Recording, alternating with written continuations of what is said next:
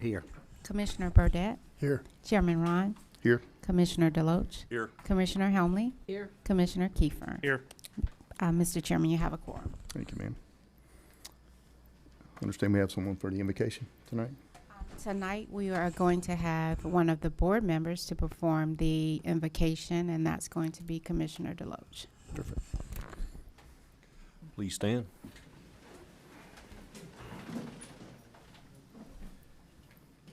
Dear Lord, thank you for this opportunity to come together this afternoon. Please help us remember that all good things come through you. Please be with us this evening as we hear information and facts and try to understand what people's requests are. And please help, please be with us because we have a lot to discuss this evening. Help us to do your will, Lord, and please give us guidance. We ask that you please be with all of our public safety personnel. They've dealt with a lot lately, so please be with them and keep them protected, Lord. And in your name we pray. Amen. Amen. Pledge allegiance To the flag of the United States of America and to the republic for which it stands, one nation under God, indivisible, with liberty and justice for all.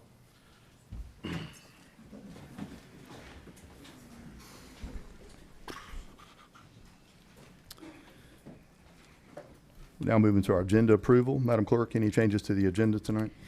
There are no changes tonight, sir, and board, but I would like to offer for those in attendance tonight that items under unfinished business, that's items number 1 through 8. through number 8. Those items will be heard during the 6 p.m. segment for the planning board. So they will not be heard under unfinished business. They will be heard at the 6 p.m. planning board section. Very good. Those are the only changes, sir. Okay, so we'll move those as item 1A through 1H in the planning board segment. Very good. Moving to item 6, minutes, consideration to approve the May 19th. Hold on, we're going to approve that. We need to approve the agenda. Oh, I'm sorry. Vote to approve. I make a Yeah, motion to approve the approved. Yes. Agenda. agendas Second. presented. Have a motion and a second. All in favor? Aye. None opposed. Motion carries. Sorry, getting a little ahead of myself. We're going to need every bit of time. Minutes, consideration to approve the May 19th, 2026 work session and regular meeting minutes. I'll make a motion to approve the minutes as presented. Second. Have a motion and a second. All in favor? Aye. None opposed. Motion carries. Item 7, public comments. Comments shall pertain to agenda items only. Should you wish to make remarks, clearly state your full name into the microphone before commencing to speak. Item 8, correspondence. The agenda packet for this meeting is posted on the county's website. Any additional documentation presented at the meeting shall be submitted to the clerk for receipt, recording, and distribution to the board.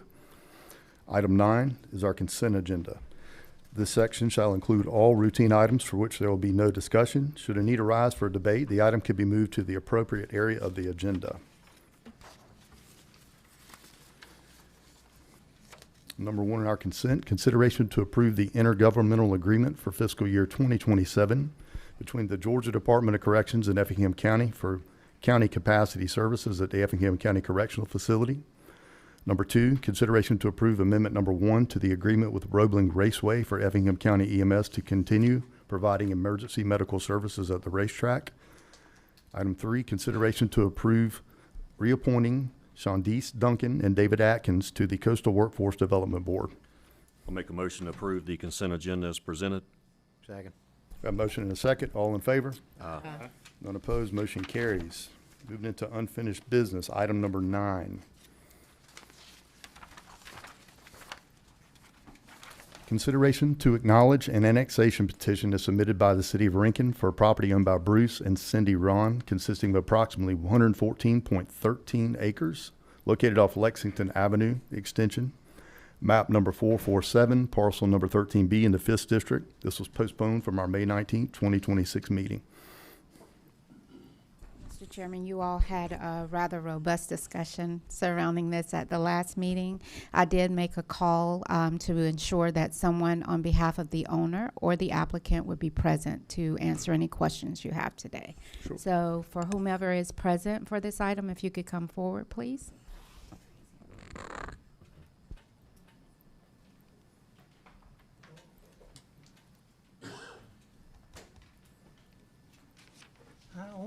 but they told me somebody would be here because they Okay. were all together. Terry, are you Dylan- speaking for His Rankin? name was Dylan. Okay, I apologize. Mhm. Good to see you. Why you standing Sure. there? You can't, if you like, whichever. Hello, everybody. My name is Dylan Wingate. I appreciate you having me tonight. I'm here to answer any questions in regards to this annexation. Be happy to go through anything with you that we need to this evening. Okay. Maybe. I'll open up to the board. What questions did you guys have? I don't. I know Ms. Newberry's kind of talked to us about the legal avenue that this is. This obviously isn't a public hearing on a rezoning. This has nothing to do with the use. This is just, my understanding and acknowledgement that the owner and the city are working together for annexation. That's, Terry, do you have anything from the city's perspective you wanted to add at all?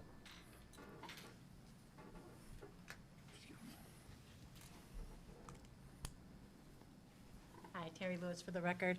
So we did meet with the applicants, a couple council members, myself and some other staff members, met with the applicants yesterday afternoon to talk about some of the concerns, both that we heard at the Planning and Zoning Board meeting and that we heard from the County Council meeting as well. And so I think that we're working through several of those. We're looking at density, we're looking at any changes that may be needed to Lexington Avenue Extension. I know they're in the process of having a traffic study done. That's going to, at least the trip generation portion is going to be done before our public hearing. And then the traffic study itself should be done before first reading for us, which would be July 13th. The other point, I guess, that we just want to make as staff is that I know that there was a conceptual plan submitted as part of the packet, which is required because they are asking to rezone to a planned unit development. But that council is going to be working with the applicants to get that plan where they want it to be prior to any final vote on that, so. Understood. I guess one of the things that I was concerned about that had been approached about was the roads, how they would be handled. There was a question about the bridge, who'd be paying for all that since they're county roads and we're turning this over to the city. Who's going to be paying for that? Is there going to be taxpayers by the county? Are there plans for upgrades for these roads? Because those will be our responsibility. So that was one of my concerns. I was gonna say, I'm gonna. so currently we are going to make sure we put that in our engineering design plans, that we take care of anything that comes up with that culvert, that it needs to be widened, addressed, looked at. Same way we're doing the road, while doing the traffic study, we're also gonna get, good boards to make sure everything's taken care of for the design of the road, that it adequately meets all the, current design specs that it needs to per the city. If there's any issues on that part, we're definitely gonna make sure we take care of every bit of that during engineering, and that's gonna be on our side. That has nothing to do with the county or the city. We'll make sure that whatever our development proposes to cause any bearing on that road, any structure, that we'll handle that. You'll handle internally and those take care of it. improvements that are needed. Yes, sir. Okay. Absolutely. Thank you. I appreciate you clearing that up. Yes, sir. Absolutely. So just to follow up on Commissioner Burdette, so that means you're going to, are you saying this, that you're going to pay for any improvements to Lexington Avenue, including the bridge all the way to Mill Pond Road? I want to say wherever our traffic study says that it's needed and our traffic engineer says that these are needed, or my engineer says it's needed in the area. I'm not sure what that exact distance is to Mill Pond Road, so I don't want to commit to that. But any way, shape, or form that it takes within whatever that is of our development, we will handle that part. Yes, So ma'am. you'll pay for everything? That's in the area of our development. Yes, ma'am. But at this point in time, you don't know how far that's gonna be? I don't know I know 100% that the bridge culvert is going to have to be something we're going to address and look at. I know that 100%, to tell you that today. Now, how far the other direction, I couldn't tell you that 100% without having an adequate study done and knowing exactly what needs to be taken care of on that part. And I guess that was the concern that people have expressed to me is, aside from the traffic difference, not only on Lexington, but also on Mill Pond, that, who's gonna be responsible? Am I gonna have to pay for that road upgrade, simply because somebody wants to develop that property? Yes, ma'am. So that is a definite concern I have, for sure. Yes, ma'am. Anyone else? Lee, I just wanted Lee to clarify. So, obviously, we're not considering a vote for or against a rezoning. We're not considering a vote for or against an annexation, for that matter, right? Is that true? Yeah, that's right. Under the statute, the city's required to give you notice of the annexation. It's not an approval on this one. The example of an approval would be if it was not contiguous, then you as a board would need to make that decision. This more or less is giving you notice. If you did want to object, there is a procedure that we would have to follow, but it'd have to be a formal objection, followed up with a letter to the city, and then the statute spells out what happens after that.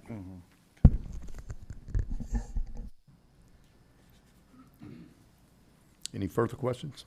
No, just for the public, if you don't mind, I can read these alternatives. Their alternatives do state, number one, acknowledge the petition requesting annexation as presented by the city of Rincon. And number two, dispute. So that it's just an acknowledgement. It's not any type of approval. Yeah. So if We're somebody not giving made- our blessing going anything Yeah. that would go there. Spell that out, yeah. Yes. All righty. If no further questions, I'll entertain a motion. I'm gonna, if I were, I'll state this, if I were voting for a rezoning, I would not be voting to support, but again, this is a vote to acknowledge the notification for the annexation, and I'm gonna have to make a motion to acknowledge that notice. Second. We have a motion and a second. All in favor? Aye. Any opposed? Motion carries. Thank you. Item 10, consideration to acknowledge a petition for annexation as submitted by the city of Springfield for properties owned by Judy Robinson Reeser and et al., consisting of approximately 116.87 acres located off Highway 119 South, map number 344, parcel number 3A, 3B01, 3B03, 3B04, and 4 in the 3rd District.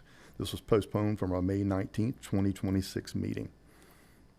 If there's anyone here for the property and from the city of Springfield, please come forward.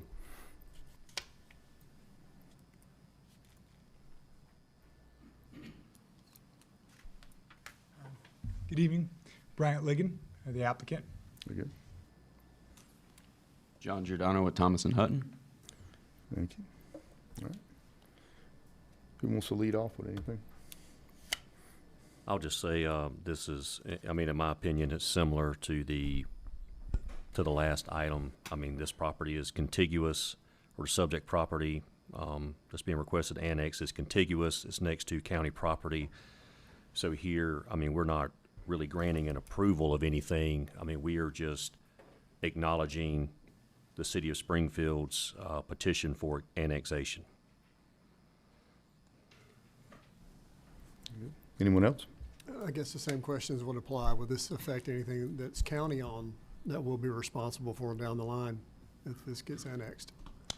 No, sir. So State Route 119 is a GDOT road. So we're going to be, we'll be doing our traffic study, traffic engineering analysis, working with DOT on getting the appropriate permits from them. As far as water and sewer, that will ultimately come from the city of Springfield. So again, not really having And any that's all impact. we're really looking for is information. We had none. Understood. And what happens with Wilder Road? Or what is that in the plans? I mean, I haven't really seen your Yeah, plans.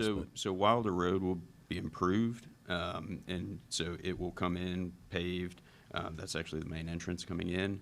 The Wilder will be paved? Yes, sir. Yeah, it's gonna be paved coming in. And then there will be a couple extensions where we've, provided stub outs for future connectivity should anything else happen to redevelop further down. Okay. I'm just gonna restate, as Commissioner Burdette has, that I'm just concerned, as I have been with a lot of developments here, as the effect of Effingham County, not only because of the traffic that people constantly complain about, but also just the impact on the schools. I know Dr. Ford has sent us some information, regarding the developments and how the schools are caught up. But at the same time, they're caught up because they've spent maybe 40 million on the New Creek side. And then, of course, proposal in the future to build a new middle school and high school. So any types of this large development just concerns me because of the impact. We're getting ready to vote tonight, or to hear tonight, about a budget where we're adding fire, EMS, deputy sheriffs. All this is part of that. And when we see these large developments, it impacts more than just y'all. So just concerned with that, and that's, like Mr. Kiefer said in the last one, if I was voting on this, I'd vote no. So, With the information I have. with, huh? I do want to clarify, I mean, I want our cities to flourish. I do too, That's, but that's not at all. I'm not trying to pick a war with anybody. I'm looking out for the whole county, not just for one area, so. Good. Anyone else? If not, I'll entertain a motion. I'll make a motion to acknowledge the petition for annexation. Second? We have a motion and a second. All in favor? Aye. None opposed? The motion carries. Thank you. Thank you. Item 11, consideration to acknowledge a petition for annexation is submitted by the City of Springfield for properties owned by Douglas Edwards, consisting of approximately 9.44 total acres located off of Ebenezer Road, map number 446, parcel number 41 and 47 in the 5th District. This was postponed from our May 19th, 2026 meeting. If anyone here is here for the property, please come forward, or the City of Springfield.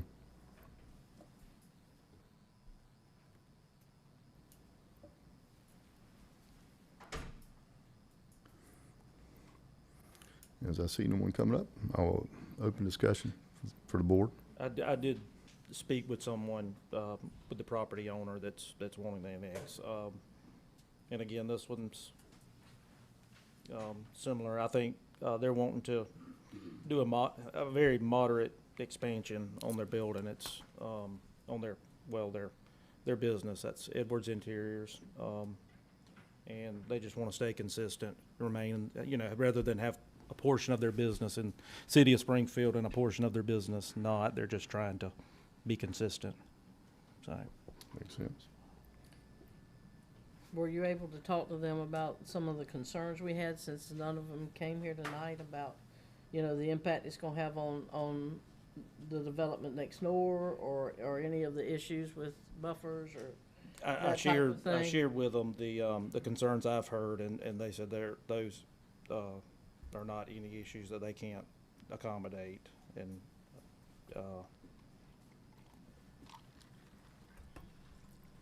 Sort of disappointed they didn't show up, I understand. I didn't tell them not to. Yeah, I didn't say you did. I'm just yeah. disappointed that they Right. felt that it wasn't necessary to send somebody here. I understand. I agree with you. Tim, did we have any discussion with Edwards about the parking situation on? Yeah, and I think we're going to have to, and just so everyone knows, where you see that black line that says entrepreneur on it, that parcel is actually owned by the Board of Commissioners. It was purchased alongside the fire station. And there is a section of the fire station that's actually used, as you can see in this picture, for overflow parking. And I think we have to resolve that with them, so that whatever design they do, they have adequate parking as well, and they're not parking on county-owned property. But I think those are communications that we can have with the City of Springfield. And I think that's a lot of their expansion is for that parking, Right. to provide for that parking. Yeah, it should remedy that, so. Yeah. Okay, very good. Any further discussion? If not, entertain a motion. With that, I make a motion to acknowledge the notice of annexation. Second. A motion and a second. All in favor? Aye. None opposed? Motion carries. Item 12, consideration to approve the intergovernmental agreement with Statesboro Regional Library Services, postponed from our May 5th, 2026 meeting. Sorry, May 19th, 2026 meeting.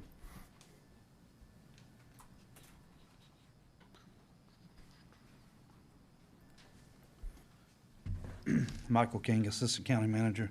You have in your packet the partnership agreement for Statesboro Regional Library and Effingham County.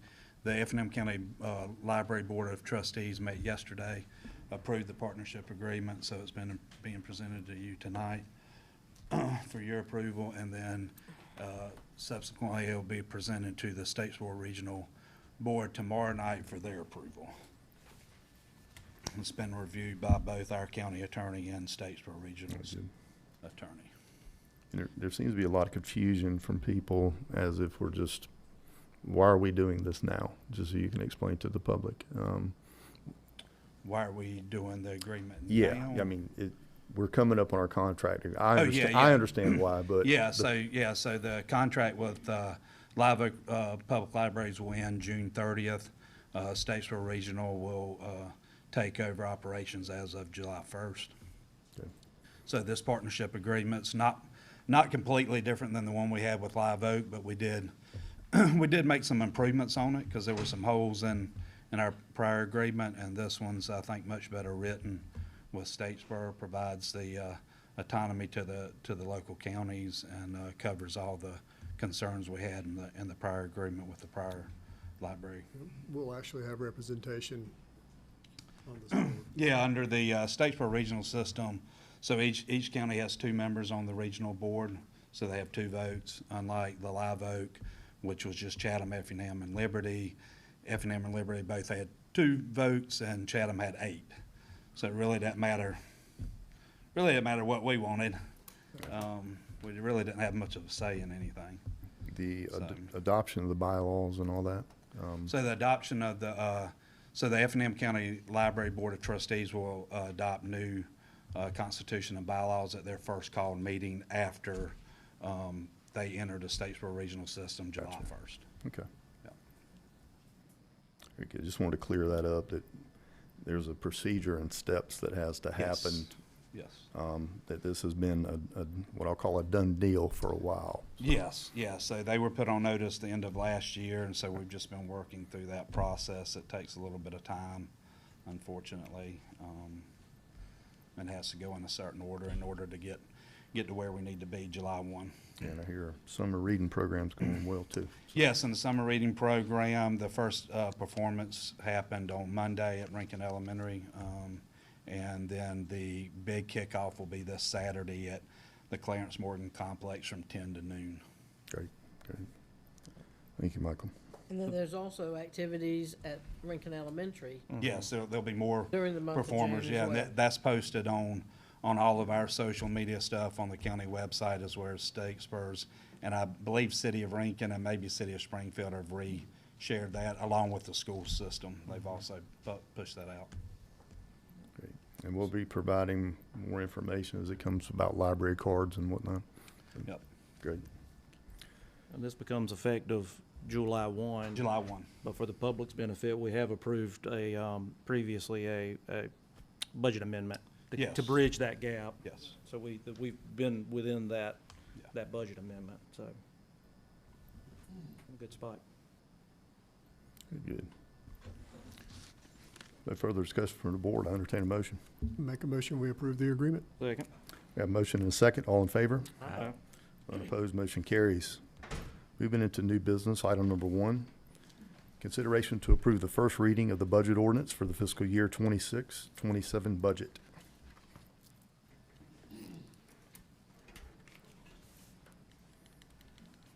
Oh, there he is. Okay. I didn't know where you went.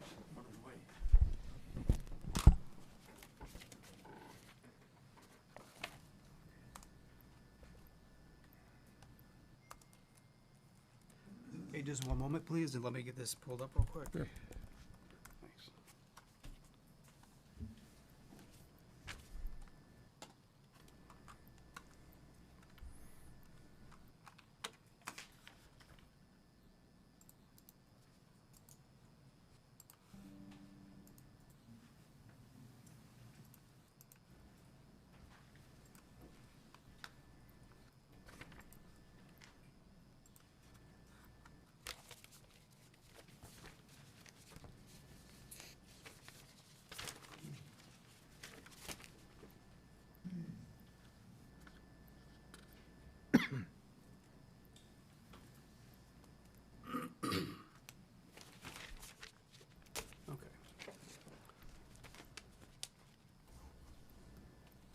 Good afternoon, I'm Mark Barnes, Finance Director. Tonight is the first reading of the fiscal year 2027 draft budget. Like in prior years, the full budget adoption process takes place across 2 public meetings. For this meeting, I'm going to be very brief and give a bird's eye view of the proposed budget. At the second meeting later this month, after people have had more time to go over the proposal, we'll take a more in-depth dive into the final budget that will include any changes that may be proposed between now and then. And just to be clear, there is no budget adoption vote tonight. This is just an overview of the budget as it stands now. Copies of this draft budget are available on the Effingham County website. If you go to the finance website, you can download a copy of it there. There's also been physical copy made available in the lobby of this building. The current draft copy contains all the accounts and their budgets. And at the second meeting, we're going to have that same information, but with the new budget book format that we created this year using the OpenGov software package. But there will be a first reading approval this evening, correct? Yes. Okay.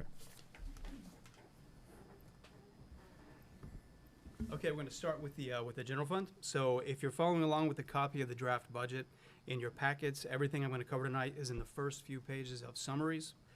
And very briefly, the general fund is our main accounting unit and contains most of the offices and departments that carry out day-to-day government service delivery.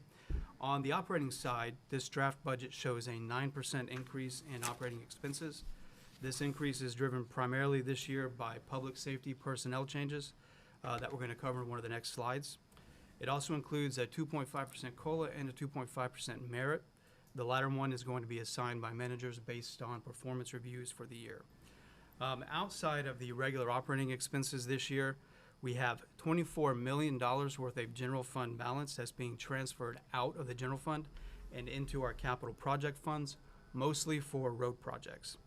When you include these one-time capital expenses and the transfer, the general fund increase this year is 36%, because those transfers from the general fund to our capital project funds have to be recorded as an expense in the general fund.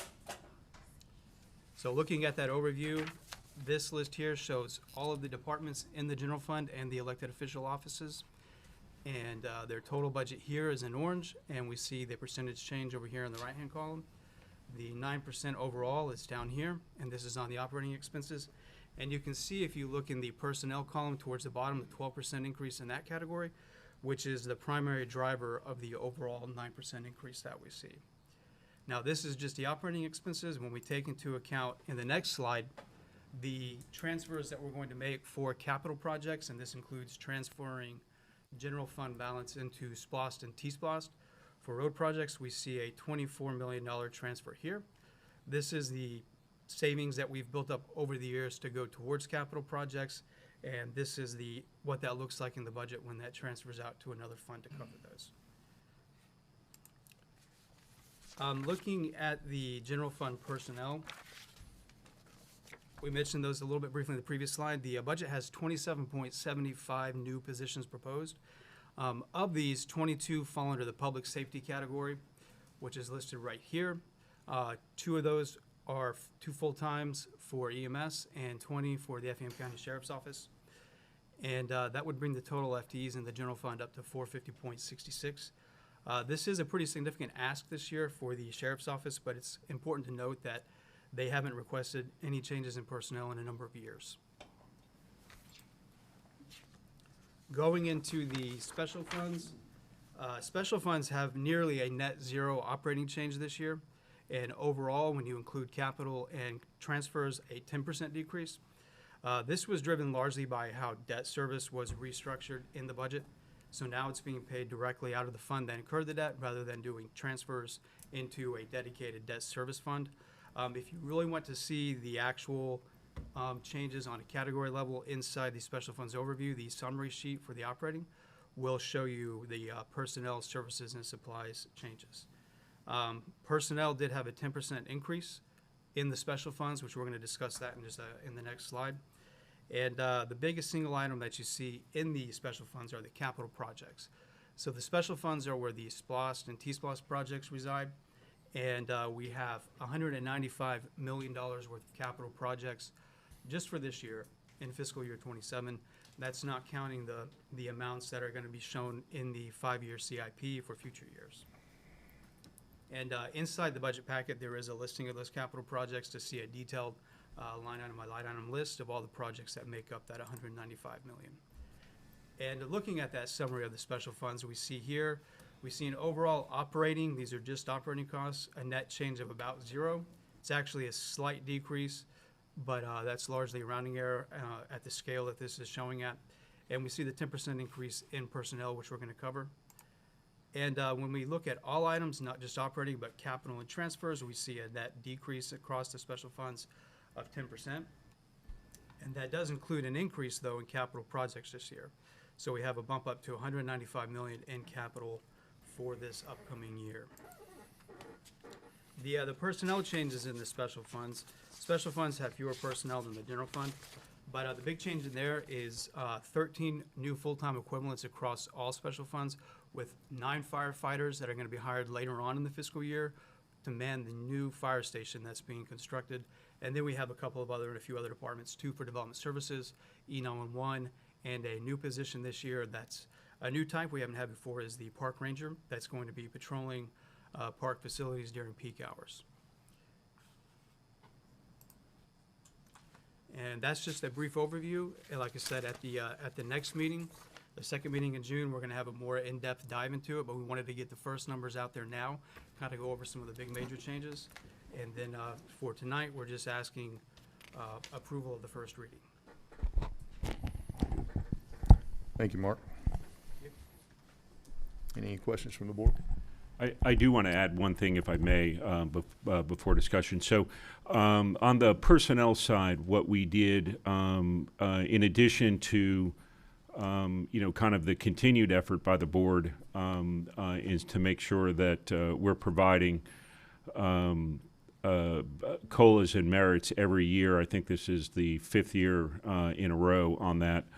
But one thing that did come up was a request to start looking at how competitive our salary bases are compared to other local jurisdictions.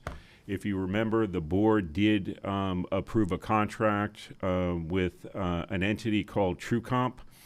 And what that provides us is, I think we gave them 15 competitive jurisdictions where they will basically open record all their salary information every quarter, where we can then go from department to department this fiscal year and with that up-to-date data, determine the like pay versus responsibilities, to determine where, make sure that we are not getting behind on certain positions.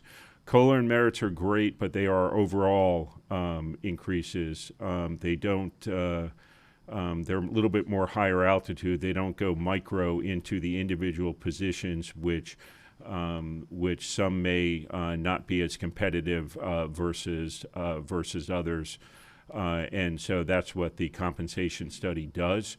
Our hope is that we'll be able to wrap this up first quarter and make the adjustments in first quarter of 2027. And for any changes that the salary study or the compensation review requires or recommends. And so that we will have to address with a budget amendment because we simply don't know what the recommendations are going to be. But I did send a budget message out today to department heads just to let them know that the intent is to review, go department by department, employee by employee, to determine that the pay is competitive. Good. Thank you, Tim. Anything from the board? If not, entertain a motion. Make a motion, we approve the first reading. I'll second. Have a motion and a second. All in favor? Aye. Unopposed, motion carries. Thank you. Item 2, consideration to approve the submission of the 2026 Local Road Assistance application to the Georgia Department of Transportation.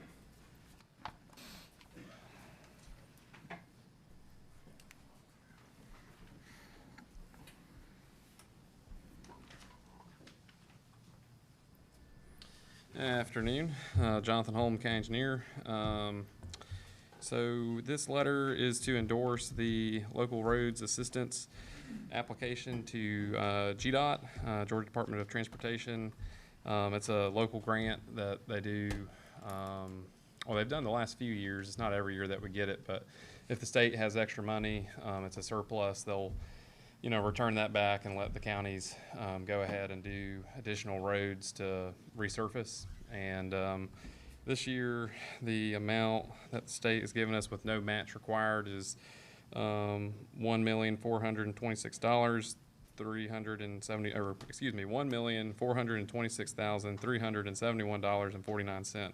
So this letter here tonight is just an endorsement of the roads that we're tentatively planning on, targeting to utilize that money.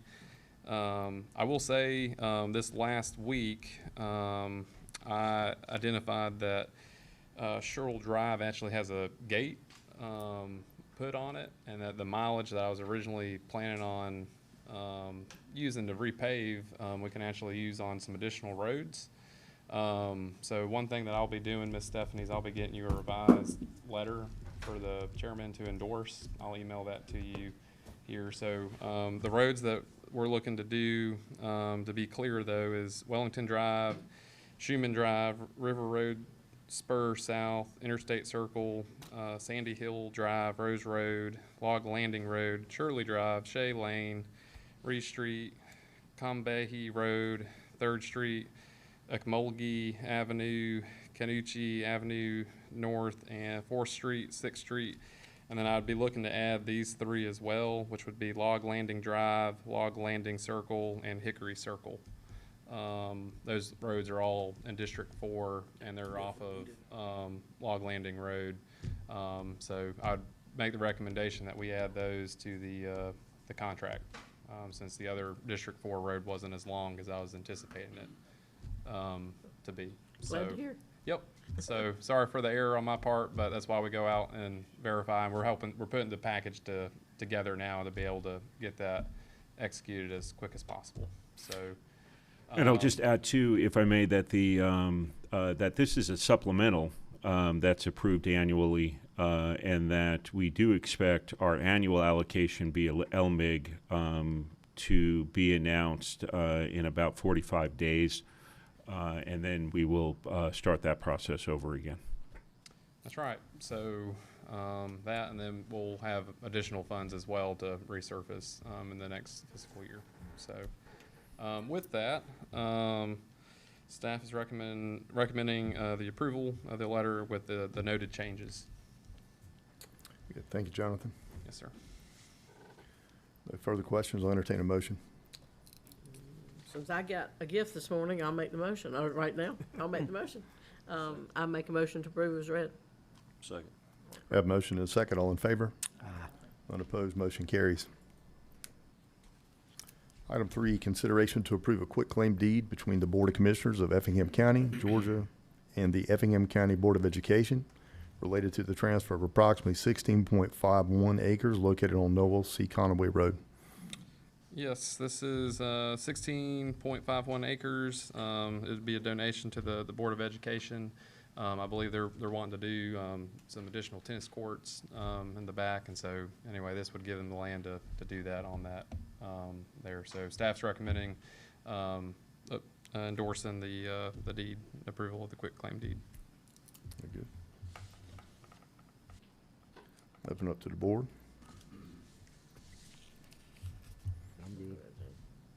No discussion. I'll entertain a motion. Make a motion to approve as presented. Second. Have a motion and a second. All in favor? Aye. None opposed, motion carries. Item 4, consideration to approve Resolution 026-014, authorizing the attorney to institute necessary legal action through condemnation related to a property located on Blue Jay Road to improve the county utility and road system. Good evening, Trey Wilkins, Project Manager for Capital Projects. Yes, sir, we've exhausted all normal efforts for offers for a right-of-way strip for our water main project. We were not able to come to an agreement with the property owner, so we are recommending proceeding to the next step. Thank you. Open up to the board for discussion. I despise condemnation, but you've done everything you can do to work with the landowner. Yes, sir. So, that's what we gotta do. I make a motion that we move forward, approve the resolution. Second. We have a motion and a second. All in favor? Aye. None opposed, motion carries. Item 5, consideration to approve to cancel the July 7th, 2026 Board of Commissioners meeting. Yes, Mr. Chairman and board members, I was asked to put this on the agenda for consideration. I know that there are a couple of commissioners, I believe that will be out of town during that time period. And typically, this is a time of year if we're considering canceling a meeting.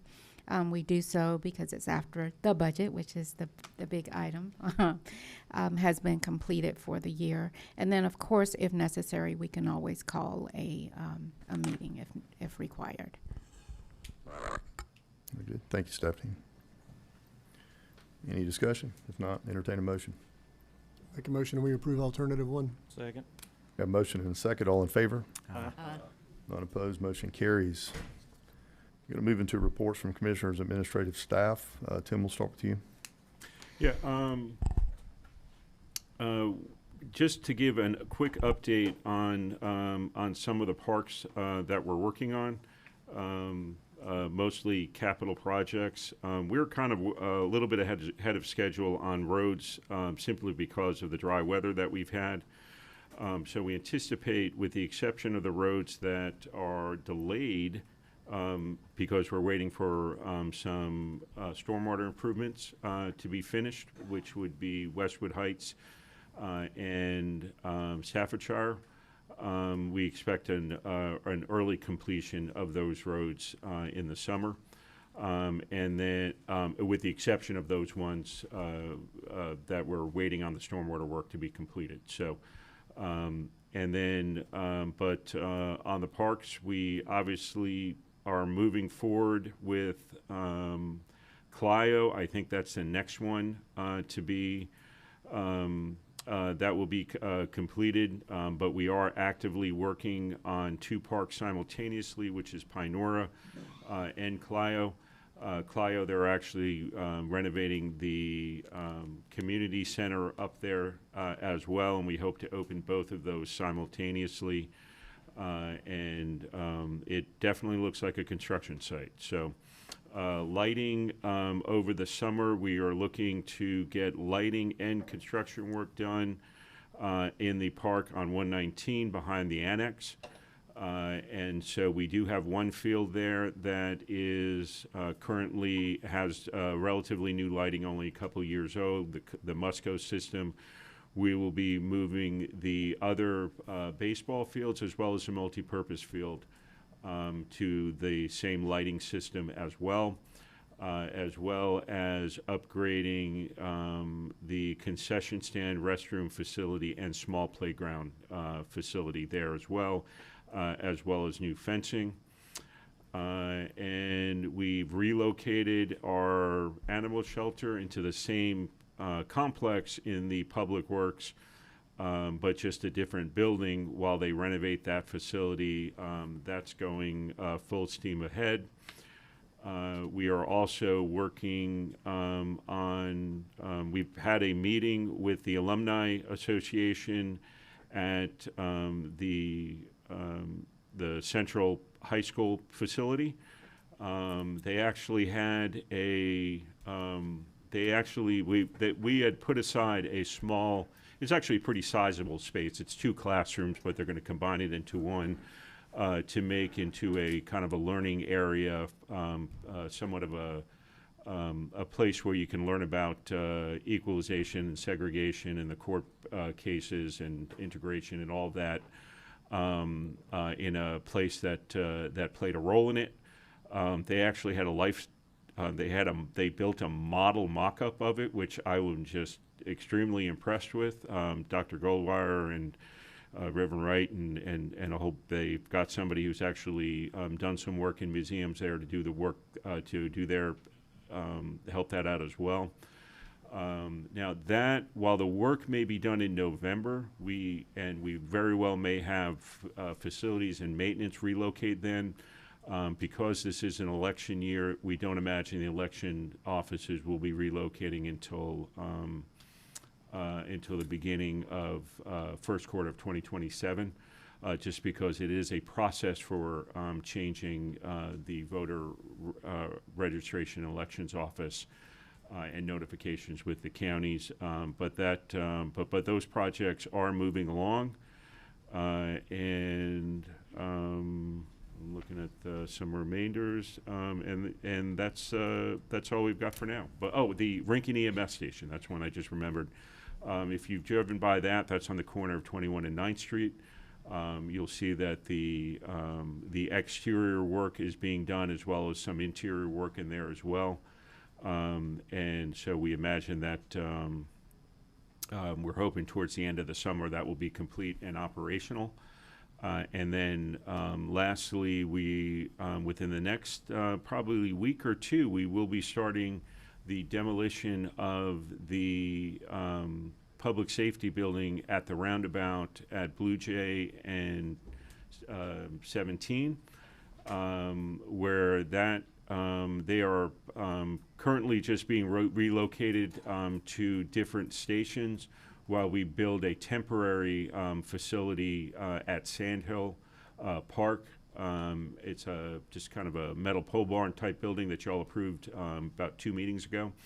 And then that metal pole barn building will be used for maintenance once Sandhill Park gets renovated. And so that's full steam ahead. That is the 9 firefighters, additional firefighters that were in the budget for this year is to man that Marlowe station. Right now it's an on-call station. It'll be a fully staffed station for a fast-growing area of the county, as well as its current use as an EMS station, but also as a substation for the sheriff's office, where they can meet with constituents, do police reports and the like. So capital projects are moving full steam ahead. I won't even start to talk about the water and sewer stuff because that'll bore everybody in the audience. But just know we're moving full steam ahead on those as well. But that's my report. Thank you. Commissioner Kiefer, start with you. I don't have anything at this point. Commissioner Helmy? Nope, just thanks for hearing those roads are gonna get repaved, and glad to hear about all the ongoing library stuff, so. Good. Commissioner Deloach? I don't have anything. Commissioner Burdette? Just a couple thank yous to staff, Jonathan, EOM. We had an issue where we're having some wrecks in front of the Learning Tree House, and they put out a new sign. You've probably seen it if you're in my district. You see speed limit start flashing, and it will slow you down, so I'm hoping that increases the safety there, so thank you for that. Also, thank you for the water truck at Paddleford. That was creating a little bit of dust there, so we asked them to put a water truck out there, which they did. And I just had a general question of the paving. I know we've got paving in Secession. I don't know where Jonathan is, or maybe you know kind of where we're at, because I know we're looking at Goshen Hills next. And then I should have asked you this earlier, but since we got a crowd here, at least they'll know if they live in these areas. Just where the bus is, the paving bus. Yeah, I know they are finishing up some of the roads off of 30, I want to say. Shear House. Shear House, that's right. And then I think they're going to be moving, the next plan was to move into Goshen Hills. Goshen Hills, good. Shortly after that. I think they were wanting to start, I want to say next week. They were taking a week off this week. But then I think the 8th, they were planning on starting on the Goshen Hills neighborhood. Great. So they'll be there for the majority of June. And that's the C.W. Matthews contract that we have currently, not to be confused with the McClendon or Reeves contract that we also have going on right now. Good deal. Thank you. That's all I have. Very good. Commissioner Floyd? I don't have anything. And I really don't have anything myself. So With that, we'll take a quick break, reconvene 6 PM for our planning board meeting. Start with one and unfinished business.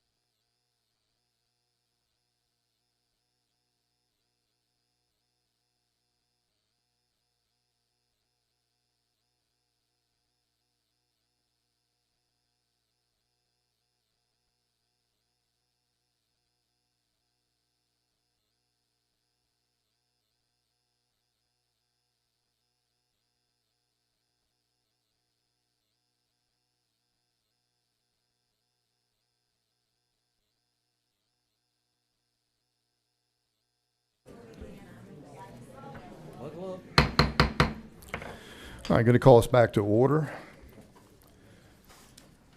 Right now, we move into our planning board session. We'll be starting with unfinished business. We move those to the 6 o'clock so everybody could be here. We'll be starting with item number 1 there. What we're going to do is going to put up 15 minutes per side to present. I know everybody wants to be heard, so be respectful of that. Any questions for the commissioners, we're going to reserve so we don't interfere with the time that's being put up to answer at the very end. All right. Item 1 is a public hearing. Planning Board recommends denying an application submitted by Stanley Martin Homes, Anthony Rocco, as agent for Brett Hughes, to rezone plus or minus 452.55 acres located on Zittrial Road from AR1 to R5 to allow for residential development in R5. Map number 374, parcel number 18, 42, and 42A in the 1st District. This was postponed from our April 6, 2026 meeting. Good evening, Jennifer Rose, Planner 1. This evening I'm going to briefly walk you through the location of the property, the revised proposed development concept, and the environmental considerations and staff analysis. There's going to be a lot of information, so just try and bear with me. This item is to request a rezoning of approximately 452.55 acres located in the Blue Jay Road and Zittrial Road corridor from AR1 to R5 for the development of a master plan residential community. A review of the zoning map indicates the surrounding properties are predominantly zoned AR1 with some nearby single-family residential subdivisions located in the general area.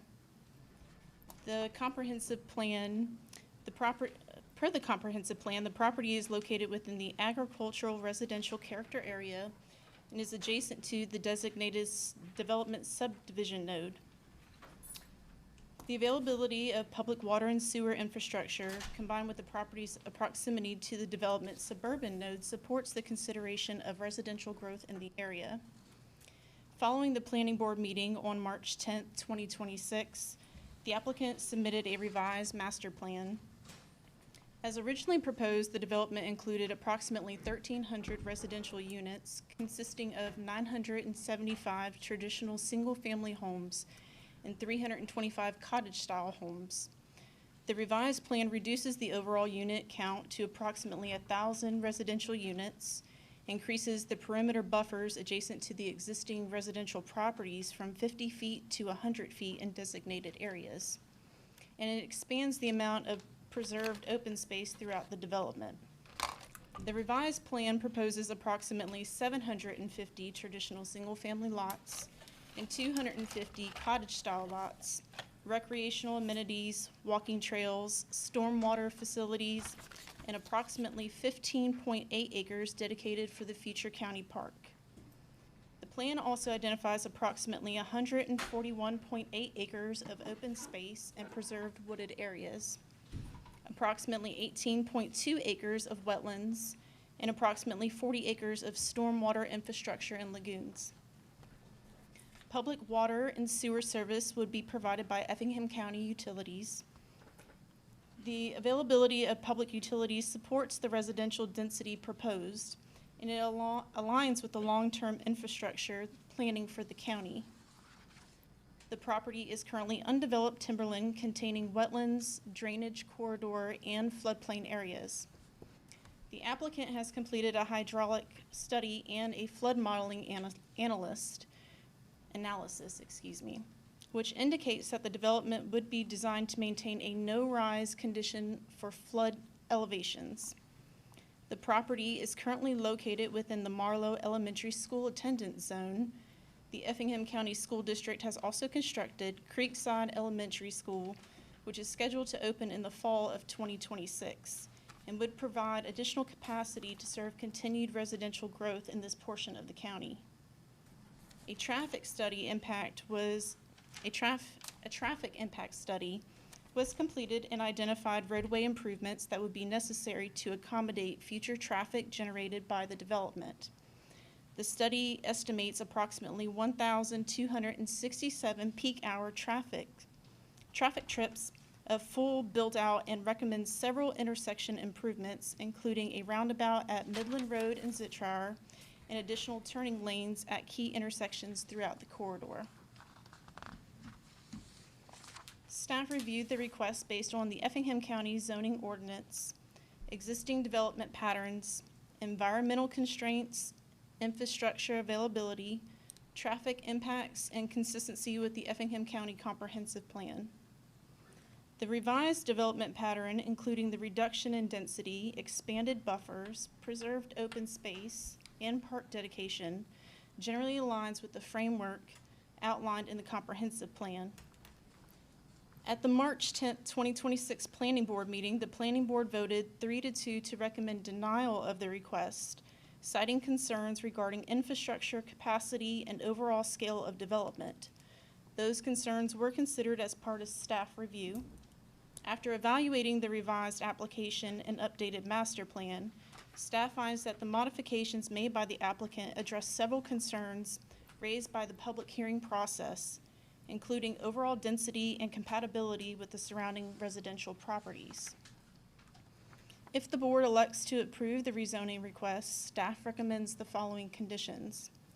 Development of the property shall be generally consistent with the revised master plan submitted with the rezoning application dated May 22nd, 2026.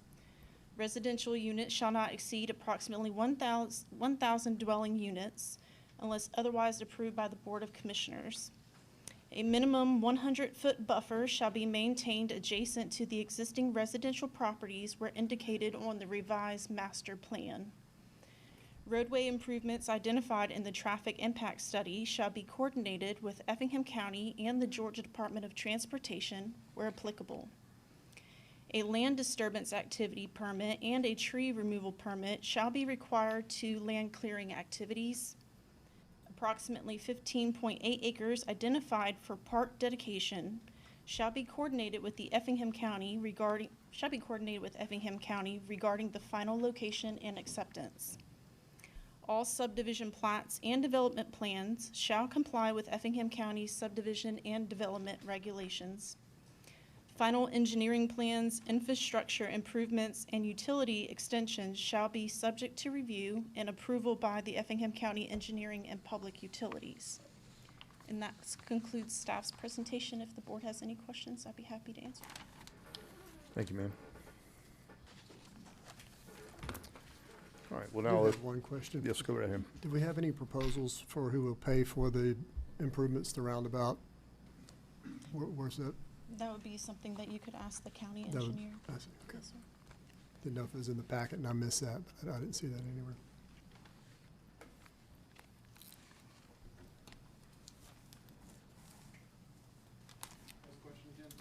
Just wondered, she mentioned roundabouts, she mentioned some improvements to the roadways. You know, who would pay for that in this case? Have they volunteered to pay for it? Is that part of the package? Yeah. Is that gonna be on the taxpayers? Or where does No, that? I mean, I'd recommend, anything that the traffic impact analysis, is impacting as far as level of service, whether that's a roundabout or, maybe the road needs to be widened as well. That would be something that I'd be looking for the developer to be a part of the package. And I know it was mentioned about the roundabout at Zichterauer and Midland, but I'd also be concerned about State Route 30 as well, and I'd want GDOT to also review the traffic impact analysis as well while I'm up here when we're talking about traffic. Okay. How far did the traffic study go? I mean, I can't remember offhand. I know that we discussed about identifying different intersections along the way. I believe it.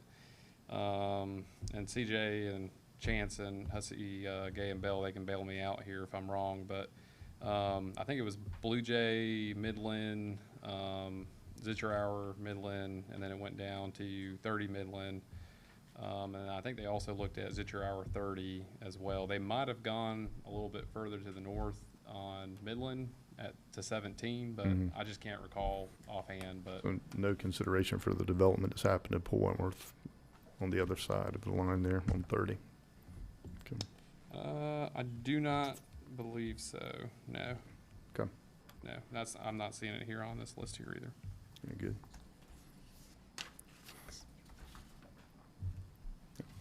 Thank you, Jonathan. Yep. All right, we'll now open the public hearing. Again, it'll be 15 minutes per side. All questions for the board or questions that the board have will be reserved at the end of each one of those 15-minute segments. If the applicant, please come forward.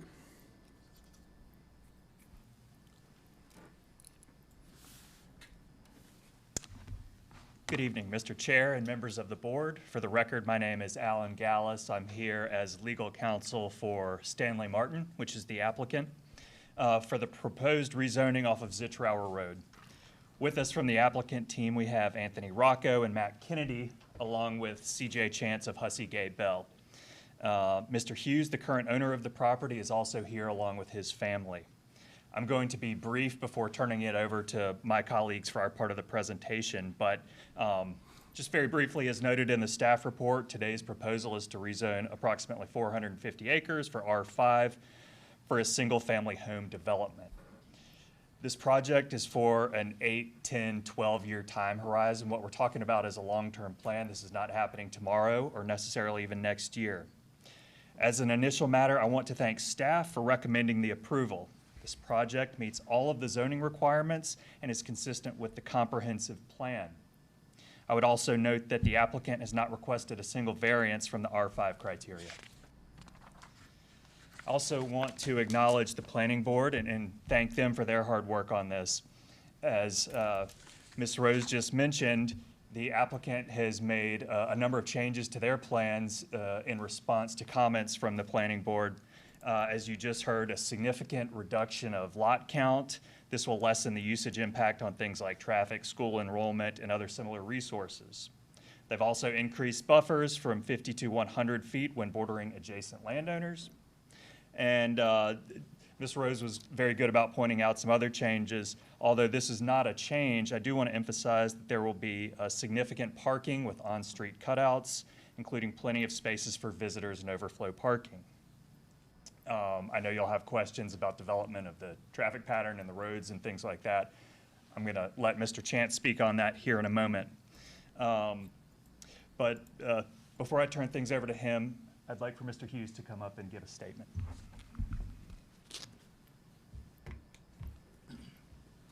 Thank you. For the record, my name is Brett Hughes, and I have worked I'm the applicant, one of them. I've worked as a forester for the last 44 years and the last 29 years for the same company. As of January the 1st of this year, my position as a salaried employee was eliminated. This was a result of the virtual collapse of the timber market. 4 of the 5 main mills that I hauled timber to off of this track right here have closed. This has resulted in a landowner receiving about 30% for the same amount of timber as they did 20 years ago.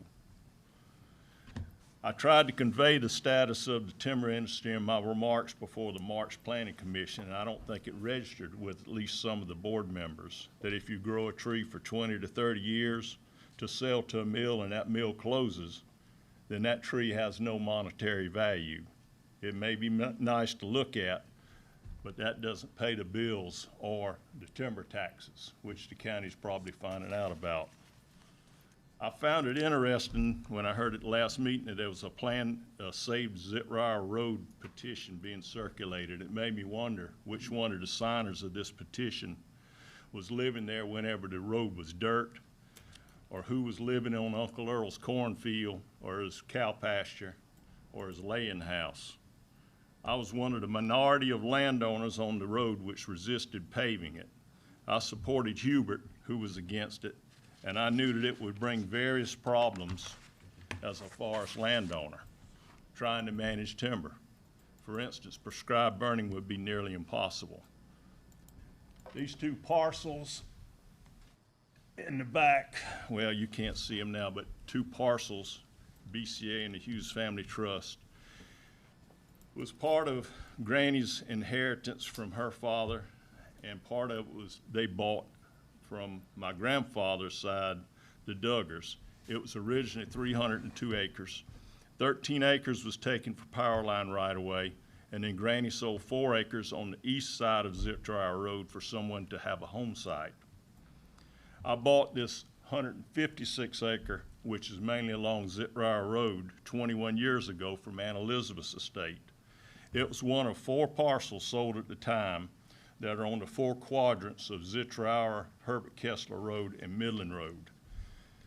It came from Uncle Earl Kessler, from his father, Clifton Kessler, my great-grandfather. The reason I bought this tract was because of this road, which leads from Zittrier Road back to the original 300 acres I was talking about, because that was the right-of-way to get into this 31 acres stand, which was landlocked by the watershed canal in the back. I found out that if you need to remove timber from your land, landowners usually won't allow you to come across their property. So I bought that as insurance so I could get to the original property that my brother and I own. I clear cut all the timber to pay back some of the money that I had to borrow to buy the property. After that, I paid to have the site prepared, bought the seedlings, and planted it. The next year, I had to replant it because a drought caused poor survival of my seedlings. As long as I was growing trees, I was the good guy in the neighborhood. Now that I'm trying to sell the land for the same use as most of the property adjoining me, I don't think everyone's opinion is so high, quite as high. Most of the ground along Zittrier Road is as high as the house lots that are on the other side, and is proposed to leave quite a good buffer along that Zittrier Road. I was also taken aback by the amount of land which Stanley Martin proposed to donate for a park. That's a lot of land for me as a private landowner just to give away, but that's their proposal. And I was not adverse to selling some of the property to adjoining owners, but I was under the CUVA covenant, and whenever you start breaking that covenant is when you face severe penalties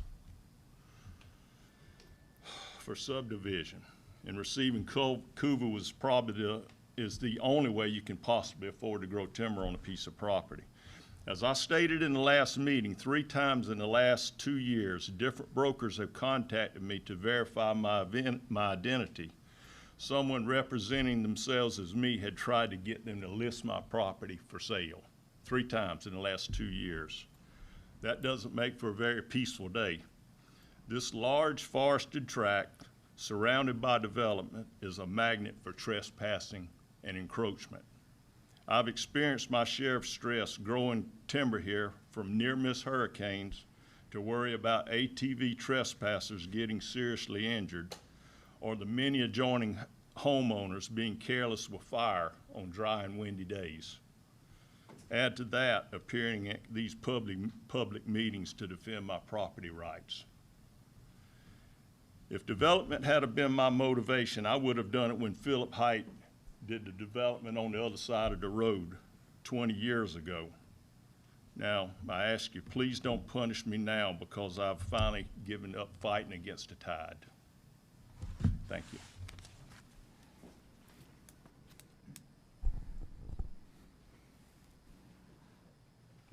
Good evening. My name is Anthony Rocco, and I am Vice President of Land Acquisition for Stanley Martin Homes. It was about 18 months ago that we first met Mr. Hughes. He came to our office to further some preliminary conversations that we were having about possibly purchasing his timber farm. Mr. Hughes explained to us what he just explained to all of you. He told us that he had come to a painful conclusion that he needed to sell his property that had been in his family for generations. He said to us it was no longer financially viable, and in fact, it had become a liability because of people trespassing on his property with ATVs. He was concerned that someone would get seriously injured and he would end up in a lawsuit. The second thing he said, after sharing that information, was that he wanted to be respectful of his neighbors and that he wanted to have input on the plan. Throughout the process, he's given us flexibility to create additional open space, increase buffers, as well as agreeing for us to give up 16 acres of the land, which would have otherwise been developable, to donate as a county park. We've been able to listen to those that spoke at the last meeting and increase the buffers to a minimum of 100 feet. A decision was also made to forego attached housing and increase all of the lot sizes beyond the minimum requirements and agree not to exceed 1,000 home sites. I'll conclude by thanking the Effingham County staff for their professionalism and input throughout the planning process.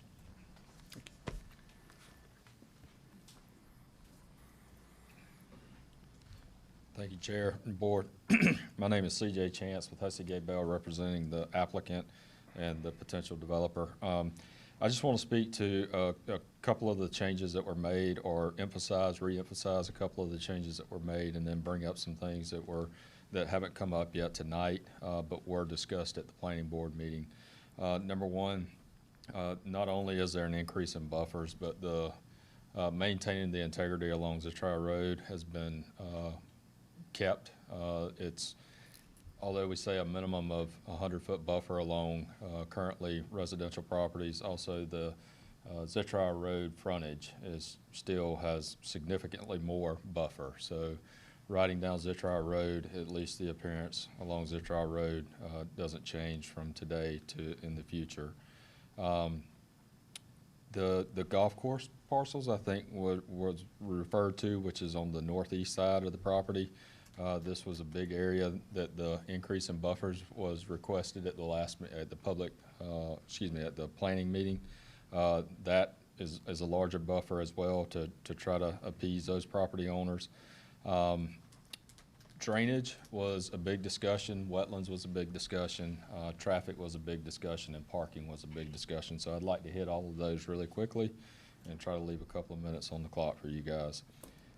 Drainage, there is a large basin that draws through this property. The flood study that has been completed has been submitted to FEMA.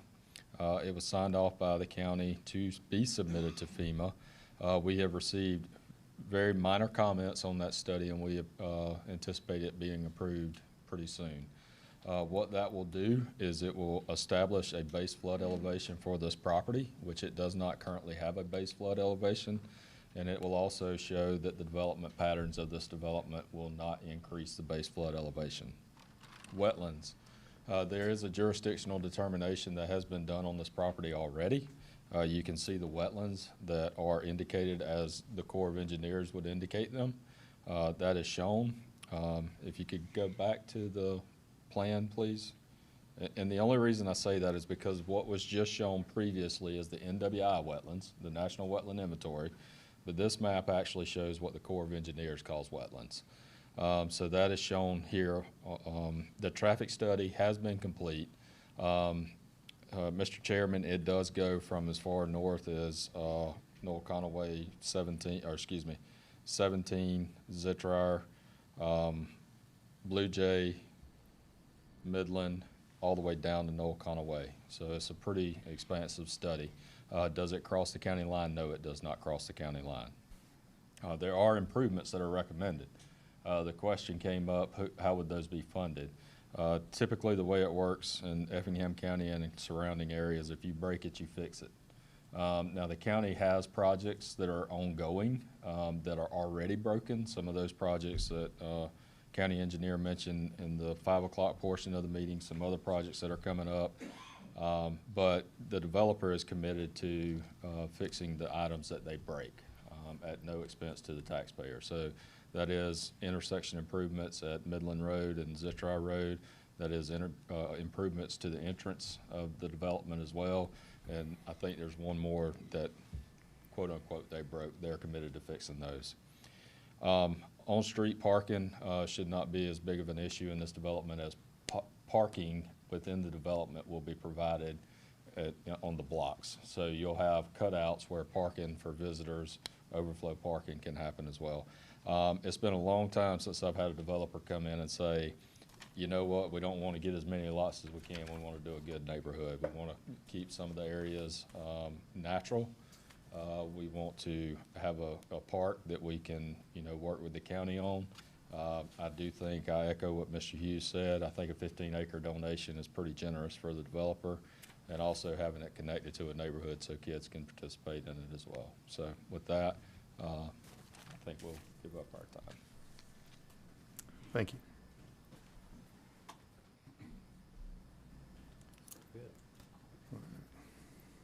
Stayed on task. Very good.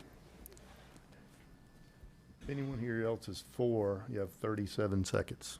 Anyone? I think so. All right, let's reset the time, please.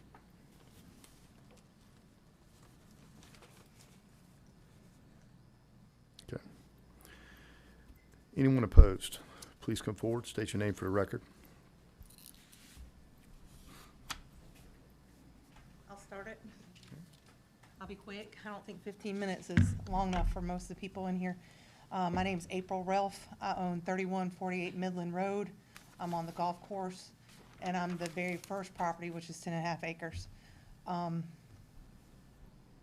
We've got concern with drainage. My part, I know there's a whole bunch of people who are going to be talking about that. When I bought that, I asked if there was any wetlands on my property. I was told no. Now, if you look at the map, a significant portion of the backside is all wetlands, which I can't do anything with. The other thing is I own from where you turn off Midland into that corner where it rounds to where you can see the homes. And my property extends into that drainage ditch, and it doesn't drain. The last couple years, we planted tons of trees trying to put more live oak on there. It's all dying.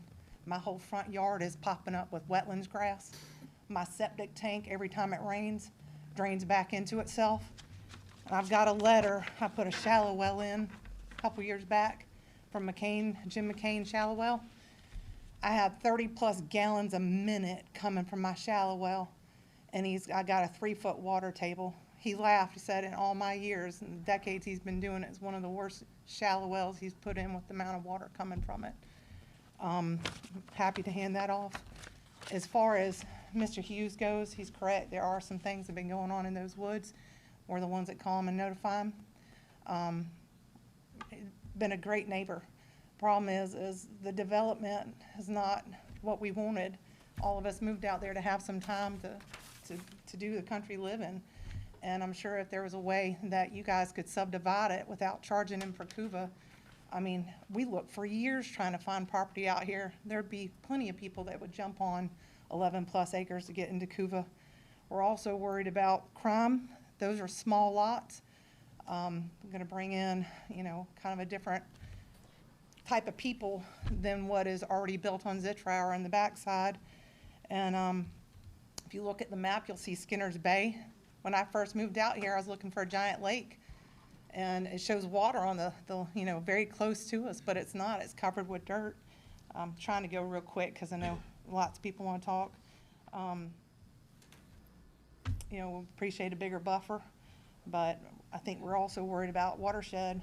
I dig pools for a living. I own a pool company. And one of the things that like Richmond Hill and Tybee and a lot of these places that are wet look at is, how much lot is covered. If you've got a house and driveways and walkways and all this stuff in the back, where's that water going to seep into? And with those size of lots, it's not going to have a lot, especially with that water table and everything in that area already being wetlands. Turn it over to other people.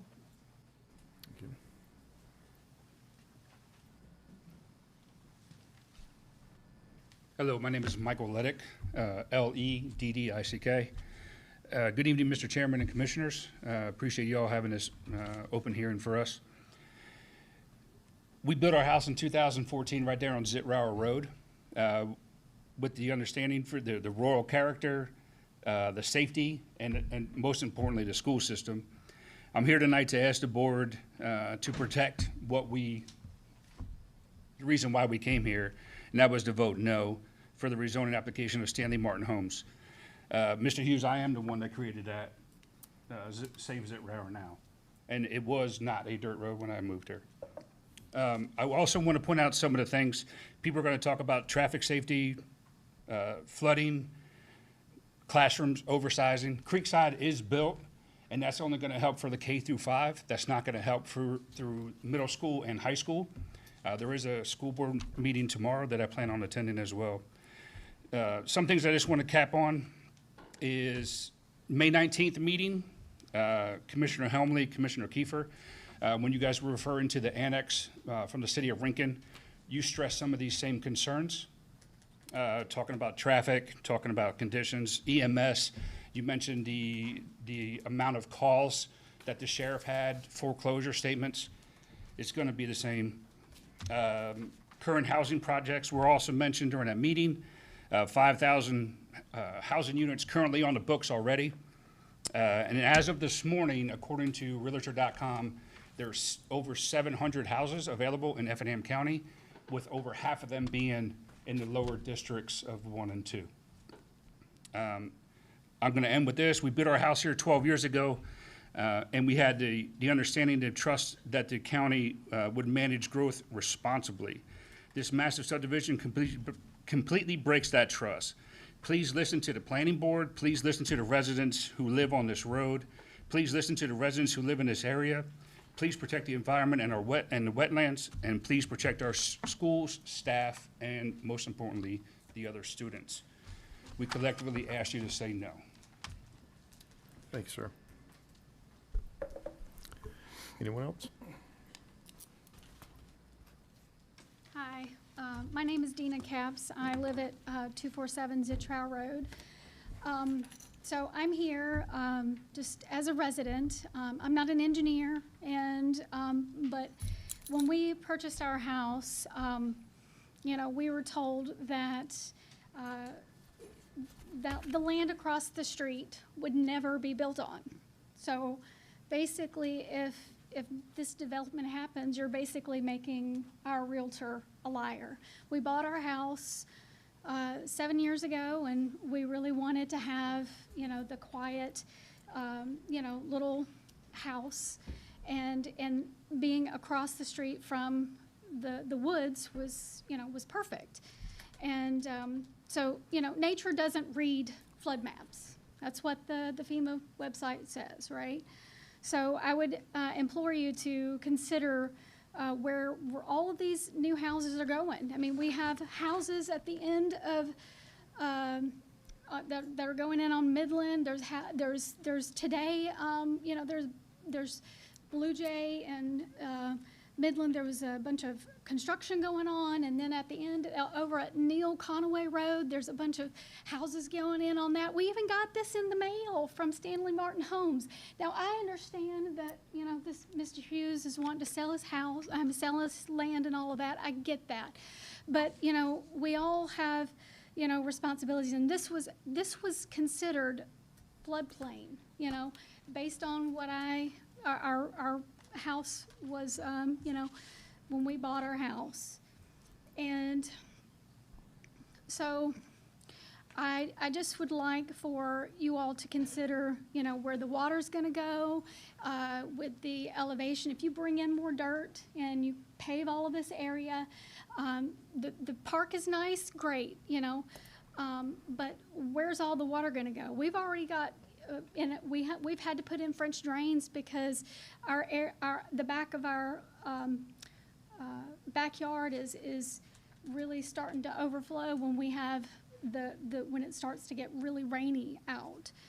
And I don't want our area to become Pooler or Savannah with all the flooding on the roads and everything. You know, we are a rural community. And, you know, that's why we moved here, was because we wanted it to stay that way. You know, with the park being there, there's going to be more traffic.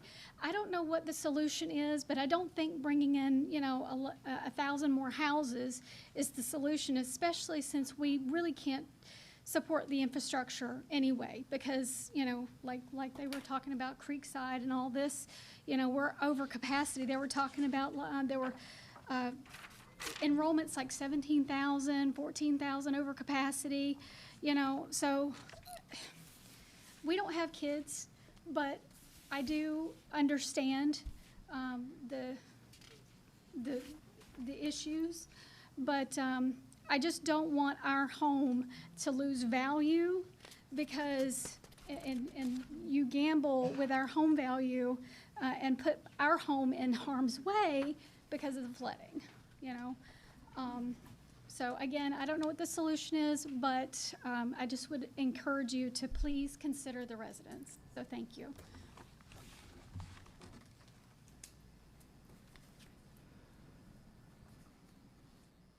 Good evening, Mr. Chairman and Commissioners. My name is Michael Woods. I'm at 700 Zitrow Road. My property backs strictly up to Brett's property. I want to start by saying, in my opinion, Brett deserves every right to sell his property, make money for his family, support his family, by all means. I'm not gonna repeat what everybody else has said, right? To sum it up, we're putting development in front of infrastructure, and that's backwards. I think we've all seen it, Charleston, Hilton Head, Atlanta, we can go on and on. You put the development in front of infrastructure, it causes problems. I just wanna bring up a few things.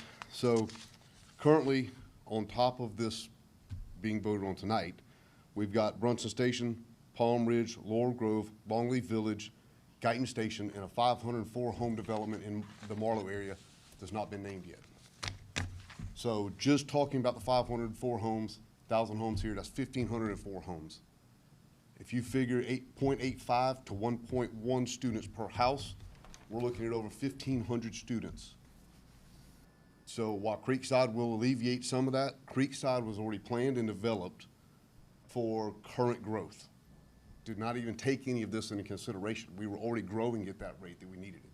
Does nothing for middle schools and high schools. I have two very successful children, came through this school district. We're not gonna have it anymore. The reason everybody moves up here is for the schools. We're not gonna have it. The traffic, everybody's talked about. The flooding, everybody's talked about. But at the end of the day, if we consider the schools, the traffic, and us putting development in front of infrastructure, we can't survive at this rate. The last report I read, there was already 4,806, I think, forgive me if that number's wrong, slabs already approved in Effingham County. Now we want to put another 1,000. You take those student numbers, if you take the traffic numbers that we've all discussed tonight, you add it to 4,800 other slabs already approved, and we're destroying the county. We cannot grow at that rate without putting the infrastructure first. The water treatment plant's 3-year project. It's got a 30-inch main going to Hyundai. I'm a director of operations for a Fortune 500 integrated facility service provider. When the utilities go out, I know who gets first dibs, and it's gonna be Hyundai. The county's got an obligation to supply them with water. The 30-inch main runs down the power lines right to zip router and heads over to Hyundai. If you read the coastal regional report, we already have substandard water in the county. If we add additional homes, it just gets worse. So what's gonna be done over the next 3 years while the houses are being built, until the water plant is built, until the traffic roads are built, until more schools are built? We just can't keep doing this. And again, I appreciate everything that they have done with the changes from the Planning Commission. You know, this is nothing against Mr. Hughes. I think the world of him, and he deserves every right to make a living for his family. But this is impacting an entire community, not just 1 or 2 people. Growth is inevitable. We're gonna have it, but we gotta do it the right way. So we ask that you please keep all this in mind when you go to vote. I just don't think this time in Effingham County to add another 1,000 homes. Thank you. Thank you. We have 2 minutes. Anyone else?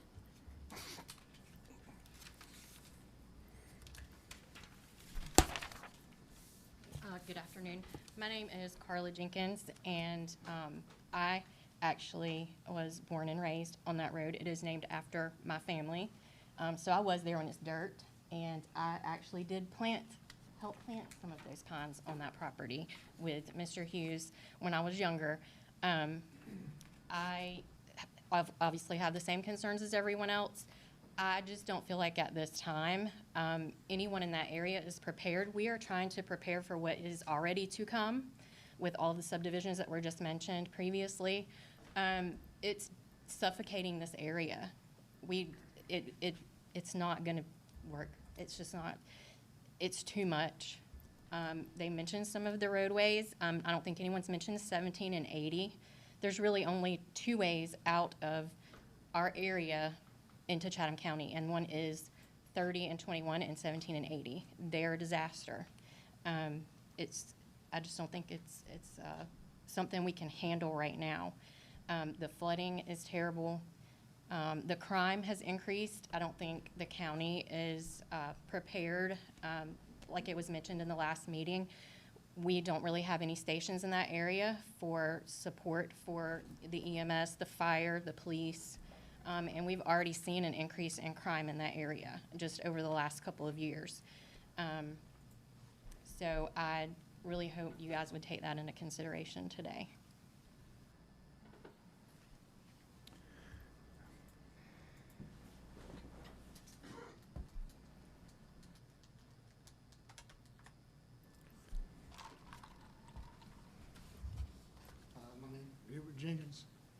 Rare. My main concern is if they go in there and build these houses, they're gonna have to build it up a lot. Each one of y'all, all the commissioners, everybody in Effingham County needs to ride down Zero Road. Look at the building that's going on down there now on the other end where they're building the houses. They're building the platforms for them houses up 3 to 4 feet, which has made a 4-foot dam. When the rain comes, the water can't get across the road. It's backing up on the other people across the road. If they do the same thing on this development, they're gonna back water up, back up on the Midland, all the way back up to Blue Jay and Midland. It's gonna make a horrible mess if they do the same type dam work that they're doing down there now on the other end. That 100-foot buffer they want, we ask about, it needs to go all the way around the property. If they decide to come in later and have to put turn lanes going into that subdivision, then they're gonna have to have room to go to their side to make turn lanes. They don't need to encroach on people that's in there now. That's all I have. Thank you. Thank you. All right, that concludes our public comment section. I'm going to open it up for discussion from the commissioners. The first question I had, there was a DRI done on this in Coastal Regional Commission. What was what concerns did they have, if any? You want to speak to that? So, I mean, some of the same concerns. I mean, they mentioned traffic, and they said that there needed to be mitigation measures. They said that retaining the natural drainage features of the property would be important. They did talk about the water quality, and I think that it's important, and I think that actually one of the folks against it mentioned that the poor water quality in Effingham County. If you read the DRI accurately, it does not reference Effingham County water as poor water quality. It does reference another municipality in Effingham County, but not Effingham County water. So the infrastructure is a valid concern, but the wastewater treatment plant is under construction, scheduled to be online in October of this year. The water treatment plant is under construction. Currently, Effingham County does not realize all the benefit they could use from the city of Savannah, so there's more water that they could actually get from surface water today. So I don't think that there's a stress on the infrastructure. As far as traffic infrastructure goes, which the DRI does mention, it mentions make mitigation measures. And the study was done over a large area, and there were a number of recommendations made. And as I mentioned earlier, the developer will bear the cost of anything that they break. Okay. What about, when was the traffic study completed? What's the date on it? September? September 26th? Yes, sir. Okay. That's when we started this process, so we Okay. did. We also started the flood study around the same time as well. Gotcha. Any mitigation, wetlands mitigation on the property at all? No. Okay. On the map, you see the bright green color? That's the wetlands that we're avoiding. Tim, and the first water plant, that's permitted for 12 million gallons per day, and what, 3 million gallons? That's our commitment. Yeah, they'll be committed to 3. I mean, we're going to commit 6 million gallons to them, but they're not using anywhere near that. Yeah. Okay. And so, and that's the reason. Just so you know, the reason we're committing that much is so we can assist in the closure of those Florida wells. Okay. So there's no chance we're going to run out of water? No, I mean, the plant itself is built for quick expansion. The intake itself, we are approving for I think it's 26 million gallons per day. And we're doing that because the intention is that we don't want to build a plant that's underutilized for a long period of time, that we can expand the plant fairly easily to eventually get up to that 24 million gallons a day number if needed.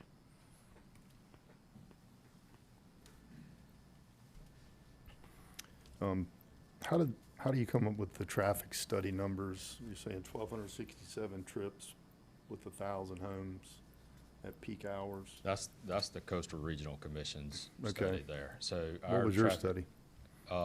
CHA did our study. Mm-hmm. I cannot tell you what the exact number of trips was, but I can tell you it's a 360-page document. What they do is they take trip counts at different locations, and then they use the growth rate to do projections, like if there was a no build, right? Meaning no development was happening, what would the growth be? And then they put in the development pattern for this development and say this is how it's gonna grow. Single family generates, I think, 9.4 or 9.6, is somewhere around 9.5 trips per day. And that's considering that you have at least 2 vehicles per home. You go to work, you come home for lunch, you go back to work, you come home, you go to the grocery store, you come home. So you ultimately end with about 9.5 trip ends per house per day.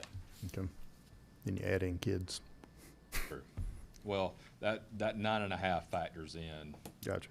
single people and kids. Gotcha. So. Okay, cool.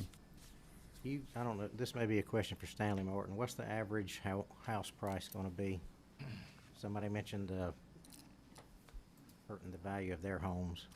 These are minimum 16. We're expecting that the homes will start right around 400,000 and reach up into like the $600,000 range. So the comment about it bringing in crime and stuff like that, I mean, all you have to do is just go take a ride over to our Brunson Station neighborhood and look at the kind of homes we're building. Right. It's going to be the same kind of homes here. You know, we build high-end homes. We're a family home builder in this particular development, move-up home buyers. We're not looking to service entry-level buyers here.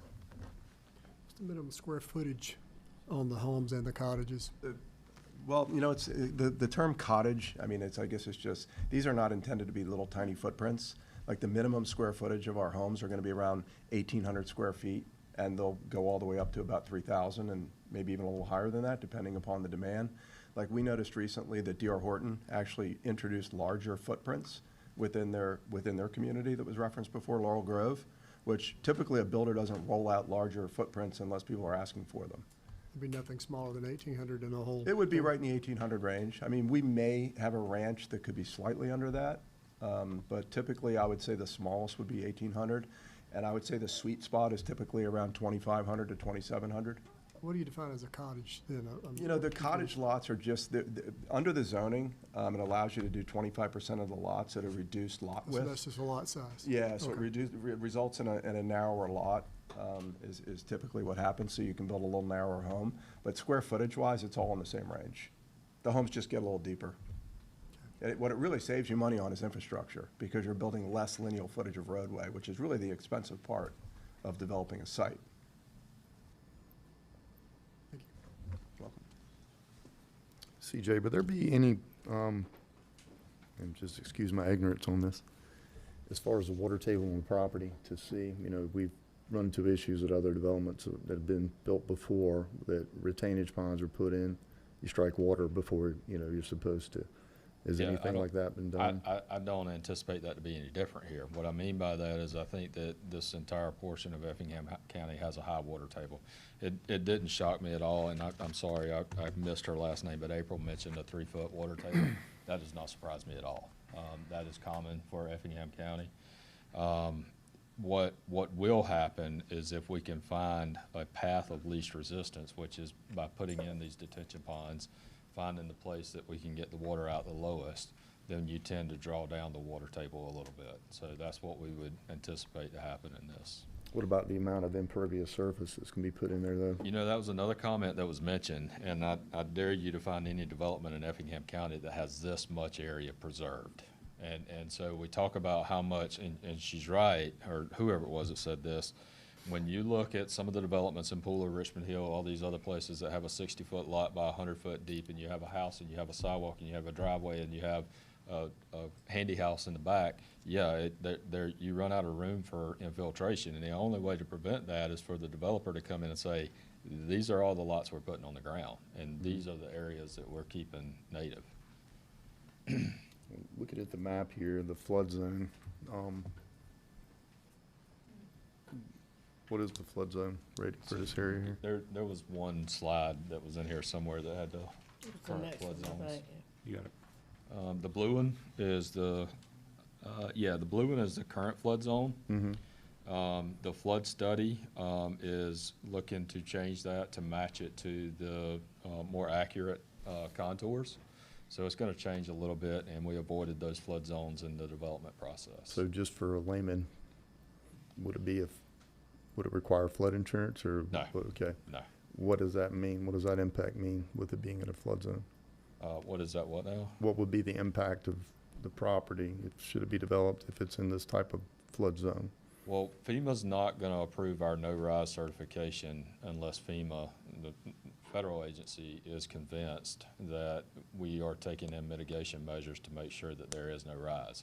So what the study is going to show once it's approved is that the development patterns that we have established will not cause a rise to the flood elevation inside this development or outside this development. It's also important to note that this is an A flood zone, A meaning that there is no elevation established currently, but the outcome will have an AE flood zone so that there will be an elevation established to it. Okay. Because it appears to be, just looking at the floodplain map, it just appears to be an artery that starts at the river and It kind is. of works its way down south, Yeah, and west if through you, the if you county. flip back to the other one, and I know it's kind of hard to compare the two, but if you flip back to the other one, you'll see how the development pattern kind of mirrors where the ultimate floodplains are gonna be. Mhm.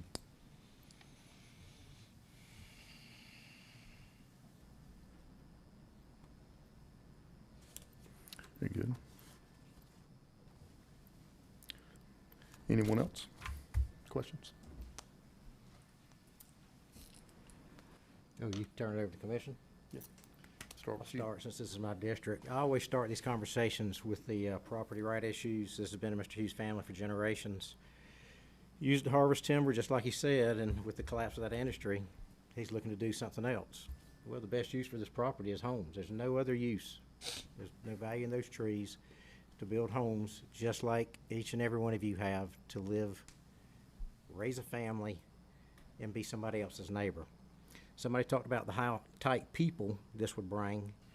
If somebody can afford a $400,000 home, that's a stable family or person to me.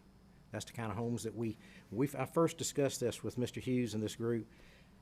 I said I wanted 1,600 square foot homes and above. I want it to be a nice premier neighborhood for this end of the county, and that's what's been presented. Another thing that was mentioned, the rural character. Every time somebody moves up here, it's going to change the character. When you take a piece of property and cut it up and build a house, you've changed the character. You've added traffic yourself. Then you have kids, and then they want houses. I've got 3 generations from my family. I moved here from Chatham County. Everybody I went to high school with, not everybody, a huge number of those kids or people have moved up here, had kids. Those kids have bought houses, and now they've got kids. I got a 13-year-old grandson. In 10 years, he's going to be looking for a home. If we continue to have kids, we're going to need homes. Kids want to live near their family. So again, every time somebody moves up here, it changes the character of this property, or the county. Managing growth, I think we're doing a great job, personally. We're extending the water, we're improving the roads, we're putting in roundabouts, we're building a park. We're doing the best we can. You can't spend money ahead. There's a lot of paving going on. I mean, people, we disagree, I'm sorry, but I think we're doing a great job at trying to manage the growth as far as making improvements for the infrastructure. Again, everybody moves here for the rural look of Effingham County. The only thing you own is your acre or 2 acres or 10 acres of land. If Mr. So-and-so next door has 100 acres, that's his 100 acres. Yes, it's rural, but it's his to control. The only way you can control property is to own it. People don't like change, but it's his property. There's no loss of value. The schools are fine. We've had numerous meetings with Dr. Ford, and can't even read what I wrote. Oh, somebody mentioned EMS and the Sheriff's Department. Tim just mentioned that we're gonna improve the EMS station and put a substation for the deputy or fire or Sheriff's Department right there at Blue Jay and 30. I mean 17, I'm sorry. Water and sewer is available. There will be an increase in traffic, but it's over 10 years. Parkway, again, the parkway will be open, the roundabouts will be developed. Traffic's heavy, again, from 7 to 8 or 9 a.m. and then in the afternoon. everybody that moves up here works in Chatham County. If you move up here and you're mad because it's hard to get to work, well, somehow that wasn't a priority when you moved up here. You moved up here for your kids to go to school or because it's typically a safe community. Nobody's ever talked to me, said, man, I moved to Effingham County because it's easy to get to work. That's just a given. And anywhere in Chatham County, Richmond Hill, anywhere you go, in the morning it's going to be hard to get to work. You're going to get in line. I mentioned the schools. One thing that people don't talk about, you know, we graduate over 1,000 kids a year from the school. It's not like they just keep filling up. I asked Dr. Ford about the high school, and he said the junior and senior classes, typically those kids leave after like third period. A lot of them are going on to Georgia Southern or a work program or the STEM Academy. He said there's plenty of room in the high school. So again, these kids grow up and they move on. But in conclusion, last year we had a moratorium to stop rezoning for nearly a year.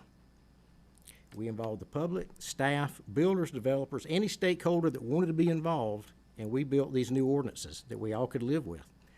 We increased buffers, green space, architectural requirements, and we held all these discussions in public. And we all voted to support that new ordinance, this whole board. This group of people that's trying to develop this has surpassed nearly every requirement that we asked.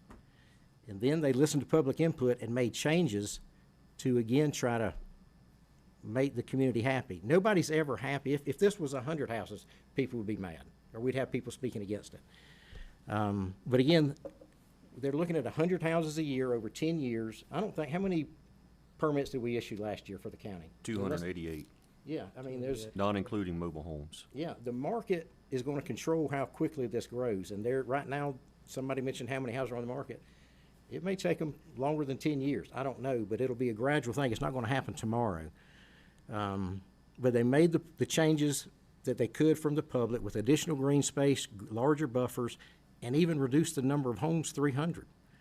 I've had numerous meetings. I met with some of the folks, and I asked, give me a reason other than emotion that you don't like it, and I can have a different opinion. But they have met every requirement. They've actually surpassed the requirements that we as a board voted in these ordinances. And I don't have anything to say no to. And that's just my honest opinion. That's my 2 cents. Mr. Burdett?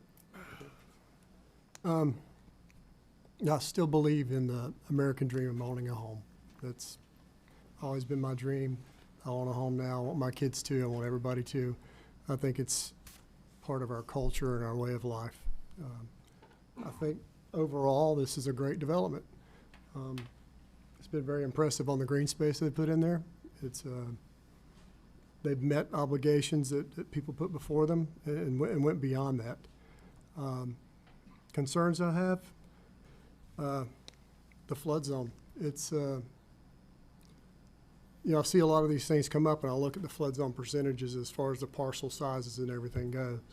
And this one is just such a large percentage of the land mass, along with the wetlands that are current there, that gives me some worry. Planning board denied it. My biggest thing is the infrastructure. We're still waiting on to get our water. We're still waiting on the parkway. We're waiting on GDOT to develop that. This is right above my district, and it's going to affect our people over there, but I represent everybody as a whole. So it's going to impact this traffic. We need to see some infrastructure developed here. We need to see some roads finished. We need another way out of here. Even though this is going to be developed eventually, and I think it will, everything's going to get developed eventually. You can't say the dirt's not going to become something. But I think smart growth means sometimes we pause. And today, for me, I think we need to pause because the pain point's not going to be Zitrower and Midland. The pain point's going to be where we're trying to get out of the county because we still have a lot of people that work out of the county. And that's just a fact. And when we can get past that and get some things open and get some roundabouts finished and get some pavement done, this would change things. But today, for me, we need a little bit of relief before we get that far down the road. I think we've got a lot of stuff on the books that's coming, and we got to see how that's going to affect things. And it's kind of hard to see that now. So for me, today, smart growth tells me this is a no. We need to wait. When would the first house be built? When do y'all think?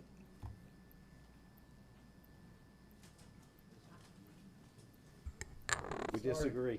I know we do, and I believe in Wait a minute, property wait. rights So and when everything else, when do you but think the first to- house was? it's timing. So from today, I mean, saying we had an approval today, it would be at least 24 months, probably more like 30 months.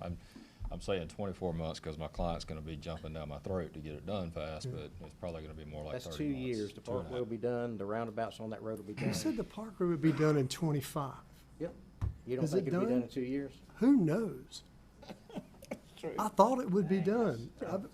You know, when we did it, the ones over at Earl Lane, beautiful development, great, everything. Parkway will be done, Rogers. Parkway will be The done. only other thing I'll And it's comment just on not that, done. if we 4-lane every road in Effingham County, when you hit Chatham County, it's still gonna lock up. I agree. So, but I mean, we- there's only so much we can do. But we gotta between me try. and him. I think we gotta I try. think we are. But And I anyway, go don't- ahead. I'm sorry. This is I just know we typical me, disagree. Beth, you know me. I know, but that's I'm where I glad to am see you today. two go at You know, it, so you're taking No, that I'm not, away we're from not me. arguing, but I I understand. don't disagree with what you say. I just think it's not the right timing, and it doesn't mean we have to approve a bunch of stuff because it's gonna come later. Sometimes we gotta watch where these traffic patterns are gonna be. Sometimes we've gotta see the effect of this pavement that we're putting down. We need some effect of the water lines we're putting in, which I'm extremely proud of for this county. We've never had our own water, now we're gonna have our own water. That's phenomenal. But we got a lot of work to do before we have that. So I just think we need pause. All right. Commissioner Deloach? Yeah, I just wanted to address something that was said earlier, just so everybody understands. A realtor does not dictate zoning. So when the comment was made that a realtor said that Mr. Hughes's property would not be sold, I mean, that realtor does not have that authority. They can't grant a zoning request just out of the blue. And I know it's two sides to every story, but I'm on the north end of the county, and I've dealt with that, with realtors supposedly telling people dirt roads were going to be paved, and that has never been discussed. Again, it may not have been said, but I just wanted to make a point of clarity there. I may misunderstood another comment, but said about 17,000 students over capacity. I may have misunderstood that comment about the school, but as far as said earlier, we do have regular communication with our superintendent, and we are not 17,000 over capacity. That's what was said at the last meeting. It was 17,000 enrollment, and then it was 14,000 over capacity. That was at the other plan and zoning. Was that? Okay, those well, figures are yeah, that was way off. Okay, that was way off. nothing against you, it's just not, yeah. So, as has been said earlier, infrastructure as far as wastewater treatment plant, 2 million gallon per day plant will come online at the end of this year. It's already been said about the water plant. We currently get water from the city of Savannah. The other thing that I will say is, name one county, one city in America just said, I've never had any growing pains. I had all the 4 lanes in place, all the traffic lights in place, and everything was smooth. And still to this day, I haven't had anybody that can give me an answer, because I don't think there is an answer.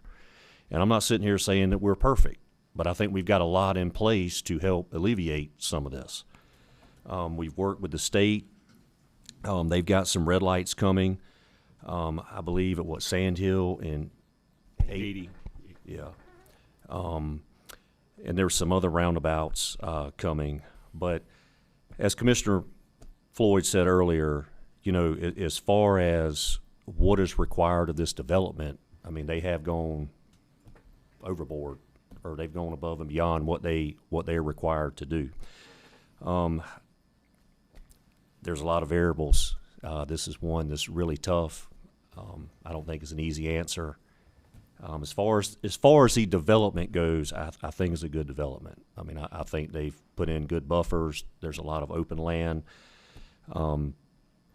you know, there's other things to think about with capacity. But again, I think there are things in place, like the engineer said, it'd probably be at least 24 months before a first house was sold. So I guess that's my political answer of staying right in the middle of the road.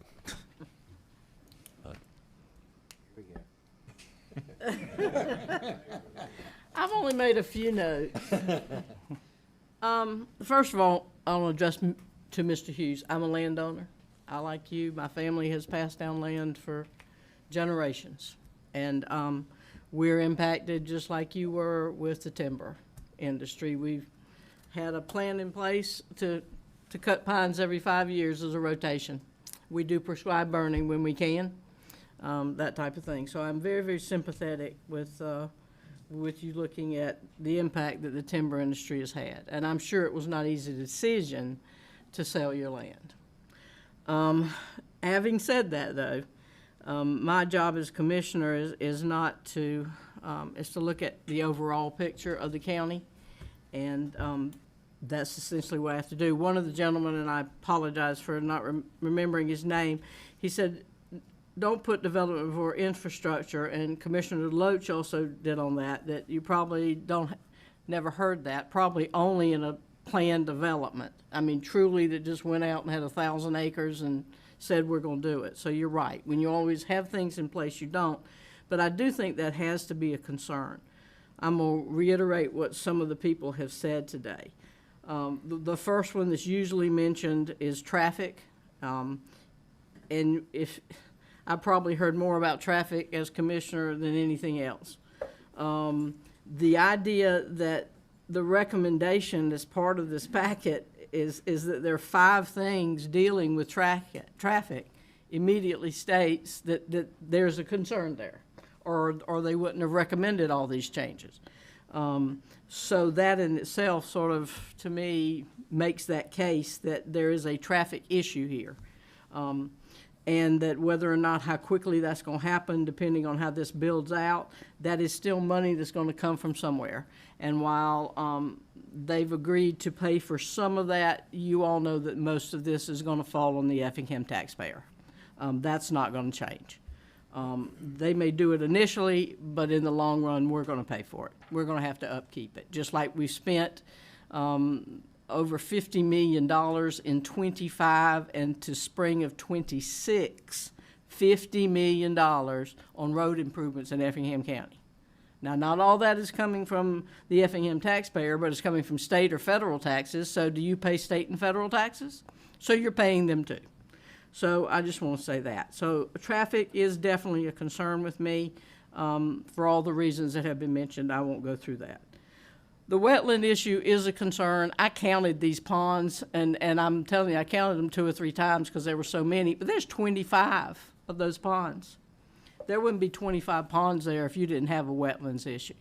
I wasn't aware until tonight about some of the concerns and how much land built up, but I think that is going to have to come with it. So when that happens, just as the people have stated tonight, if you build up that land, the water's going to drain down. Where is it going to go? It's going to go on somebody else's property.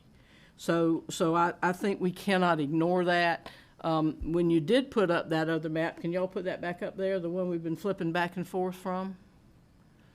And I think Chairman Ron mentioned this. You can see a normal flow of the water, and you mentioned that the development was going to have to try to continue that flow, but you and I both know that's not possible. You've interfered with nature. I disagree with that. Okay, I'm well, sorry. you and I just will disagree, because I'm probably not going to convince you and you're not going to convince me. But anytime you put a blockage in somewhere, the water is going to move somewhere else.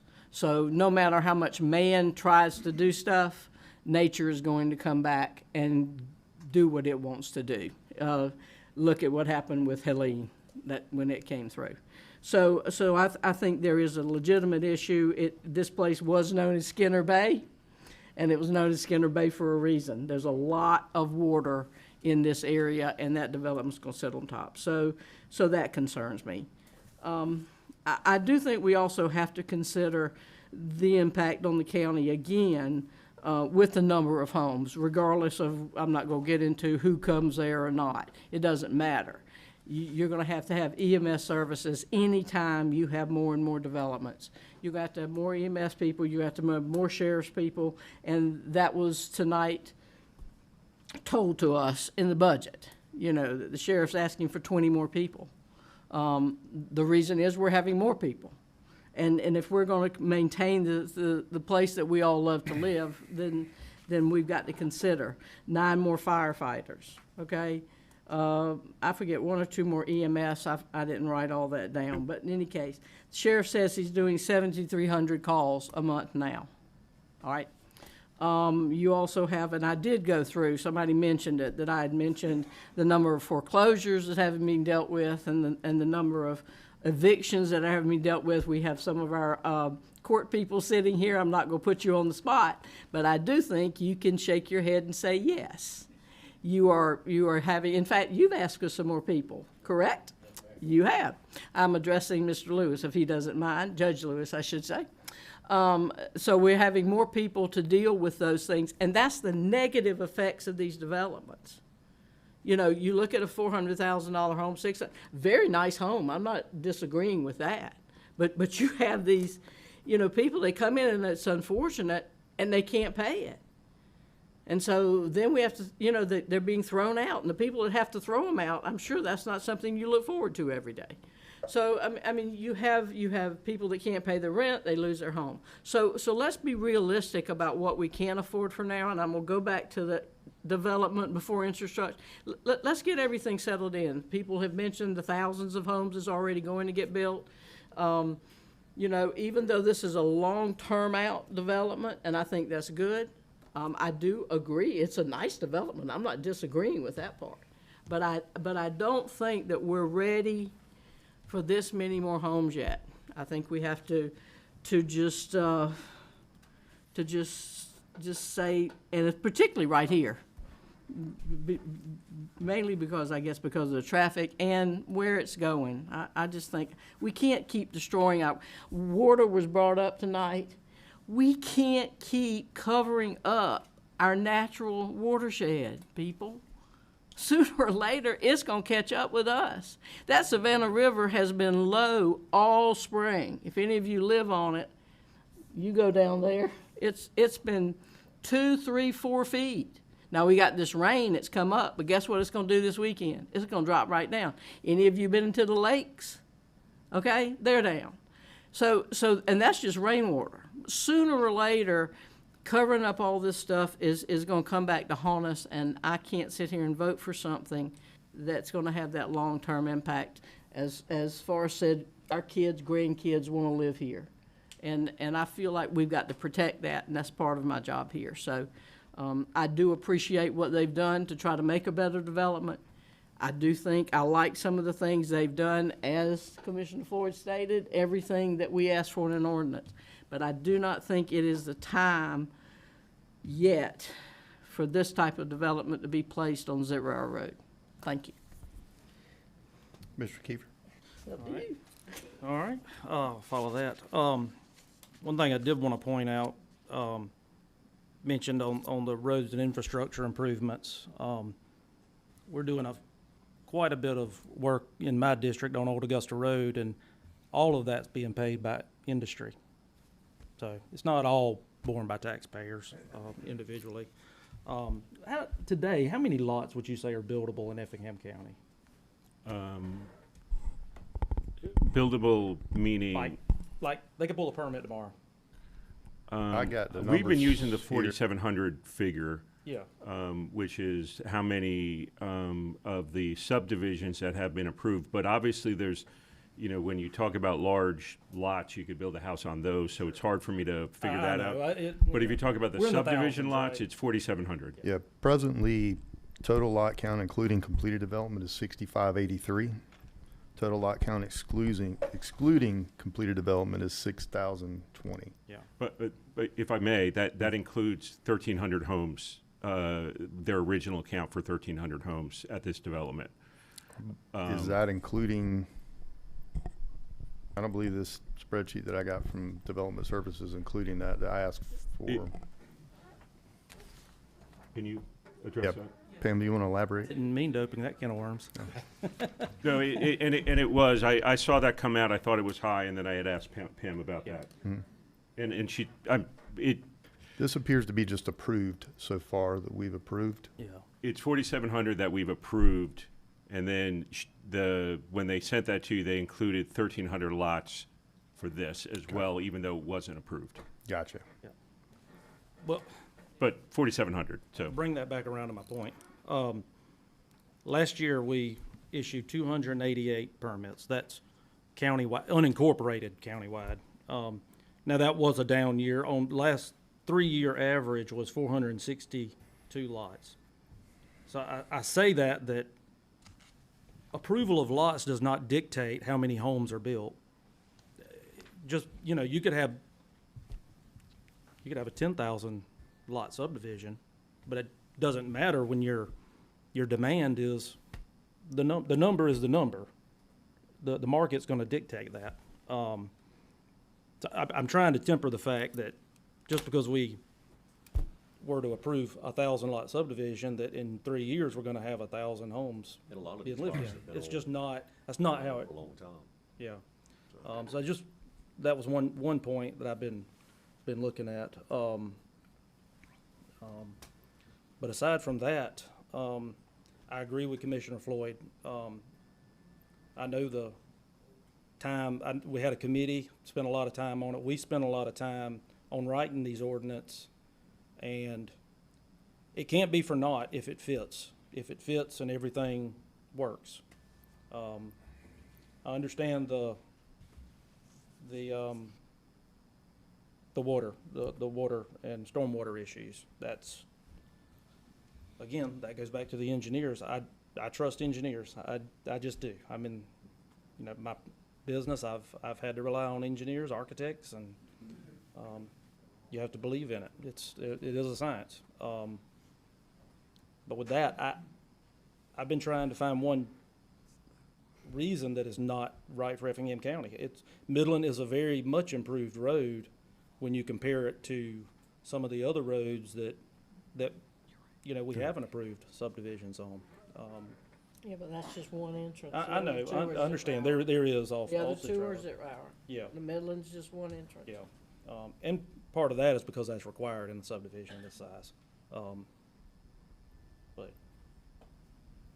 that's my opinion. Can I speak to that point real quick? Please. If we have 4,700 lots looming over our heads, we do another 1,000, it makes it all the more hard and difficult to plan infrastructure, because we don't know when they're gonna be developed. They could sit on them forever. But we know where they are, Roger. It actually We helps do, us. but- Man, we but know what where if- they're gonna be. But what if we spend money on infrastructure and somebody doesn't even put a shovel in the ground for 10 years? And we could have used that money somewhere else. I think, you want some in the queue, so to speak. We just don't want too many in the queue, so we're not knowing when they're gonna drop. What if they all drop at once and we're not So are you prepared? saying we need to just stop building? No, Well, it I'm goes saying we back- need to pause. I mean, We this did could, that last year. But it this goes could back to be, the market, well, we did the that for number of different reasons permits, last year. the We did folks that looking for so we homes could that are redo our moving. ordinances and have better product, which Right, we and we have. agreed to that, and I'm not bickering, but I- I- I am I- bickering I because know you are. if these guys, if we don't want any more houses, we need to vote on that. Just stop building. I agree with you on that. Because if you don't growth's do gonna this, come, if you I take get it- but you have to manage it in a way, and if you it's don't a- use time, what else are we gonna use? If this happened tomorrow, I understand. It's over a 10-year period. But we don't know when. No, It's but you gonna know start what? in 2 2 months from years. now, somebody else is gonna buy a piece of property, or somebody's gonna die and pass it on to their kid, and their kid's gonna say, I don't wanna farm, I don't wanna raise timber. I get it. I wanna sell my property. But then But nobody's the government preventing would hold them anybody. hostage, No. not allowing this. I This don't agree with you. impacts families. I get that. I understand. It does, The but that, we're families not. around them. Yeah, but No. I about the get it, but families that's a around? public road. Anybody can drive up down these roads. But nobody's preventing him from selling his property. He's just doing what brings top dollar. That's a whole different ballgame. Well, what than else just would he selling the do with property. it? If he really wanted to sell it, he could sell it, Right. but he doesn't have to rezone it. He You can buy a somebody piece else. of property, Yeah. you wanna rezone it to industrial, Um, and you did. I did. And one day you're gonna sell it. But I also have property that I put in Cuva to preserve it. I'm just saying, Which is if like for- anybody in here had 450 acres on water and sewer, they'd be doing the same thing Mr. Hughes is doing. Not necessarily. Necessarily. Not I- in time, I but put- it'll pass at some point. It's gonna pass I to put somebody's 300 kid acres or in Cuba. grandkid. Yeah. But anyway, it's, Okay. I understand Let's, everybody's concern. let's reel it Bring back that back. in. I- This personally. Reel it back in. Okay. I think knowing where growth is going, actually having them on the books allows us to plan. I do stand by that. If we had something, a mechanism in place that required them to build within a certain period of time, we would. But right now, we don't have that, and I wish we did. Somebody's mentioned that before. But Roger, it goes back when I was telling you about the market. 288 permits last year. Nobody can change that. I don't think we could legally make somebody build within a certain time period. I'm not a, maybe I don't not. have a junior law degree, but I don't think that's a good road to go down. Yeah. Just Okay. makes it, you know, Right. sitting where I sit and Okay. seeing the traffic I see every day, I've got a bad timing. few things here. My biggest concern with the property is, looking at historical properties that have been developed like Staffordshire that fall within the same vein of the water, but it does not have the flood zone classification on top of it. Beyond that, though, I believe the developer has gone above and beyond to meet the ordinances that we have approved. I believe when we approve these ordinances, we also are doing them what I'll call the ideal conditions of the property. So it's a high, dry piece of property with no mitigation, no, it's ideal. From a revenue and cost of services perspective, I looked up Georgia Tech's last assessment of our county. For every $1 revenue a house generates, the cost is $1.01. Add in schools, it's $1.19, which means for one child, $445,800 to break even. Two children, $889,400 is the price that the house would have to be to break even on that. Infrastructure never comes before. Just for that reason that you spoke of, Roger. We can't put a shovel into the ground if we don't know where things are going.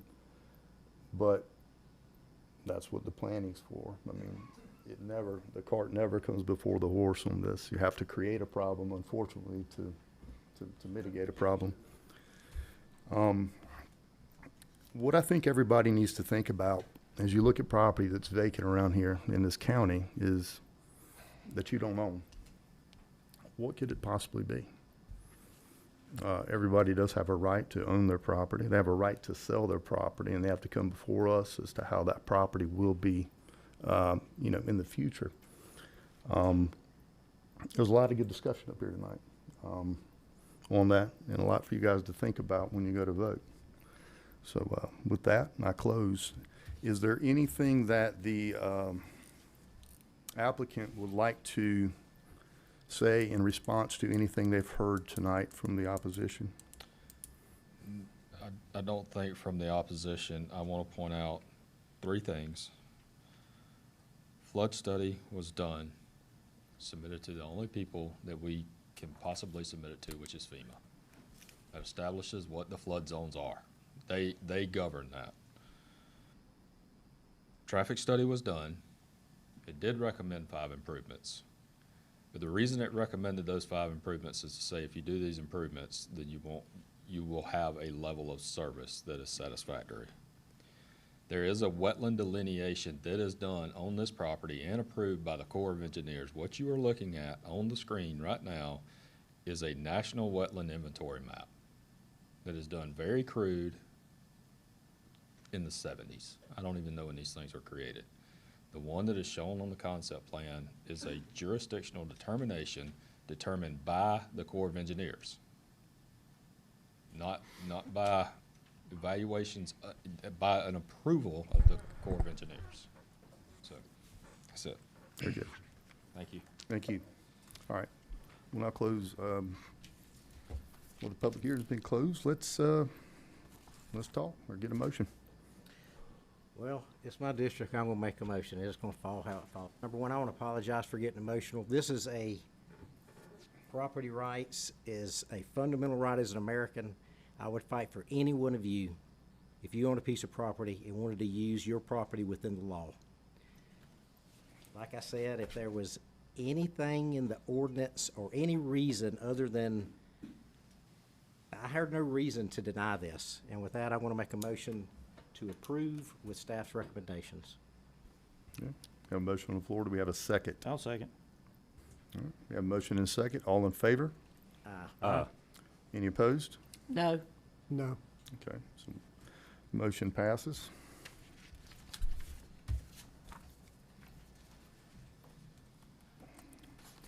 All right, let me get back to my page here. Apologize. Moves us into item 1B. I'll give 1 second for the room to clear. Your second reading, sir, but you're not able to do it because you didn't have a unanimous vote. Gotcha. That'll be moved to the June 16, I think. June 16th. Is it 16? Yeah, that's right, Roger.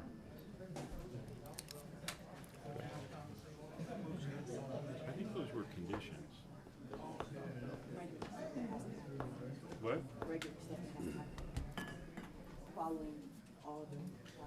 Okay, so really stipulations, that's why I love using the word stipulations. Gotta power through, brother. Gotta power through. I would want you to last with something like this, because it's all hinging on you. Okay. You're voting. Seize your opportunity. Either. We're gonna start going the other Well, direction. I'm gonna tell you, it's, I'm gonna suggest that. what, We're gonna start going the other direction. I think maybe you can go back and forth.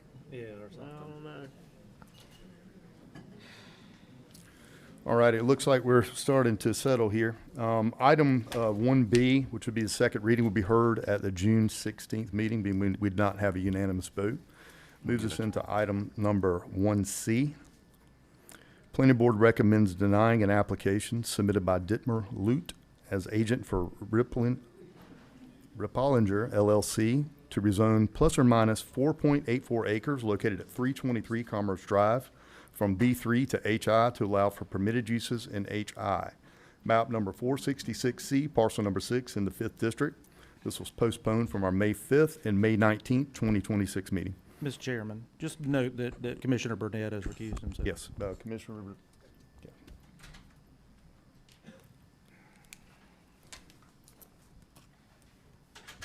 Go ahead. Jennifer Rose, Planner 1. The applicant is requesting to rezone approximately 4.84 acres from B3 Major Commercial to HI Heavy Industrial, along with a conditional use for import and export of wrecked vehicles and a variance for reduced buffer requirements.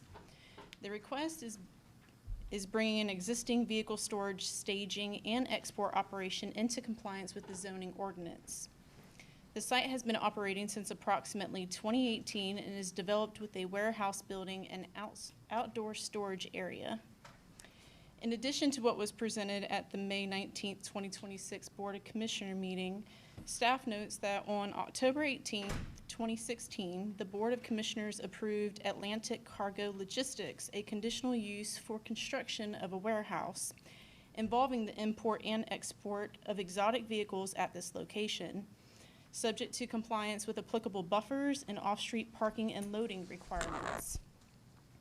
At the time of that approval, the zoning ordinance required a minimum 15-foot buffer. County records indicate that the applicant provided approximately 20 feet of buffering, exceeding the ordinance requirement in effect at that time. Based on the staff review and the current operations, including the storage and handling of wrecked vehicles, which is not permitted in the existing B3 zoning district, and is one of the factors prompting the current rezoning request.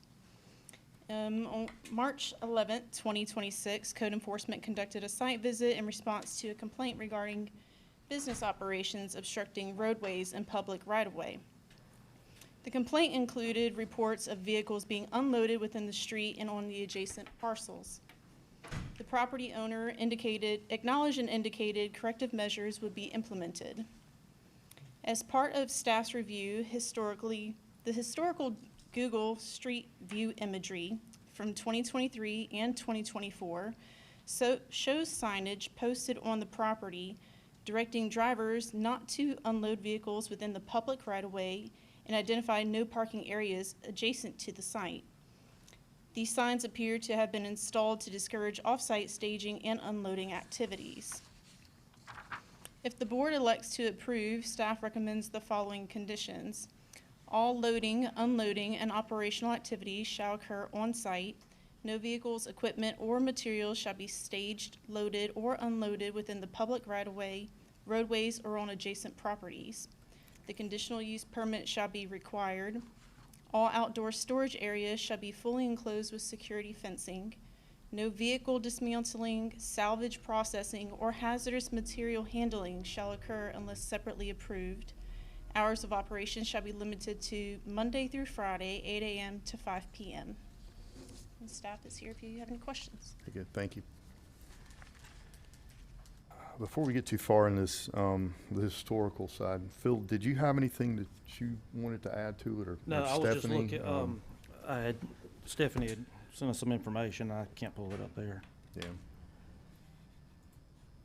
1 second. It was basically what she just spoke on, what was approved back in 2016. I must have missed it. I didn't see the part about the import, export.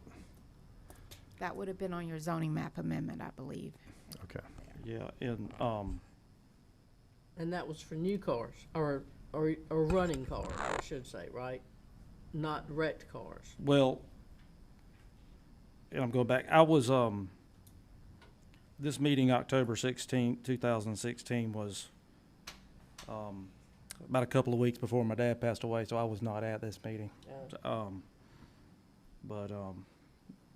So I didn't have, it turns out, did not have a recollection, except for the second reading. Or was the same? But that was a, conditional use request to build a warehouse. Is that correct, Stephanie? Yeah, I didn't think we talked about the wrecked car portion of the business. That's what I was trying to find. I didn't. For conditional use for the construction of a warehouse. There was discussion, regarding the loading and unloading, that had to be done on site, which I'm not certain is. What was the That's taken. business? What was? It was, the name was, Yeah, but I guess I'm asking for, I know, when I read it, I think it said an import-export. Atlantic Cargo business. Logistics at the Yeah. time is who petitioned. And I found some other info. I wish I could pull it up on here.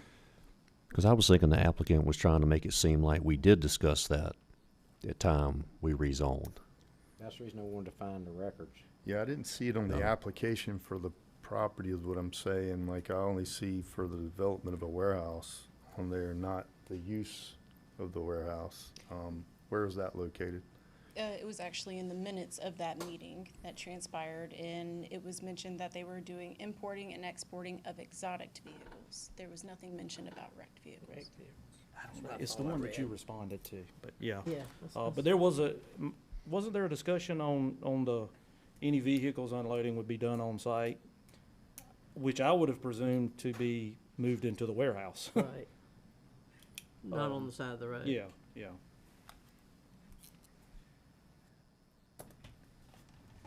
But again, I wasn't at Yeah, that business will be conducted on the premises is what it says. meeting. That's in the application, And yeah. then within the, yeah. It was, and I cannot find the email now that I sent you guys an email about it, on what I had found.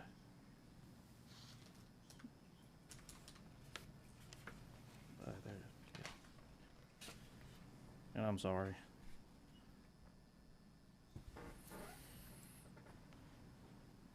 I believe you sent it yesterday, if I'm not mistaken. It was sent last week, I believe. Was it? Well, it was. It wasn't sent this week. Pretty sure it was. I have the information. 8:14 p.m. Kiefer, what are you looking for specifically, Commissioner Was, Kiefer? maybe it was. Commissioner Kiefer? Yes. I have your email. What are you looking for? I was looking, there was, there were, the meeting of when the approval was in October, it's the agenda packet. It's not the minutes, it's actual when it was on the agenda. There was a discussion about the loading and unloading of vehicles that was addressed.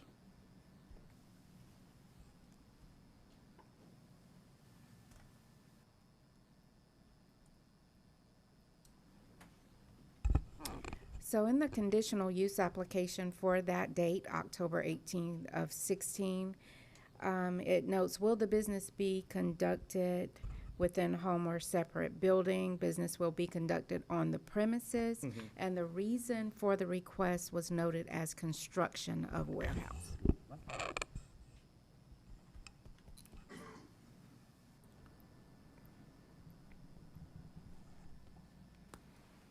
So,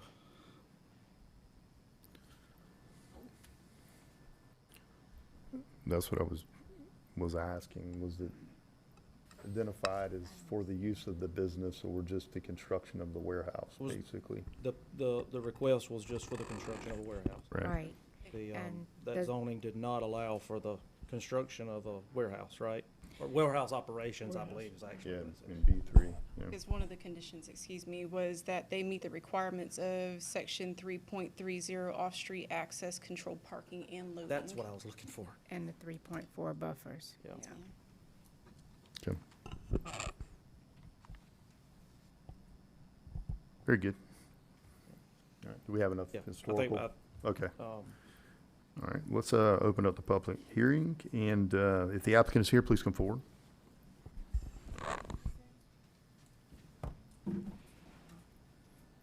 I'm the applicant. My name is Dietmar Lütte. Hello, how you doing? Good.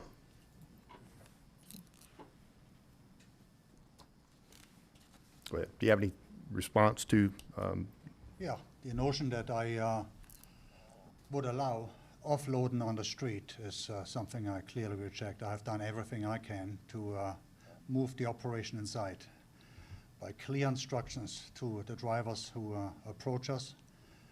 But not only is the property suitable for the type of operation, also the way we operate. My operation, we eat up the traffic. It shows up and we are absolutely processing them as soon as we can to the inside. No cars being touched outside. And if it happens on the rare occasion, then it's clearly a driver who doesn't follow instructions and not by our doing. I would clearly state that I caught somebody last week who went on Commerce Court, not on Commerce Drive, and I saw him offloading right in front of our good neighbor Dino's. I jumped out of the car and approached the driver, questioned him. He said, "Yeah, I'm coming to 323." I said, "No, you're not. You're putting that, you're strapping the car back on and drive around and basically come inside. We're gonna offload you inside." So I don't want to leave the impression here that we allow, endorse, or support in any way a car being touched outside, not even unstrapped. And I'm not sure if this is a scientific finding. We don't have any, I mean, I have 24 hours video. We can go back to the last 4 weeks and study that, but a car being offloaded outside, an absolute no-no. That's a statement I'm very firm on. I'm very confident that I'm representing myself properly when I make that statement. I guess my question has been a no-no since 2016. When did it become an enforceable no-no from your point of view? We always had not just the property, but also the staffing to eat up the traffic and move it inside proactively. We pull it in. We do not, clearly, I mean, it's dangerous to offload outside. why would I have this beautiful building and allow people to offload and work outside? It's dangerous, it's disrespectful to the neighbors, not something I would support. Not since we operated in 2018. Okay. No chance. Yes, there's occasions when traffic is heavy. And yes, there's certainly a valid complaint here and there, but it's absolutely reasonable for a commercial setting for this, for an off months and months. I guess my point to that is you're inviting that there, right? You're bringing that to the area where it would normally not be the area. So when there has been offloading of vehicles on the road that I've seen personally myself, Yes. which in turn means parts, tires, just miscellaneous, items on the side of the road. Mhm. If you weren't there, that wouldn't be there. I mean, I think we could agree to that to a certain extent, or excuse me, Well- the amount wouldn't be there for To a that. certain extent. Let's delineate a timeline, before 2018 and after 2018. I operate and own after 2018. The problems in Commerce Court were well before 18. Well, we're dealing with today. This Okay, is 26. Absolutely, agree. Okay. Okay. Yes, I represent about 15 to 20% of the traffic coming into this neighborhood. Mm-hmm. And I have about 15 to 20% of the footprint inside my fenced-in area to handle it properly. I would state with confidence that I'm doing a much better job than other operators, but I'm only worried about myself. I'm not taking notes. I have done everything above and beyond to protect this neighborhood and the people who operate there, for them to develop their business and their property values. Okay, good. And there's another point I want to make, and I mentioned that in a letter that I filed with the commission. There's sometimes trucks parked on a service road that is off Commerce Drive, and it's inviting. That's where I would stop if I wanted to rest my eyes at night. Sometimes truckers show up at midnight and want to rest for 6 hours before they find a place to offload. It's not only convenient and tucked away to the side, it's also different in appearance. The whole neighborhood enjoys a brand new surface of pavement. That little side street does not. I'm not complaining about it, but it looks like a private road. Yes, there are signs, DOT signs, and do not park, clearly stated. However, that's where I would park as a driver, sorry to say. How do you control that? Say again? How do you control that? I think you actually made a comment on the last meeting, not my ticket to go out and direct traffic. Sure. But I mean, if you're inviting it there, for example, if I bring a bad element to my neighborhood, I'm a bad house. I think we all are inviting that traffic. I'm 20% of the traffic, so it is our problem. I'm mainly just focused on your property perimeter right now, not what goes up and down the road. I believe we've already mitigated the other issue on the far end there. I'm not sure if I'm even allowed to put a sign up that flashes bright yellow that says, "Do not park 24/7 in the street." No, Glad I to put it imagine up. that I'm would be not the sure county business. if I have the right May to not do come that. down. Yeah, it'd be our job anyway. I don't think it Stephanie, would do be you have yours. those photos that were submitted?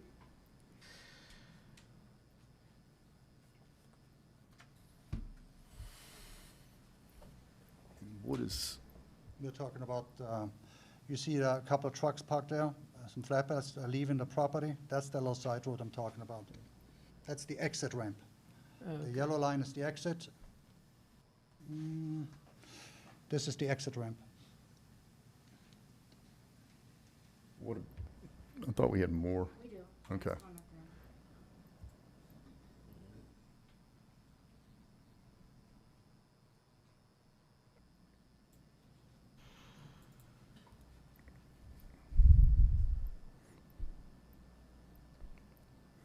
Okay, When was this taken, Stephanie?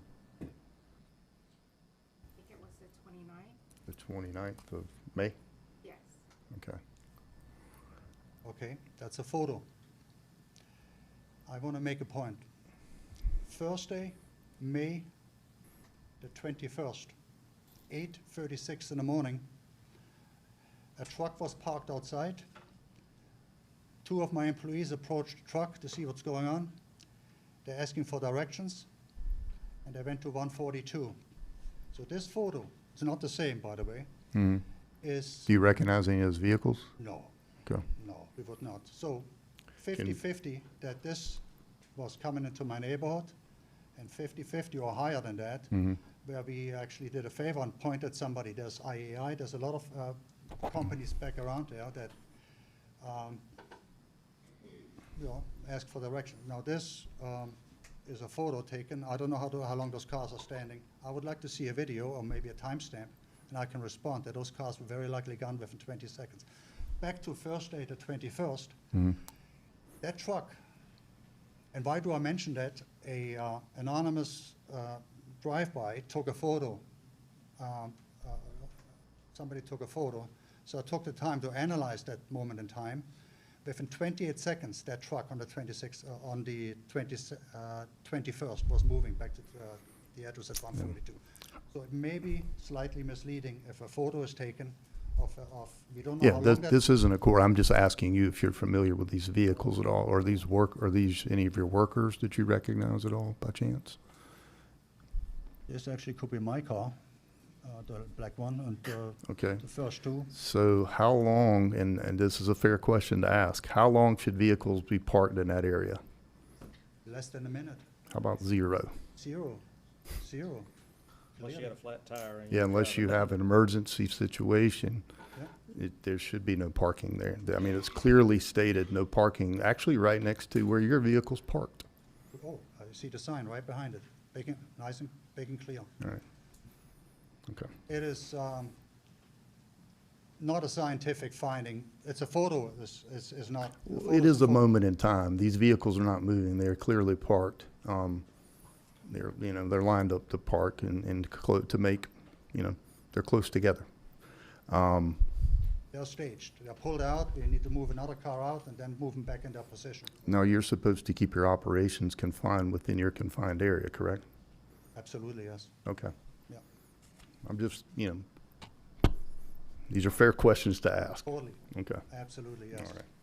Very good. Anyone else have any questions? Bill? I don't have any questions. Bill? Jamie? Okay. Very good. Thank you, sir. If anyone here is opposed, please come forward.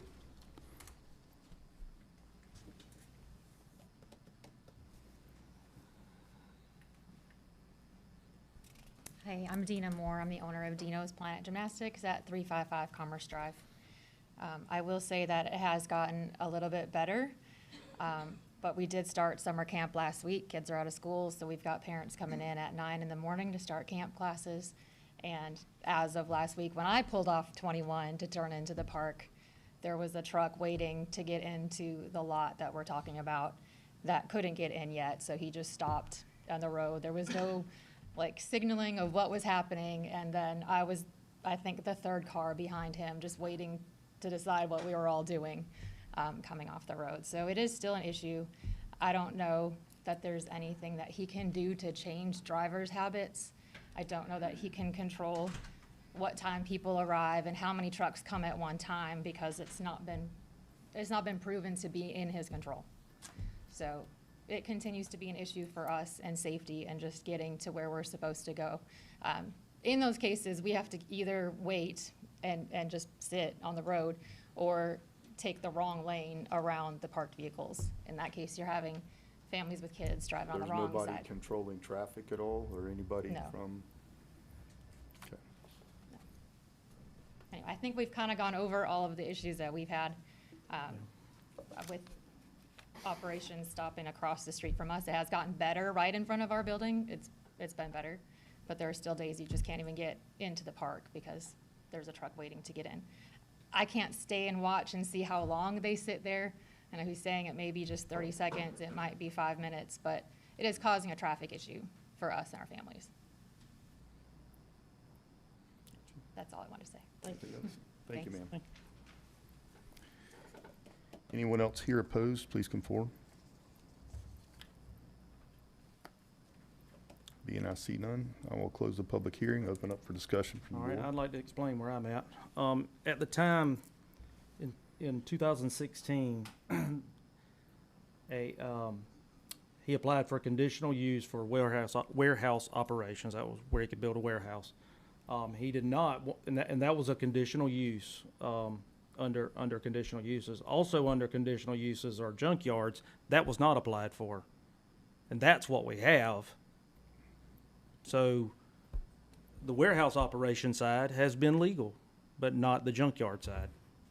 That's pretty much where I'm at. So it's never been operated in accordance with the ordinance. You know, what I see here is an area that you're not able to control. And it's the main, I mean, it's one of the first businesses that. It's the very reason we would not have approved a junkyard in this location. Well, I think if I may comment. Yeah. I think it goes back to, and you may have said it, you know, when we initially came into this part, what we were told it was going to be like. And it has, over the course of the years, you know, digressed into something totally different from what the plan of the park would be. And the fact that we're considering HI here is a concern to me in this location because it opens the door to a whole bunch of stuff. And I know we can put conditional uses and variances, which is down the line here. Sure. But still, those people can then come back and request the same kind of thing. I think we've just got an issue here. He can go back to his original business, as you said, that was approved, everything in the warehouse. But I think, I'm like you, I mean, I've ridden by it. I rode by it last weekend again, just to look at it, and it is definitely nothing compared to what was approved in 2016. Again, I wasn't at that meeting, but I am confident in the board at that time did Yeah. not approve a junkyard. Well, they didn't. They approved a warehouse A operation. warehouse operation, and this is not a warehouse And the operation. variance on the buffer with heavy industrial as well, which I Right. know that's another request later on, but Sure. 'Cause he's all of supposed that's to have, added what, together. 150 feet or something, isn't it? Supposed to have 300. 300? Heavy industrial. Yeah. Yeah, 300 and they were approved for what, 10, And the 15 lots, feet? the 10 lot feet might be was 300 required, feet. 15 Yeah, feet given. he couldn't operate. Yeah. So Okay. uh, Good. So the truck parking, that was kind of a moot point to a degree. I know it's an issue, but it's also a moot point to what we're discussing tonight. So, although it did bring on the well, it did. the It notice did. that he It- was operating without a correct. business license. Correct. So, yeah. Correct. So, Very good. Commissioner Deloach, Commissioner Floyd, anything? You know, it's his property, and I talk about property rights, but you gotta follow the rules, and that ain't been done. So, Very good. If no further discussion, I'll entertain a motion. Make a motion to deny the request. Second. We have a motion and a second. All in favor? Aye. None opposed, motion carries. With that, that will cancel all the rest. The rest of them. the rest of these items in unfinished business. Down. Mr. Chairman, I'm returning. That brings us to regular planning board Let's items. note Commissioner Burdette has returned. All right, now we're at our regular planning board session. Is everybody okay? Do y'all need a, good to go? Okay, perfect. All right. Item 1 is a public hearing. Consideration to approve an application submitted by Whitney Pippin to rezone plus or minus 5.48 acres located on Mount Hope Road from AR1 to AR3 to allow for permitted uses in AR3, map number 291, parcel number 25 in the 4th District. Jennifer Rose, Planner 1. The applicant is requesting to rezone approximately 5.48 acres located on Mount Hope Road from AR1 to AR3 to allow for a minor subdivision consisting of 2 residential lots. The original proposal submitted included a 4-lot subdivision. However, after review by staff and discussion with the applicant, the request was revised to reduce the density and maintain the development pattern more consistent with the surrounding rural area. The subject property is currently vacant and consists of a mixture of wooded and cleared land. Surrounding properties are zoned AR1 and are primarily characterized by large lot residential and agricultural uses. Development along Mount Hope Road maintains predominantly rural and low density in character. The future land use map identifies this area as agricultural residential, which supports residential development, agricultural uses, and low density development patterns. Staff finds that the revised two-lot configuration remains generally consistent with the intent of the comprehensive plan and does not introduce a new land use type into the area. The property will be served by a private well and septic system and access provided from Mount Hope Road. Staff anticipates minimal infrastructure impacts associated with the revised proposal. Wetland mapping indicates that the potential presence of wetlands on portions of the property. The applicant has also submitted a Level 3 soil report to the Department of Public Health for septic evaluation. Overall, the revised request reduces the development intensity from the original proposal by decreasing the number of proposed lots from 4 to 2. While the proposed AR3 zoning district permits smaller minimal lot sizes than AR1, the revised two-lot subdivision maintains the development pattern similar to the surrounding rural residential properties. The request continues to support residential use and does not introduce a new land use type in the area. At its May 12, 2026 public hearing, the Planning Board voted unanimously to recommend approval of the request, citing the reduced development intensity, compatibility with surrounding rural development patterns, and consistency with the overall character of the area. The staff is available if you have any questions. Very good, thank you. I don't have a question, but this is in the 3rd district, not the 4th. Okay. Yeah, I was just looking that up, as a matter of fact. Mount Hope is Commissioner DeLoach's area. That's what I thought too. You can have it if you want. You don't need it, do you? I don't know, it's a All right. nice area, Yeah. no complaints about it. Very good. We'll now open the public hearing. If the applicant has anything they would like to add, please come forward.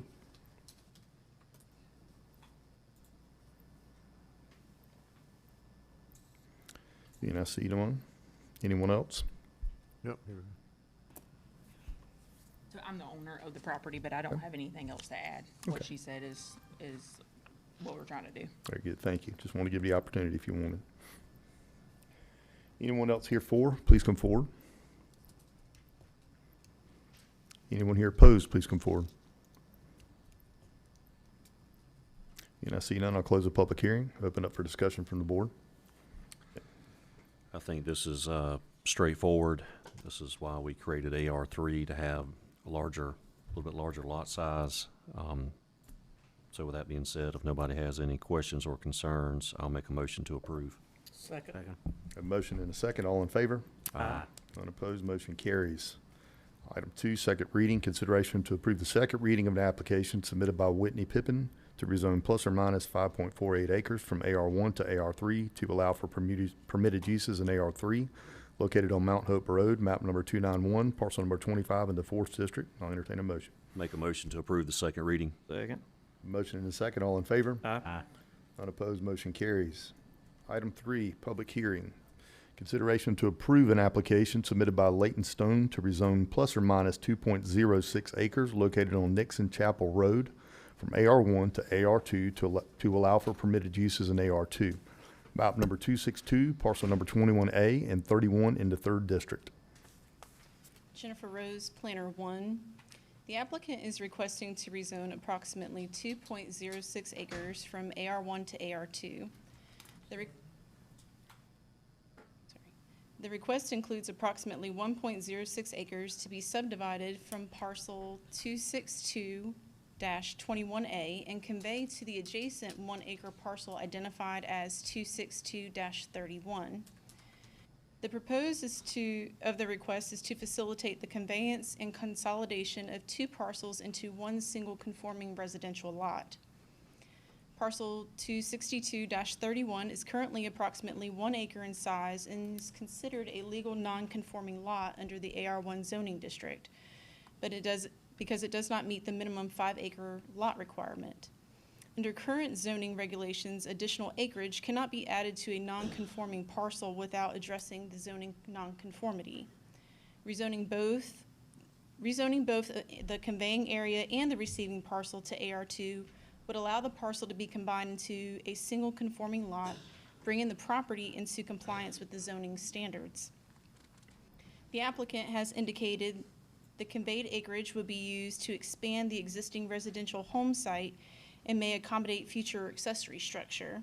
No additional residential dwelling units are proposed as part of this request. The subject property is located along Nixon Chapel Road in an area characterized by agricultural land, wooded tracts, and low-density residential development. Surrounding properties are predominantly zoned AR1 with adjacent AR2 properties located to the east. The future land use map designates the property as agricultural, which supports rural residential development, agricultural uses, and low-density development patterns. Staff finds that the request represents a minor lot adjustment within a rural setting and does not introduce additional development intensity in the new land use types in the area. The property is served by a private well and septic system. The request does not increase residential density or create additional infrastructure demand. Staff finds that the rezoning affected by the AR2 would resolve the existing non-conforming lot condition while maintaining consistency with the surrounding rural development pattern and the agricultural future land use designation.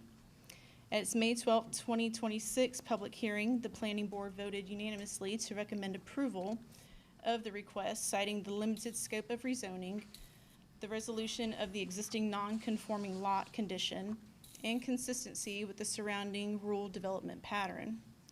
If the board elects to approve the rezoning request, staff recommends the following condition. The rezoned acreage shall be combined into a single parcel 262-31 and shall not be established as a separate buildable lot. And that's all staff has. If you have any questions. Very good, thank you. So staff is recommending you could not build on this lot once these two parcels are combined? No, sir. It's so that way it has to be combined. The idea is for this part to be zoned AR2, and then he's rezoning this over here for the whole purpose of combining it. So Yeah. staff is saying because the plat has not been submitted showing that it is already in the works to be combined, that is going to be the requirement that they have to Okay. combine it. All right, gotcha. Thank you. The applicant has anything they want to add? Please come forward.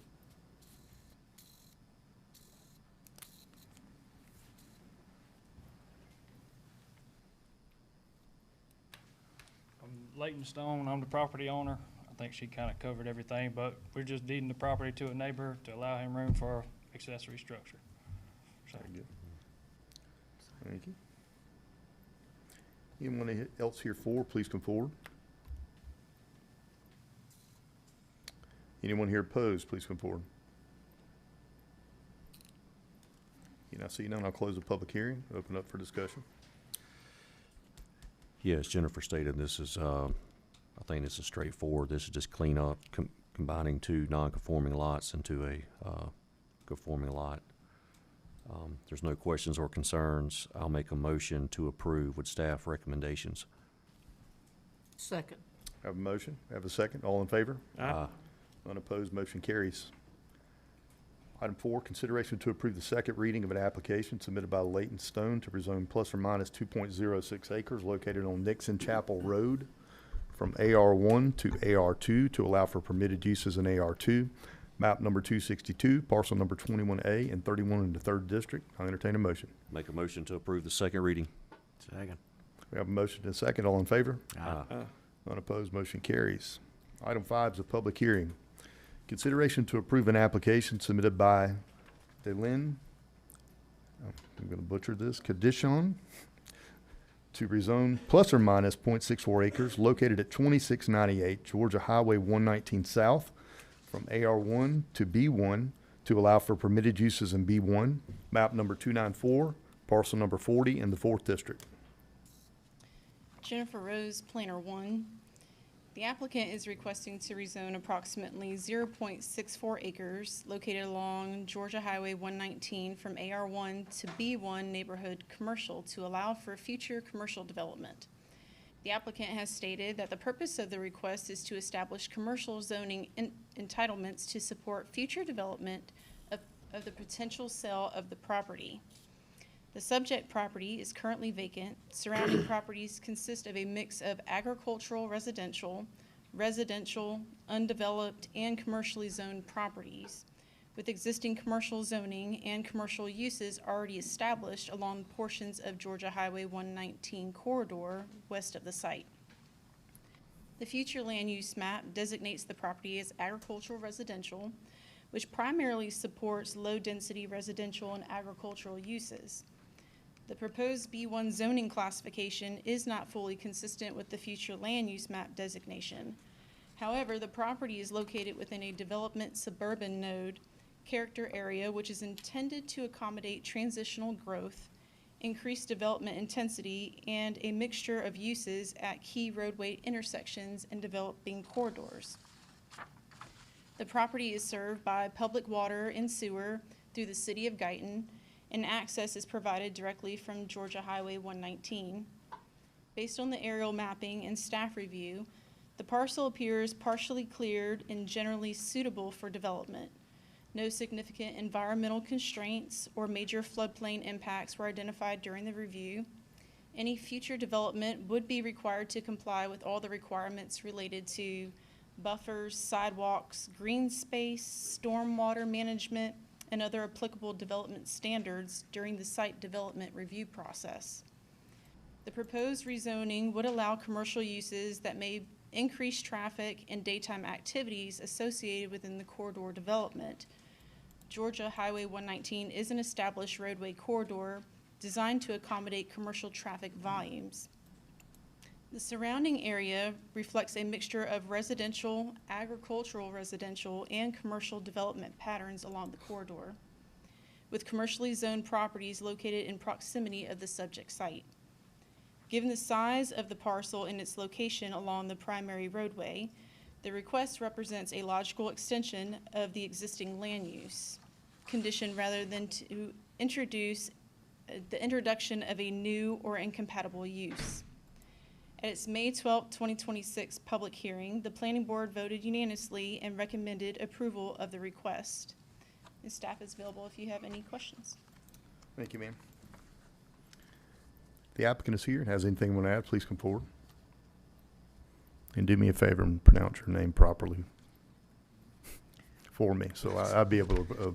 Delenn Scottishawn. Okay, I would have never got that. Thank you. So you're just asking for the general rezoning now, no specific plan at this point? Yeah, because the property that surrounded the property, they're gonna put a commercial tire shop, which expected to bring a lot of noise. So the property is not suitable for a residential house. Gotcha. Okay.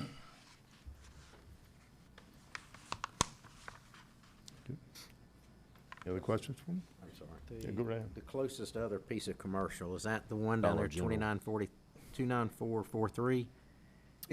There's one the one that surrounded the property. Yeah, that's on two sides. There's a commercial tire shop in construction now at that location. And it's in the city of Guyton, so it doesn't show the zoning. Yeah. Here. Okay.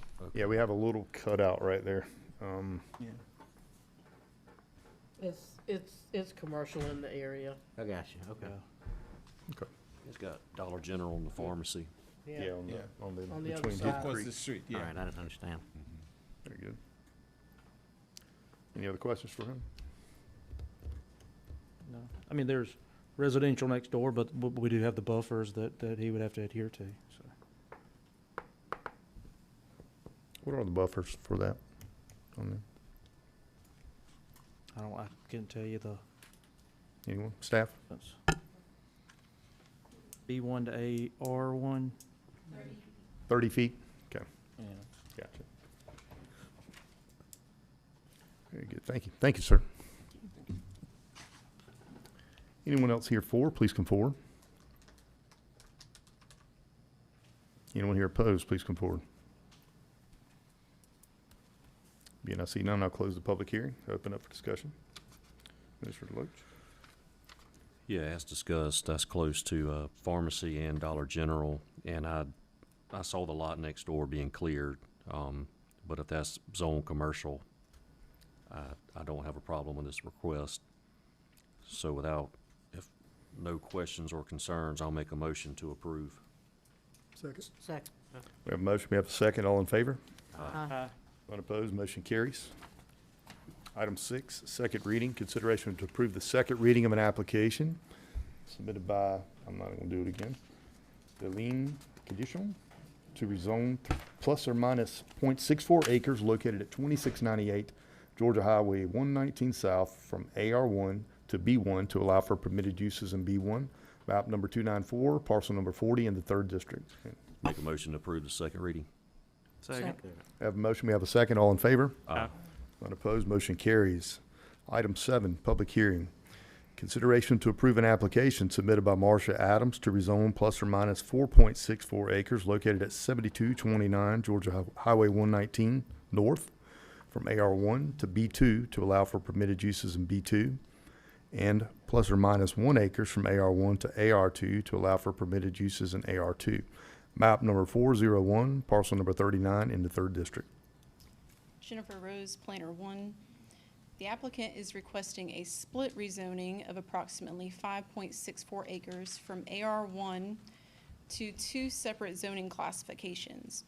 The request includes rezoning approximately 1 acre to AR2 and retaining the existing single-family residence on a conforming lot, and rezoning approximately 4.6 acres to B2 general commercial to allow for development of a commercial storage facility. Because outdoor boat storage and RV storage is not permitted by right within the B2 zoning district, the applicant has also submitted a conditional use permit request associated with the proposed use. During the pre-application process and with the original rezoning application materials, the proposed use was identified as an outdoor boat storage facility. However, the concept plan submitted with the application reflects a boat storage and RV storage facility consisting approximately of 60 boat storage spaces and 14 RV storage spaces with a total of 74 outdoor storage spaces.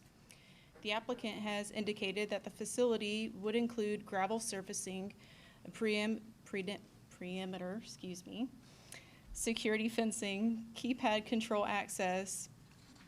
No enclosed commercial building or office structures are proposed, and administrative functions would be conducted remotely from the applicant's residence. The subject property is located at the intersection of Highway 119 North and Tuxie King Road, and currently contains an existing single-family residence along with the wooded and partially cleared land. The property currently is accessed from both Highway 119 and Tuxie King Road and is served by a private well and septic system. The surrounding development pattern is predominantly rural in character and is consistent primarily of agricultural parcels, single-family homes, wooded tracts, and low-density residential development. Surrounding zoning in the immediate area is predominantly AR1. However, there are some limited commercial zoning classifications located along portions of Highway 119 corridor. The environmental review indicates that there's some presence of wetlands along the southern portion of the property, and any impacts would require delineation and applicable permitting. The applicant has indicated that the primary access of the proposed commercial storage facility would be from Tuckasee King Road, with no commercial access proposed from Highway 119. While the use may generate less traffic than many commercial developments, it would introduce commercial activity into the area that remains predominantly agricultural residential in character. The future land use map designates the property as agricultural residential. The proposed AR2 residential tract remains generally consistent with this designation. The proposed B2 commercial tract represents a higher intensity zoning classification than typically envisioned under the agricultural residential designation. However, staff noted that the property's location along Highway 119 corridor, where there is limited commercial activity already existing. From a planning perspective, the board may wish to consider several factors associated with the request, including the rural character of the surrounding area, the property's location along the existing roadway corridor, the operational intensity associated with the proposed boat storage and RV storage facility, compatibility with the surrounding agricultural residential development patterns, and the transition from residential zoning to commercial zoning within the corridor. At the May 12, 2026 public hearing, the planning board voted unanimously to recommend approval of the request with the additional condition that a privacy fence be installed and maintained around the proposed AR2 residential parcel located at 7229 Highway 119 North. If the board elects to approve the rezoning request, staff recommends the following conditions. The development of the boat and RV storage facility shall require approval of the conditional use permit. The storage area shall be enclosed with a secured fence. Access to the commercial storage area shall be from Tuckseeking Road only. All site lighting shall be downward directed and shielded to prevent light spillover onto adjacent properties. No boat or RV repair, maintenance, fueling, or washing shall occur on site. A privacy fence shall be installed and maintained around the proposed AR2 residential parcel located at 7229 Highway 119 North. I'm available if the board has any questions. So privacy fence, meaning solid fence, would be around the storage, correct? Around the home that they're trying to separate out that 1 acre, they wanted to have it where there was a privacy fence around it. So no privacy fence around the storage facility? There would be a Okay, I thought I secure saw fence. that in Yes, the sir. drawing. Okay, But it wouldn't be. Two different types of They're two fencing. different types of fencing. okay, but it wouldn't be solid around the storage? Probably the screening kind. Screening.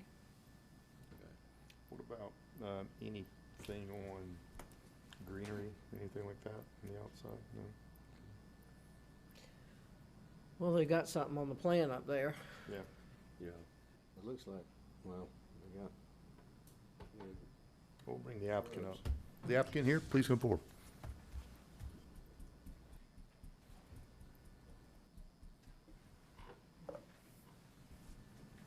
Hello. Afternoon, Marcia Adams, owner of the property. So I'll just tell you a little bit about us. My husband and I are Effingham County natives. We are from here. We graduated. We moved away a little while after graduation. We decided to come back to Effingham County because we love it. We want our kids to be here and grow here. And we moved into the Tuckseeking community when we came back, and we actually live in Morgan Cemetery, which is at the back of this community. I don't know if any of you go down there, go to the boat landing. For a long time, that property on the left has been quite an eyesore for many years. It's grown over the years as we've been there. I think we've been there 9 years now. So my husband and I have always wanted to acquire the property, clean it up, and potentially do something for the community. Obviously, we love to boat. That's why we are there at the river. We love spending time there. So when we acquired the property, we started down this path. We realized that we wanted to keep the home at the front of the property, keep its natural state. There is a renter that is currently there. And we wanted to give it only 1 acre, which is why we're asking for the AR2 versus the AR3, which I know is typically what we do in District 3, is do less, not less than 2.5 acres. However, there is, as discussed, some wetlands to the back of the property that we don't want to touch. There is about 1.9 acres at the back. We'd like to keep it as it is. We don't want to disturb that, so we're asking to do an AR2 so that we could give more of the dry location to the boat and storage facility. And we did do a concept plan. We did include RVs, but not necessarily that is where we will go with that, but we do want to offer boats for people that are frequenting to the boat landing facility so they have somewhere to store it and just go and have a good day on the water. Now, the fence you're proposing to put around it, would that be screened somewhat? So we did talk at the planning, and the property that is borderline to the residence, they did recommend privacy fence. The others, we have natural border on the right side. If we needed to put screen there, I looked at the owner that has that property. They own a lot of property in Effingham County, undeveloped, so I don't know if that would ever be something down the road that, I don't know, they clear put homes there, I don't know. But the back of it would be natural. We own the back side of it. It doesn't really butt up to anybody there. The front is the only thing that would be public facing, and we could put a screen on that, yes.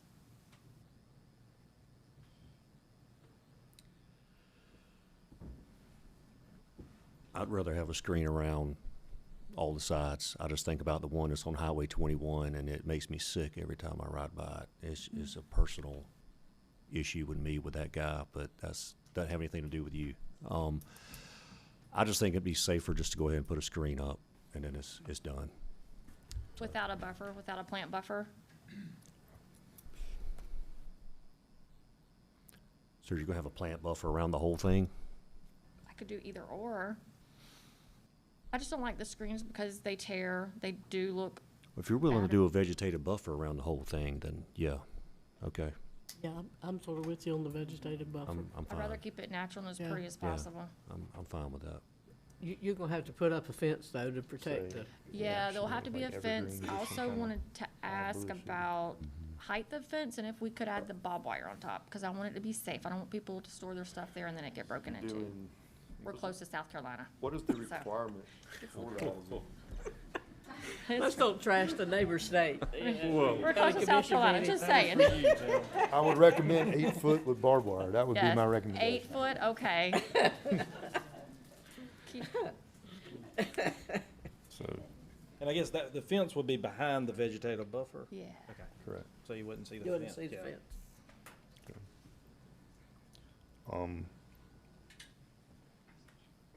Anything else? Chairman, on that? Not at the moment. Okay. Anything, Ruth, Sam? I think it looks good. Very good. All right. Thank you, ma'am. Thank you. Anyone else here for? Please come forward. As I see none. Anyone here opposed? Good evening, Seth Ziegler. I have property across the street. What I heard tonight, the commercial area is more on the main state road, and this is dumping into Tuxeking. We have drainage issue across the street already from the state road. I've met with the county. Hadn't really got a resolution. There's no easement on our property. We've had, we've lost our road to our river property numerous times from storms or higher water, or high rainfall. I recommend that the entrance be off the state road, not Tuxeking. I think this is more residential area. The buffer from commercial to residential, I don't know what that is, but we don't have one there shown on this concept. The general commercial use, I just think this is right in the residential area. And it might be all But we've got the gas station across the road, too. correct, I but mean, that's not on Tuxeking. It's on 119. Correct. Yeah, This is off of Tuxeking. yeah. If it was off of 119, I probably wouldn't be standing here because that would be more commercial. Yeah. Everything on Tuxeking is residential. Well, when you say no right-of-way, I mean, that's a Tuxeking, I mean, we just resurfaced that, and that's a regular county paved road, so I mean, there's right-of-way there to do something.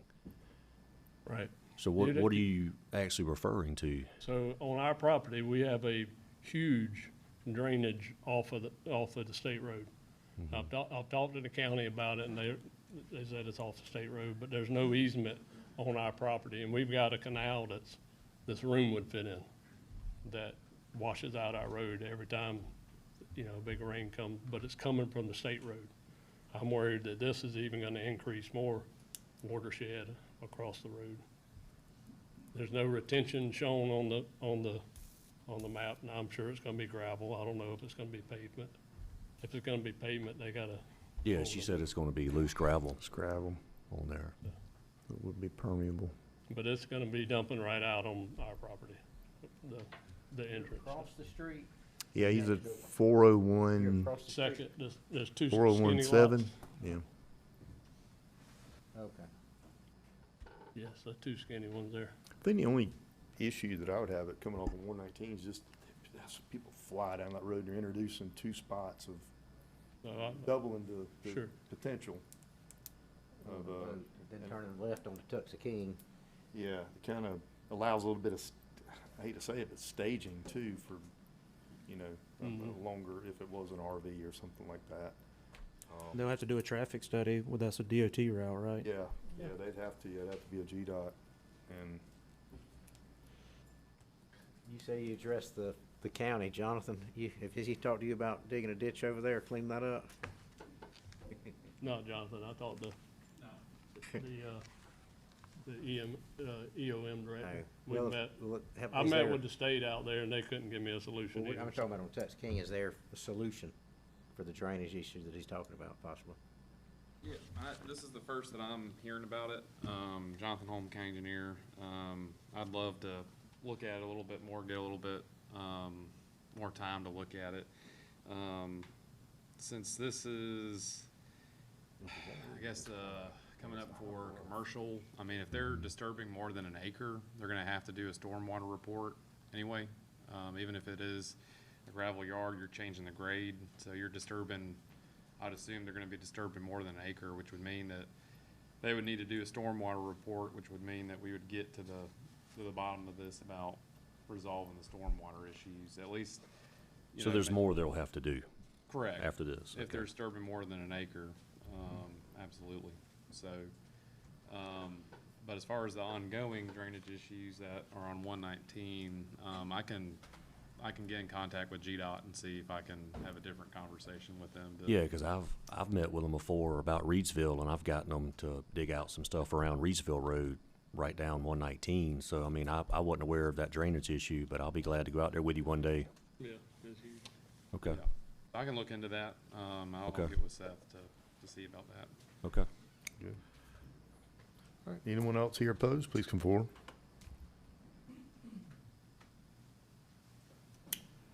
Being I see none, I'll close the public meeting, open up for discussion.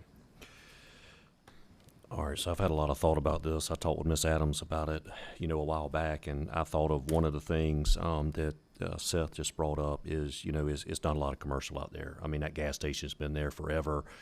The property they purchased, I've gone to that boat landing many times, and it was an eyesore. So encouraged that would be cleaned up. I understand why she wants to separate the house up front. I've only had, I've had one person reach out to me that had a complaint about it, but that is a very busy boat ramp. I mean, they have a lot of fishing tournaments there. I think obviously with the boat storage, I think that, you know, somewhat provides a service to that area with the amount of boats that go there. So I don't know. I mean, I'm kind of on the side of supporting it unless y'all just really, I mean, she's going to put a fence around it and a vegetative buffer. I mean, she's offered that. Get the county to, or get Jonathan to take a And we'll look at address the issue to drainage. Yeah. rectify that. I don't have a problem with the use. I mean, I think it's kind of unique with it being at the river. I mean, it's kind of you know, it's If just you go to unique. any It's just lake, unique. typically Makes within sense proximity, you're to gonna put it see there. boats That's right. or RV storage. What do you think about the vegetative side, though? I mean, what is your expectation? We have an ordinance that, We have an ordinance within our solar farm ordinance. Because we had a while there where we were getting quite a few solar farm requests. Has an engineer looked at this? Is this an engineered drawing? I'm asking the applicant. Is this? Ms. Adams, did you have something in mind that you were going to plant around there? Not in particular. I mean, a fast-growing shrub, ligustrum, something like that, that would grow big and quickly. Okay.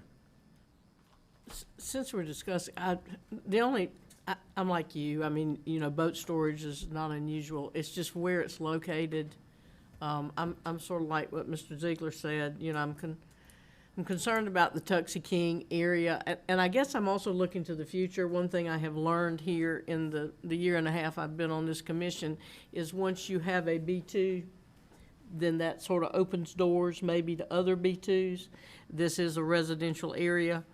So I'm sort of torn here. It's a great idea for this area, but I'm just not sure. I'd feel much more comfortable if it was coming off of 119, you know, and you could, I know there's the issue of other traffic and all that kind of stuff, but that would keep that state road commercial corridor there and not put a commercial down Tuxie King, because I'd hate to see that area. That's a great little area we have. We spent a lot of money on recently on redoing it, and I don't know.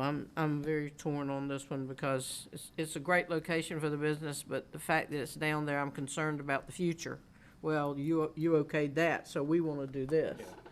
And we want to do this, and it's buttoned up to a B property, so that means you got to give me That's a B right. property. And I guess that's what I'm more worried about.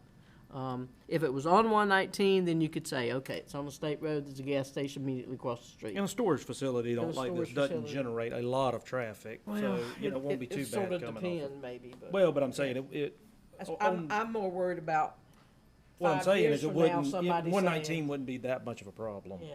Yeah, I'd like to really see something, Yeah. if there was some way you could make that entrance off of 119 versus off Tuxie King, and that way that would be that commercial, you'd say that was that commercial. Plus, it might help out with the, I don't know if it would make any difference probably, if it's a boat storage area, it's a boat storage area, but I guess I'm looking more at the future impacts and whether or not somebody down the road will say, okay, they did that, so I want to open a bait store.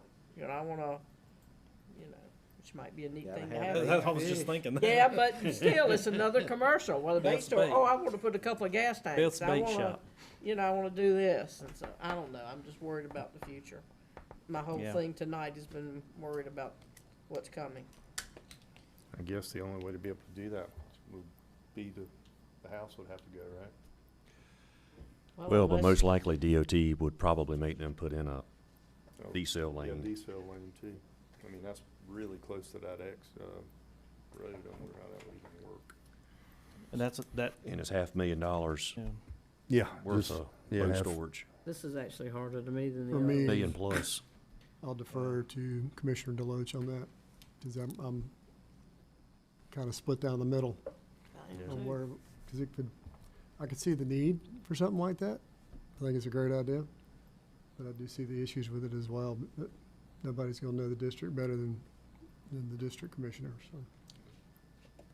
Very good. Ms. Floyd? Fine either way, but like Phil said, it'll generate traffic on Saturday and Sunday, but most of the time it's just gonna be a bunch of boats sitting out there behind the Loach? shrubbery. On you.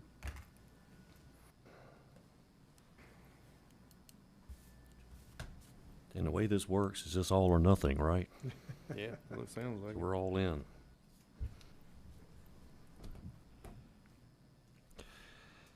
I don't know, like Miss Helmy said, I think it is a good idea. I question whether or not it'd be a lot of traffic, but, I don't know. I do share her concern on the B2 with being commercial there.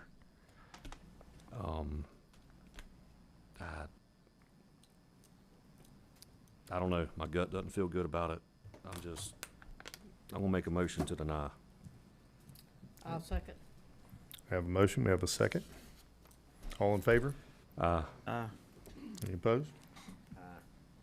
One opposed. Motion's denied. Respectfully. Yeah, it's a hard Yeah, one. I think it's a good idea. All right, with that, we will move to item, Can we take 5 minutes? yes, ma'am, we can. Thank you. We'll reconvene here It'll at, be let's long just ones. call it 8:45.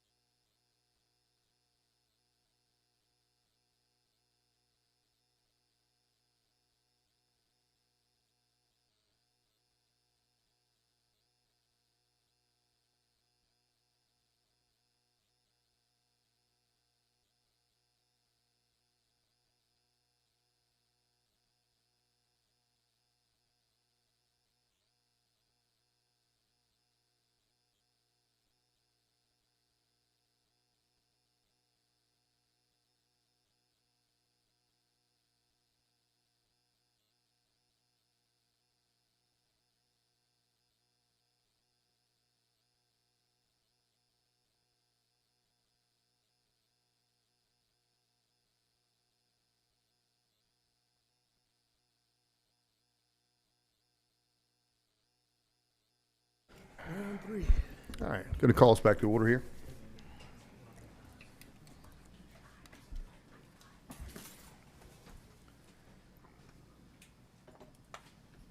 That's going to move us to what, item number 11? Yes, correct. All right, we're moving into planning board, item number 11. Ms. Beth, I understand you're going to step down for this one? Yes, sir, I am. My son works for the company that is presenting this. Very good.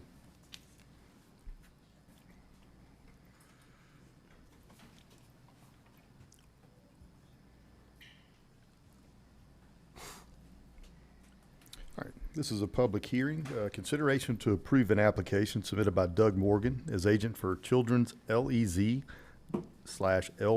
LLC to rezone plus or minus 34.85 acres located on Blue Jay Road from AR1 to B2 to allow for permitted uses in B2. Map number 415, parcel number 34 and 15 in the 2nd District. Jennifer Rose, Planner 1. The applicant is requesting to rezone approximately 34.85 acres from AR1 Agricultural Residential to B2 General Commercial. The request is not associated with a specific development proposal. The stated intent is to establish commercial zoning entitlements on the property and market the site for future commercial development.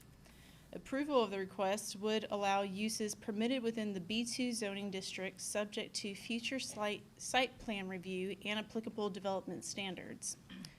The subject property is currently undeveloped and wooded with frontage along both Blue Jay Road and Hodgeville Road. Its location at a major intersection provides visibility and access characteristics commonly associated with future non-residential development. The surrounding area reflects a transitional development pattern. The future land use map designates the property as agricultural residential. However, the site is also located within a development suburban node character area, which anticipates transitional growth and increased intensity at key intersections. While the requested B2 zoning exceeds the base future land use map designation, the development suburban node designation supports consideration of future commercial development in the area. Infrastructure review indicates that public water is available, though sewage service has not been identified. The intersection of Blue Jay Road and Hodgeville Road is also identified for future transportation improvements, including a proposed roundabout.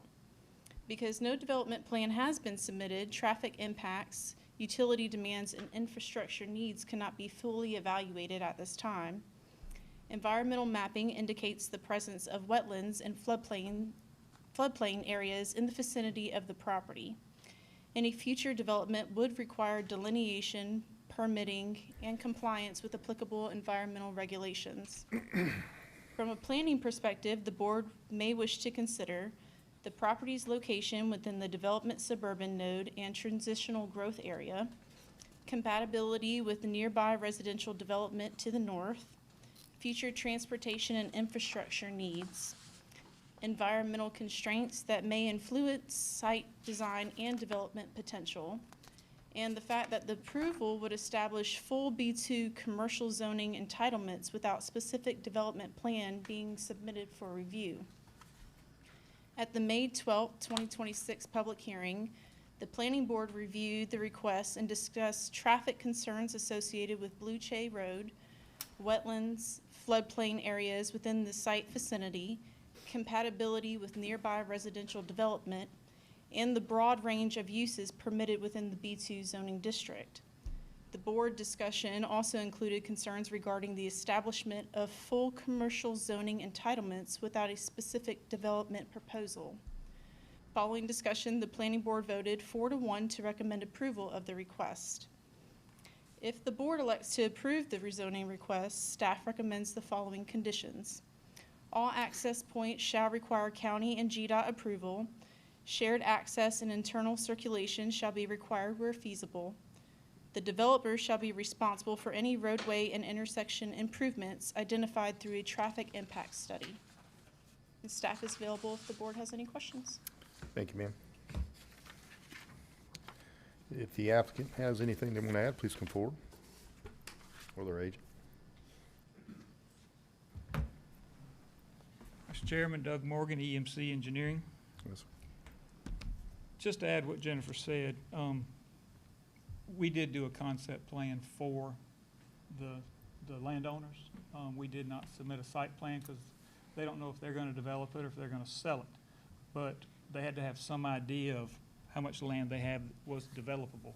So instead of using the GIS NWI wetlands, we hired a wetland biologist. They went out, delineated the wetlands, so we know we have a real wetland boundary. And out of the 34, 35 acres, they're left with about 14.2 acres of upland. Did a concept layout to just see if the remaining frontage between the wetlands and Blue Jay Road was developable, and it was. So we have a concept that abides by square footages, buffers, there are no setbacks, and parking requirements for a B2, even though they don't know what it's going to be. However, we have met with Jonathan and Trey and Pamela prior to the pre-app meeting, and it was suggested that on our plan for whoever they show it and market it to, because the roundabout is being built, we wouldn't want to have left turn movements backing up traffic in front of this roundabout. So we showed left turn pockets and deceleration lanes as a part of that. But that's not a zoning issue. That's something that whoever does the site plan that comes along after us will have to do. If they want to impact wetlands, they have to deal with the Corps of Engineers, not Effingham County.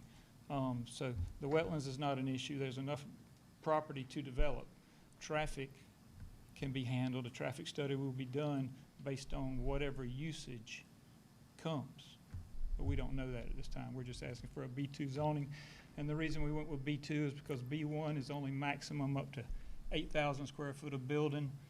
B2 is less than 50,000, and B3 is unlimited. So I didn't think 8,000 was enough for 14 acres, and we didn't want it to be unlimited. So we picked what was in the middle, what was available from the county. If y'all have any questions, I'm more than happy to answer. And also the landowner is here also. So on the road, as far as, you know, what y'all did on conceptual plan, I mean, like you said, the traffic study would come later, and we would decide on what happens with the road as far as there was a curb or cut in or whatever happened there, you know. So say one side of the road, folks had to make a right turn up towards the roundabout, and if they came back, they'd have to make a U-turn. So one side of the road, you know, possibly you'd have to go one way. You couldn't make a left turn into a certain driveway anymore. You'd have to go past, go down, make a U-turn, and come back. No, the concept I did, which was in your packet, I Yeah. guess y'all saw, Yeah. I just did 3, and I spaced them out based on the Okay. DOT driveway spacing for that speed limit on that road. Gotcha. And it allowed for 3 access points, and it kind of had a frontage road in the front, just a limit, and that was what we wanted to do, and that's what Jonathan suggested as well. Okay. But yeah, anything that is done after the rezoning would have to come back before y'all, and y'all would have the final say-so on the layout, the traffic study, the traffic circulation, all that. What is the future for this road? Is this stay in 2-lane or is it gonna be 4-lane? 2? Okay.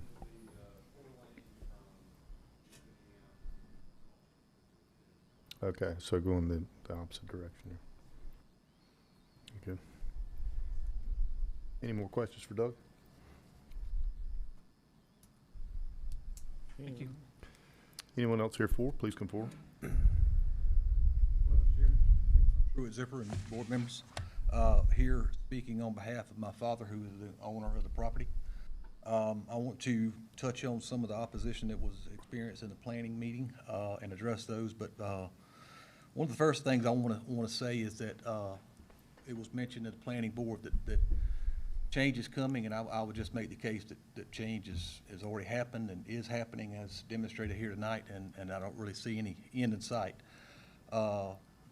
Effingham Parkway is planned to open July of 26, maybe, Roger, I'm not sure. Blue Jay Hodgeville Road also going to open July of 26. Both of those are next month. Blue Jay Road is now designated as a truck route. The improvements have been done to that, widening and thickening. Also there's also planned sidewalks for Hodgeville Road and a planned multi-use trail for Blue Jay Road. And also for Hodgeville Road in Appendix F of the Effingham County Code of Ordinances, in 2024, the Board of Commissioners adopted a commercial corridor overlay for Hodgeville Road, of which both of our parcels are in their entirety. And that's, like I say, that's Appendix F if you'd like to pull that up.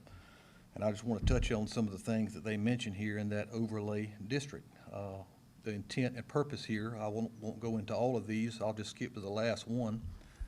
To establish standards that will assist in the development or redevelopment of the corridors with a particular focus on creating a true Main Street style feel. Kind of sounds commercial. So the overlay district boundary, and I won't read all of this, the corridor overlay district boundary includes two separate areas illustrated in Figure 1. The areas include all unincorporated properties located within 500 feet of either side of the Chamber of Commerce Gateway and Hodgeville Road. The boundaries include all lots of record which are in whole or in part within the 500 feet of the included right-of-ways. So to get to some of the opposition I want to touch on, and Doug's already hit on this with the access, we made a conscious effort and asked Doug to limit the amount of driveways with our neighbors in mind. We would not want to inflict any major traffic issues on those, so we did reduce the number of driveways going out on the Blue Jay Road and elected to go to shared access. Also, we asked Doug to interconnect the infrastructure of the parking lot so as you could theoretically come in the first driveway off of Blue Jay and exit out onto Hodgeville, basically creating a frontage road, which was what was brought up during the planning. Also want to talk a little bit about the wetlands, and Doug's already covered that. We had a professional soil scientist do it. Of the 34 acres, we only have 14 that are upland. We don't have any plans on destroying wetlands. We're well aware of the laws that protect those. And then the last thing I would say for the access, and I forgot about this, was the Master Transportation Plan of Effingham County and Appendix A for major arterial roads. And this is for driveway spacing, and we're 35 to 45 miles an hour there. States that you have to have a minimum spacing of 300 to 400 feet, and we have approximately 1,600 feet of road frontage on Blue Jay Road, so we can easily accommodate the driveway spacing. So in our minds, and for these reasons, this certainly does check a lot of boxes to zone this commercial, and we believe that would be the best use for this property to put a business there of some sorts that will support the local community and surrounding area and their residents. That's all I have. Thank you. Thank you. Anyone else here for? Please come forward.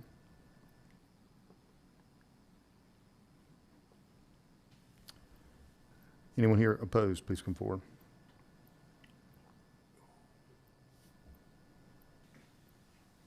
Good evening. My name is Devin Zipper. I live at 1690 Blue Jay Road. If you were to pull up that conceptual map that Mr. Doug and Truett is talking about, there is a divided median in that conceptual plan. Though it may not be solidified right now, it is being talked about. With the road not now being considered to be four-laned, anytime I want to exit out of that driveway, my driveway, I will have to go right. I cannot go left. Getting in and out with any type of trailer, whether it's a boat trailer, camper, you name it, with that median encroaching on where I live, it's going to be hard for me to get in and out of that place. I'm not here to dictate what my family does with that property. I want to make that first and foremost very clear. I don't care whether he puts residential. I don't care if he puts businesses there. By my standard, if it's an eyesore, I have to deal with it. But when it comes time to impede on the functionality of my life and my family's life, I have a problem with that. If at any time it potentially can put my children or my wife in danger of getting on the road, I am going to step up and I'm going to do what's right for my family. That's what I'm doing here tonight. I do not like the concept drawing at all. I know it's preliminary, but the landowners that surround the property also needs to be considered. I know, Mr. Floyd has already made the comment tonight that he's not going to deny a landowner his rights. And I understand that, fully respect that. But you also have to consider the people around that is going to be affected. I'm one of those. My grandmother's one of those. Ernest Zipper, who's going to talk here later, is one of those. So I just ask you to please keep that into consideration, whether you approve this or not. If he's willing to sell the land, move the road over his way. He's already willing to give it up. My family's been here since 1752. I've never once in my life wanted to give up a piece of property. Not 1 inch, not 1 ounce, not one speck. I value what my family has had here, and I will to the day I die. So just please consider, when you think about what you're doing for him, please consider us that is around him. That's all I ask. Is it the road that we're building impacting you, or his development? That's what I'm trying to. So it's going to be whenever the I talk to you today. improvements to Blue Jay Road. He's going to have medians and turn lanes. Though he has 3 entrances, those entrances, the way it is drawn, does not benefit me at all. It hinders me. So I have to go down. I will have to go down with anything I pull. Doesn't matter what I pull. I'll have to go down to the Parkway or to Hodgeville and Blue Jay, hopefully get around that roundabout if it's big enough, and then I'll have to go back down to come home to Blue Jay and the Parkway to come home. Because Otis Seconder at that point in time will be unoperable. You've already said y'all are going to try to close that off. So I have no way to enter Otis Seconder. I'm destitute to the 2 options I have. Because he's going to space those cut-ins over, what, 1,600 feet? Is that what you said, Doug? Concept, so we don't know if that's what it's Yeah. gonna be yet anyway. Barrier, well, I won't get up to that this time, but you may be talking about the left turn storage pocket. We just put them arbitrarily. I mean, like I said, when a traffic study's done, they won't let a driveway, they'll try to line the driveways up across the road. We didn't survey across the road, we didn't do any survey. It was all based on area. But there is no median like it's further down on the other side of the bypass across from Creekview and all that. There is no raised median or anything, it'll just be a left turn pocket.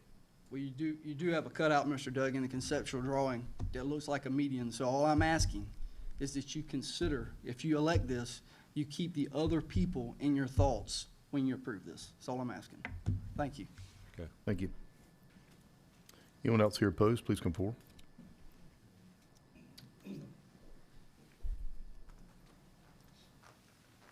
Good afternoon. I'm Alan Zipper, 1616 Blue Jay Road. Couple of things I want to bring up. I'm a little confused.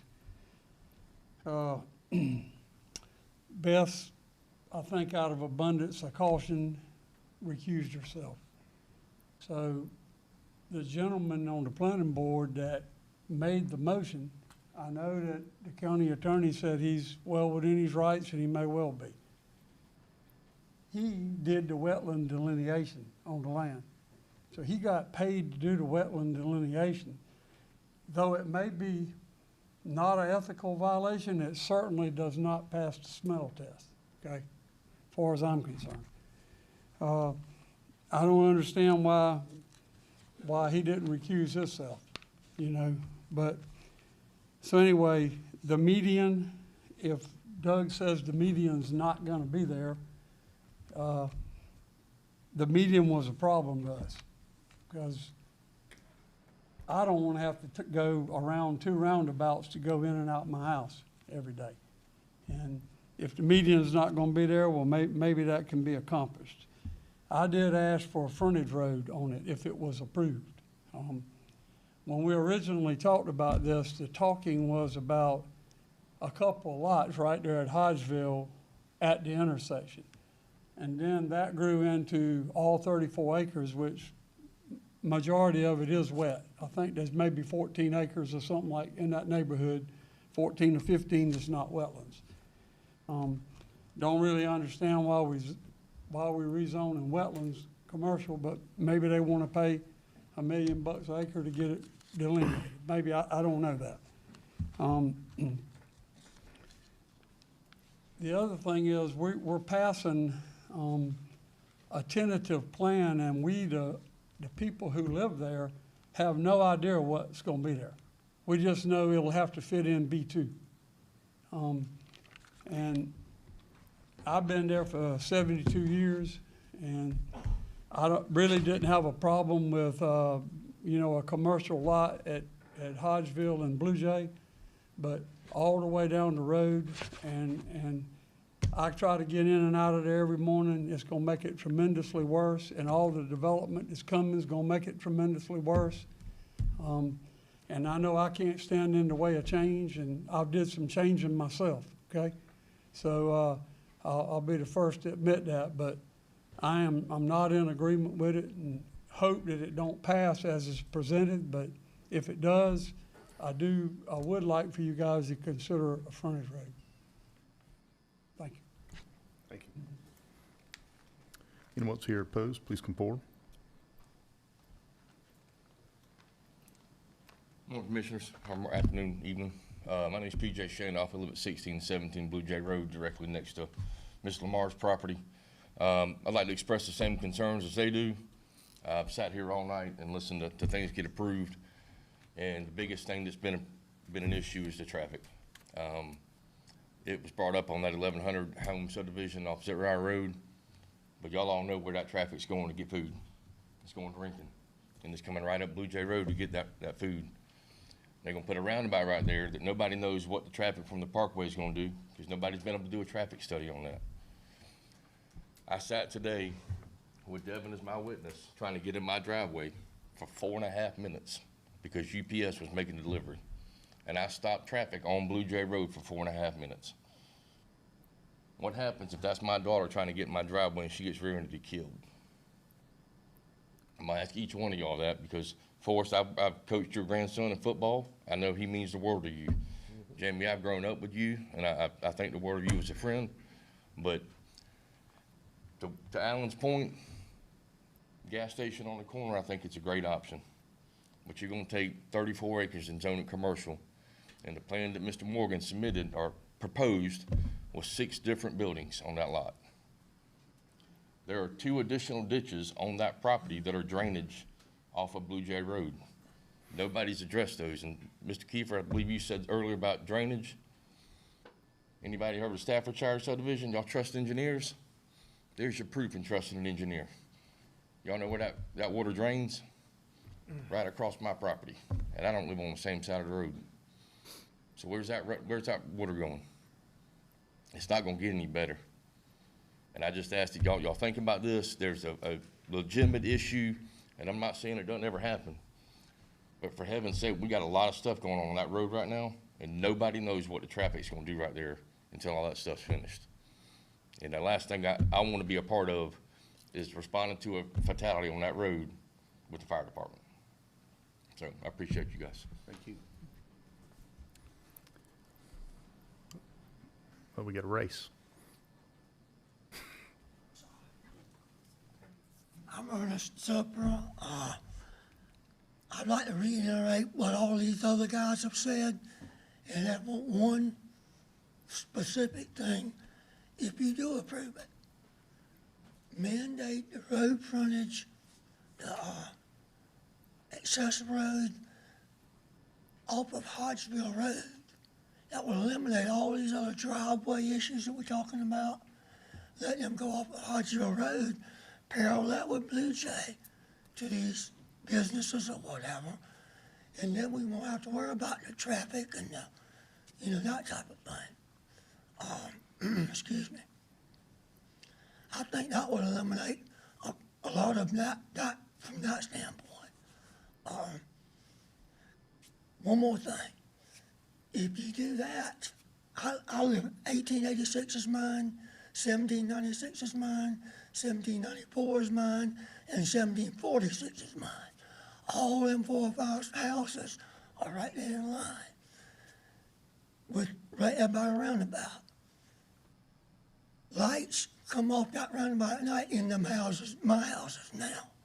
If you put all those other driveways there, and this is tribute maybe to you guys, you're gonna have that much more headlights shining in our yards and our homes and that kind of stuff. Another consideration. And I appreciate your time. Thank you, sir. Thank you for your patience. My name is Stacy Collins. I'm at 1613 Blue Jay Road, right next to PJ. And I know it's getting late. My biggest concern, of course, the traffic, everybody knows traffic, but the drainage specifically that I've seen on my property, and it's a new constructed home. We've only been there 1 year. I've already lost a 2-foot diameter pine tree that fell due to water on the back, the wetlands at the back of my property. I have another one I'm gonna have to have taken out to the tune of a couple grand to get it out of there. It's threatening my home. And for a tract this size to have that many buildings put on it potentially, commercial, when we already have the Staffordshire subdivision that has altered our drainage structure, we've got trees dying in there that were, as you know, pines are a little bit higher ground. They're all going back in there. And it's all moving to wetlands back in there. And that drainage is only gonna get worse because it's been redirected from Staffordshire, and then it's all going to where this property is located because it's all flowing towards Skinner. So I do have major concerns over the scope of it, the fact that we don't know what's gonna be proposed.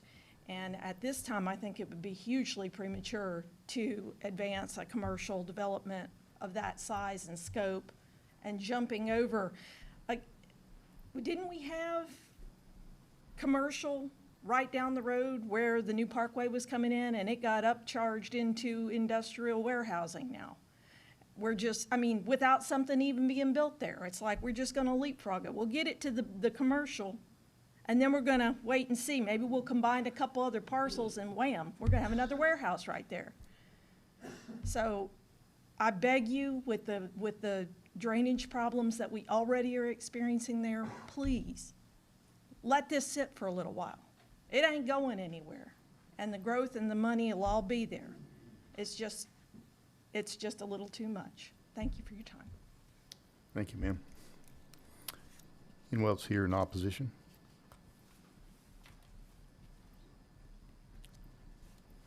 Being I see none, I'll close the public hearing, open up for discussion from the board. Well, this is my area, so I'll go first on this one. Put a lot of thought into this, spoke with Mr. Truitt about this.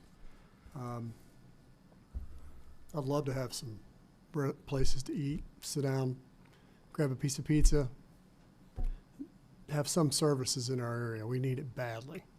But the state that it's in right now, like I said, we have no development plan, no traffic studies. It's too early. And to Mr. Floyd's point on property rights, I don't think a no tonight interferes with that, and I'll tell you why. A no tonight would mean he can still market it as commercial and still get somebody with an actual plan to buy the property and do something with it that we would know what was coming and can design around our neighbors in a way that makes sense. Right now, we don't know anything, and that's the scary thing for everybody around, including me.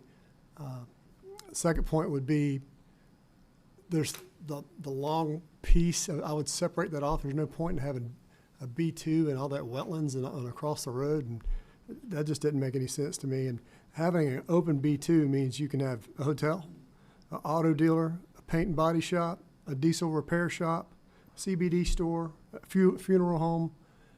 It opens the door for a lot of weird things over there, and I don't think we're in a position to just openly give it a B2 at this point. We need something to where at least we know some indication of what's going on over there.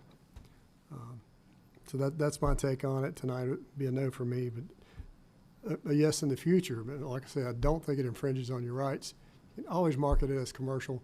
Find somebody that's going to be developing it, and then we can work with everybody to take care of the driveways, take care of the wetlands issues, the drainage, and all that all at once. But right now, it's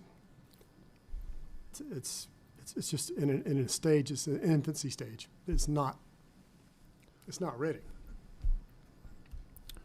What are your thoughts about the encroachment on Hodgeville versus Blue Jay, just as a suggestion? You know, really would go to what do they want to develop there? I mean, right now we barely even have a concept. I need to know what it is to see how that encroachment's going to affect things. It may need a frontage road. It may, just, without having any clue what it is, you can't even plan. Doug, I'm just curious, and you may not have looked into it. Like I said, I know we've talked about this as conceptual, but like what Mr. Ernest said, I mean, is that even a possibility? You know, frontage road on the Hodgeville side, I mean, does that even work in engineering world, or, I mean, would that even be an option? We showed an access coming out onto Hodgeville, but you have to Okay. understand, the roundabout that's proposed, Mm-hmm. papers to come into that roundabout, it has raised concrete medians well, and this one's a 3-leg. And you can only put driveways so close, and they gave up the right-of-way on the corner for the roundabout. So there is enough highland, they can get one access onto Hodgeville, but everything else was off of Blue Jay.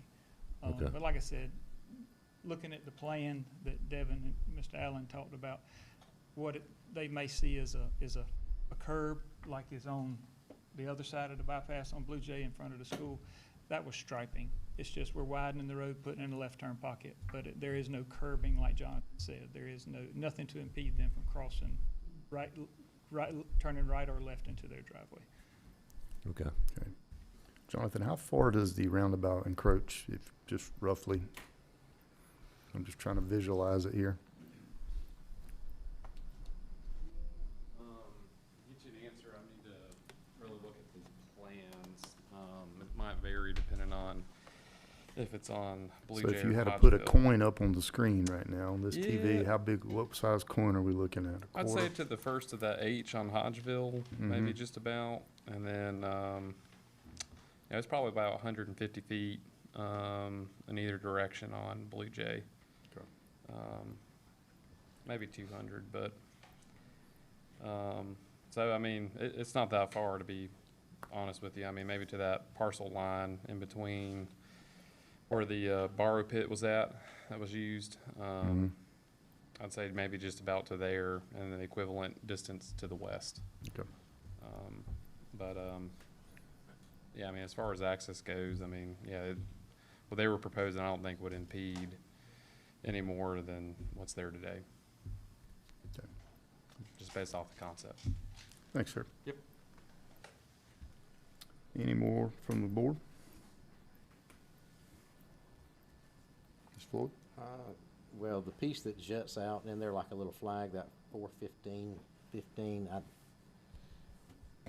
that concerns me. If it was just the frontage on Blue Jay, I could probably support it, but that piece shooting back in there, I don't see how that's usable for commercial amongst all that other property in there. I agree with that. And I think, again, I mean, I think it's commercial. I think it eventually will be commercial, but until the parkway's in place, we see what kind of traffic. There's no way to really do a study until that parkway's open. We have traffic flowing, I don't think. Well, I agree with you. I mean, I think that's definitely going to be something there, you know, with the location. And Gateway as But also, well. like Roger said, it could be marketed as commercial now, but Right. we don't really know what that traffic. The overlays for the commercial overlays, did we have that drawing up there? Yeah, there it is. Okay. It catches most of that on the Yeah, front. so that's the suburban node. Suburban nodes are about to be walkable, is that right? Kind of- Yeah, it allows some additional intensity. He can be able to be walk around the area there? Yeah, and commercial and that sort of thing. The standards on the commercial corridor should be limited to where you see the red line there down to just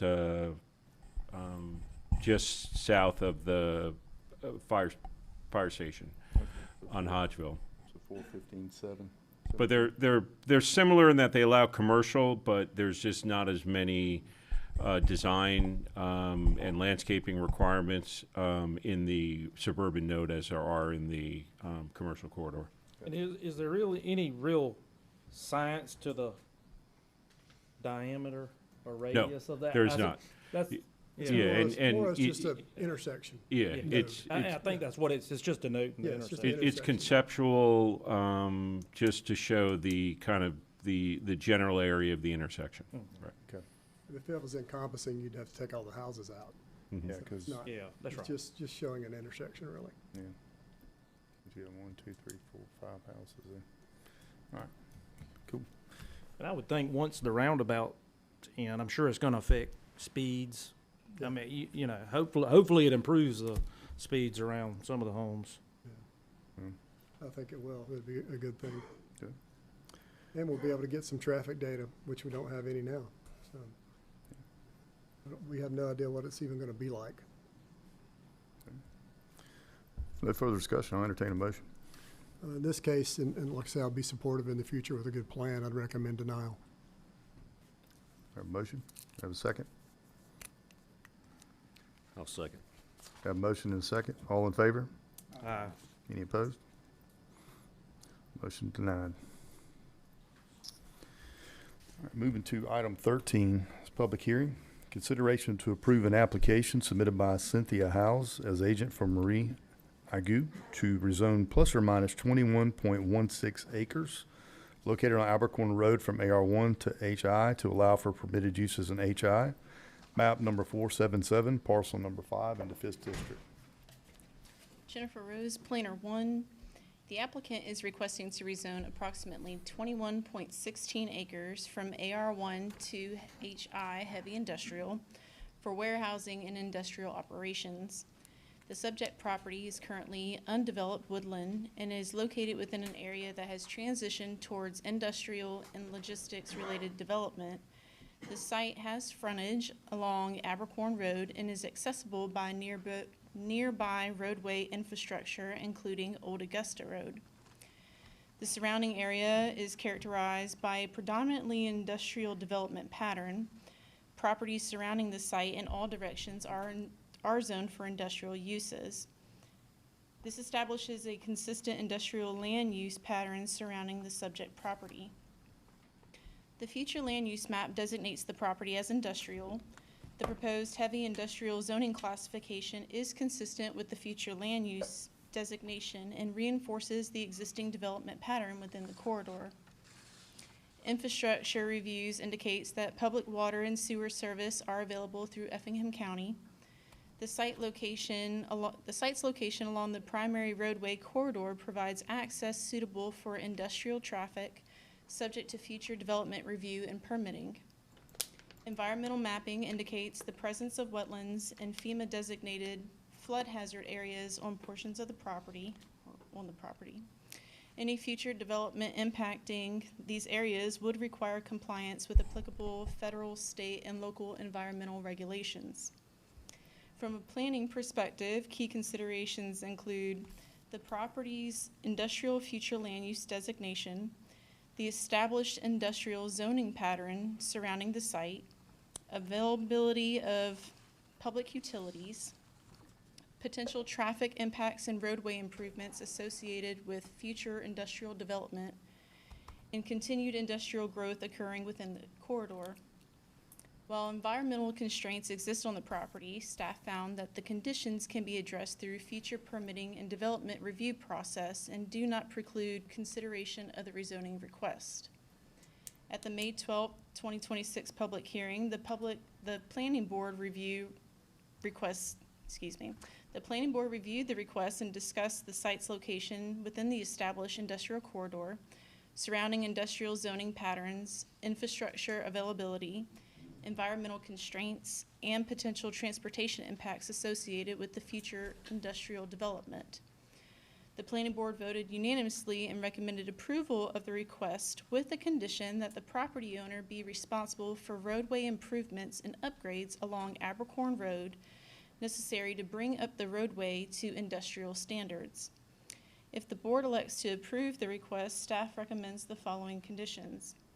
Development shall comply with all applicable federal, state, and local environmental regulations, including wetlands permitting. The development within the floodplain area shall comply with the Effingham County flood regulation. And the property owner or developer shall be responsible for any roadway improvements or upgrades required along Abercorn Road to accommodate industrial traffic and bring the roadway to applicable industrial access and development standards as determined by Effingham County. I'm available if the board has any questions. Very good. Thank you, ma'am. The applicant has anything you want to add, please come forward.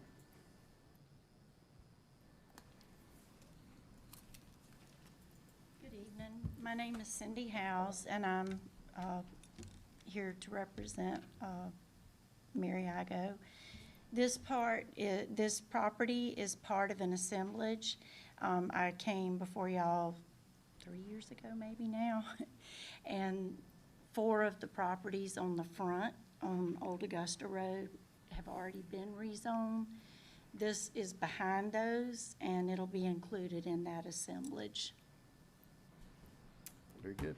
And the wetlands has already been done. We've got the wetlands permit. So the one on the corner is the next one that y'all are Mhm. gonna talk about, and Matt is here to talk about that too. But all of these properties are in the same assemblage. Just complete the puzzle. Yes, Got it. yes, everything around it's already industrial, so. Is there a wetlands map that's been delineated? 'Cause what we have shows it completely wet. Yeah. Yeah, I was gonna say I'll let- Yeah. Hi, I'm Matt Kuykendall. I'm with the buyer on this lot and the other 5 up front. We're rezoning this one and the one on the corner. We have gotten a jurisdictional determination. It is not all wetlands. The court determined that these were actually non-jurisdictional wetlands on the site. It's not connected to a navigable water. So the idea on this assemblage is that it is in the future land use zone. We're targeting an area that we would expect to be planned for industrial development. We do have some challenges that come with the site design, wetlands obviously, but also the flood zone. And we are working through the engineering to make sure that those do conform with county regulations along with federal regulations. Can you share those maps so we could see? I don't, I mean, Any maps? I can, yes, but I don't have them with me. So I recall it coming up before and there was wetlands on it, but I don't know if that had been redelineated or changed since then, or? I'm not aware of that, but It was like a whole piece, but. we received a Yeah. jurisdictional determination for all these lots in May, so it'd be pretty, March. Oh, March of this year. Of this year. Oh, so it's been It's very redone recent, since, yeah. so, okay. I think Chesterfield brought this before it's also. And I and think no they were variances, right? I think they were that 477, Yeah. 10 and yeah. 9 next door. And no variances, right? I mean, just straight rezoning. Straight rezoning. Okay. Variance requests associated.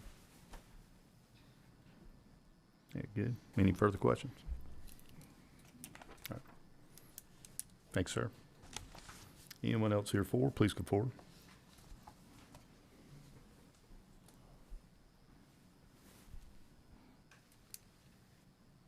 I'm Connie Ryder. I'm the landowner at 1827 South Old Augusta Road. And I just want to make sure that this rezoning takes effect at the point of sale, at the closing. I don't want it going commercial or heavy industrial while my children are still there. Mhm. Can we make it effective at the closing? I don't know. No. I'll be honest with you. The I the think it's reason not I'm sure. asking, Your the taxes would property reflect, taxes yeah. are prorated on this. Is that, I believe that was something you have to take up with your buyer on that. Is that part of the conditions? It's not part of the conditions of the, because I know Okay, this so property's been, Don't make that determination. no ma'am. Think so? I know a lot of this property's been held for a while under contract, on the frontage there. So that was something that came to mind, exactly what you're speaking of right now. But it's, the process has to go. A potential option would be the zoning change is, one of the stipulations in any of these zonings is that they don't take effect until the property is recorded. And so if they, but are there, would that be on this one as well, or no? Because they're not changing the, They're probably gonna recombine, right? yeah, I mean, Yeah, I would imagine they're gonna recombine all those lots up front. so that'd be after, okay, so there's no way around it, okay. Yeah. I thought I had an idea, but I don't, so. I thought in my head. The basis for the property tax is as of December 31st, right? That's right. So regardless, following if year. it was zoned industrial for a short period of time this year, it's whatever the zoning is December 31st, Of right? the previous year. So, I mean, so meaning that Oh, I see, yeah. if, let's say let's say they would close tomorrow, it would be based on the assessed value at its current zoning, whatever the conditions were on December 31st of 2025, or January 1st of 2025, however you want to look at it, or 2026, however you want to look at it. So but if it's the following, if it doesn't close to the 2027, and it's rezoned prior, and it's recorded prior to that, then it would be under industrial. Yeah. Is there an anticipated close date? Yeah. Yes, it'll be in 2026. It will be in 2026, yes.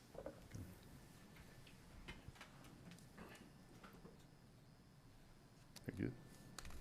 I take it the owner's just concerned about a hiccup. Pretty good one. It's a lot of difference in tax. Well, it is, yeah. Yeah, that's 100% assessed at that value. Very good. Anyone else here for? Anyone here opposed?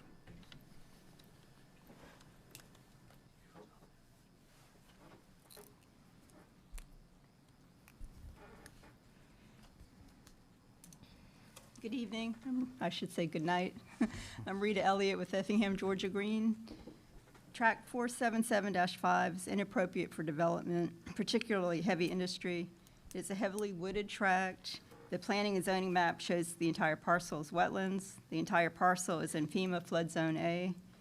Warehousing and industrial will mean that the area will no longer filter stormwater going into Abercorn Creek, a source of our drinking water. Warehouse and industrial increased flooding as tens of thousands of gallons of water will no longer be absorbed by the trees that are currently there. So planning and zoning documents admit this problem, saying that, quote, wetlands and floodplain areas on the site will require careful site planning and management and stormwater management. We have all seen examples of careful site planning and stormwater management that have failed in our county, and you heard that several times tonight with Staffordshire.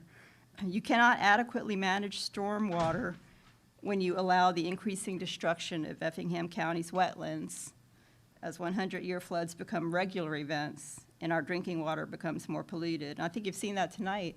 You know, every single thing that's come up tonight has mentioned wetlands, and we're just chomping away at them. We're nibbling away, and we're taking big bites out of them away, and it's cumulative. And that's why people are complaining. They're getting flooded out because of every decision that gets made is contributing to our decrease in wetlands and the protections that they offer us.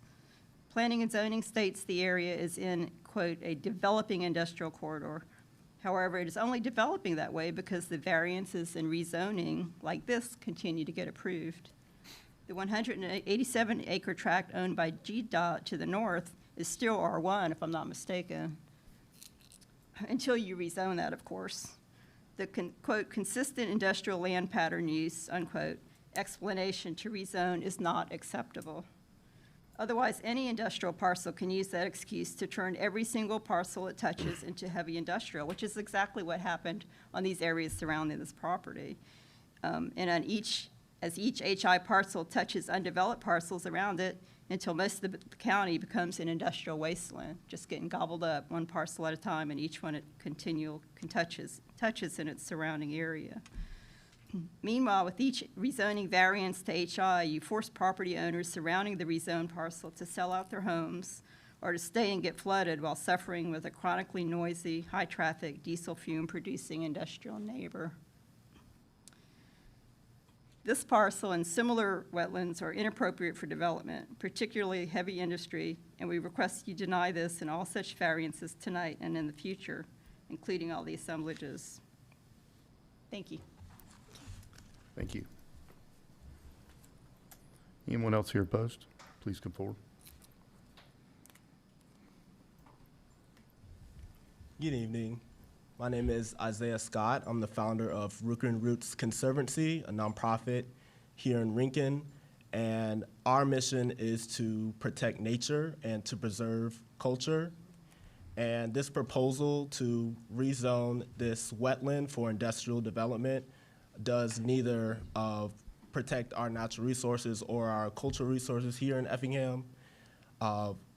wetlands, we all know how important they are for us, but they're also home to hundreds of different species of wildlife species, plants and animals, and many of which aren't found anywhere else in the world. I own 16 acres of wetlands in Rincon, and there's been over 100 species of birds that I've seen in less than 5 months. There's dozens of reptiles and amphibian species.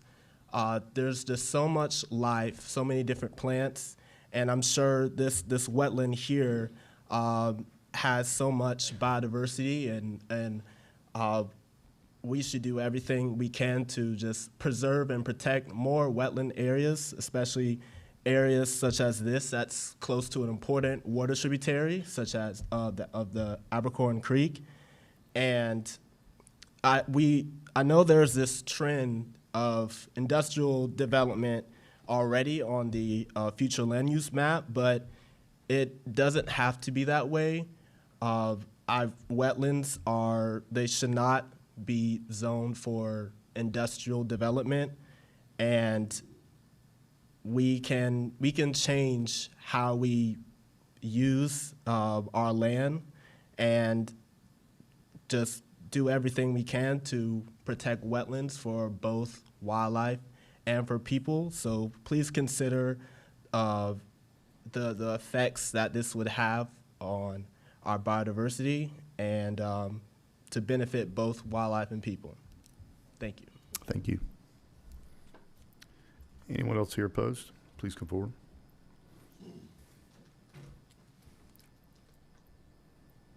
Tonight, I'm staying up late tonight. My name's Dan Elliott. I'm president of the Lamar Institute. We're a nonprofit organization. I'm also an archaeologist. I did in the late 80s, we did a survey of Abercorn, the village of Abercorn, which is just to the right on the screen here. And we found a Revolutionary War fort on that the pink DOT land there. Back then it was paper company land. That the village of Abercorn is older than Ebenezer. It was a pie-shaped system of pie-shaped wedges that joined pretty much where come down to where the bend is, where the boat landing is, just upstream from where the water intake is for our drinking water. Anyway, there's a colonial town there. I just want to throw in, echoing all the natural reasons not to build it. There is a cultural area there that needs to be considered. And that's all I have to say. Thanks, sir. Anyone else here opposed? Please come forward.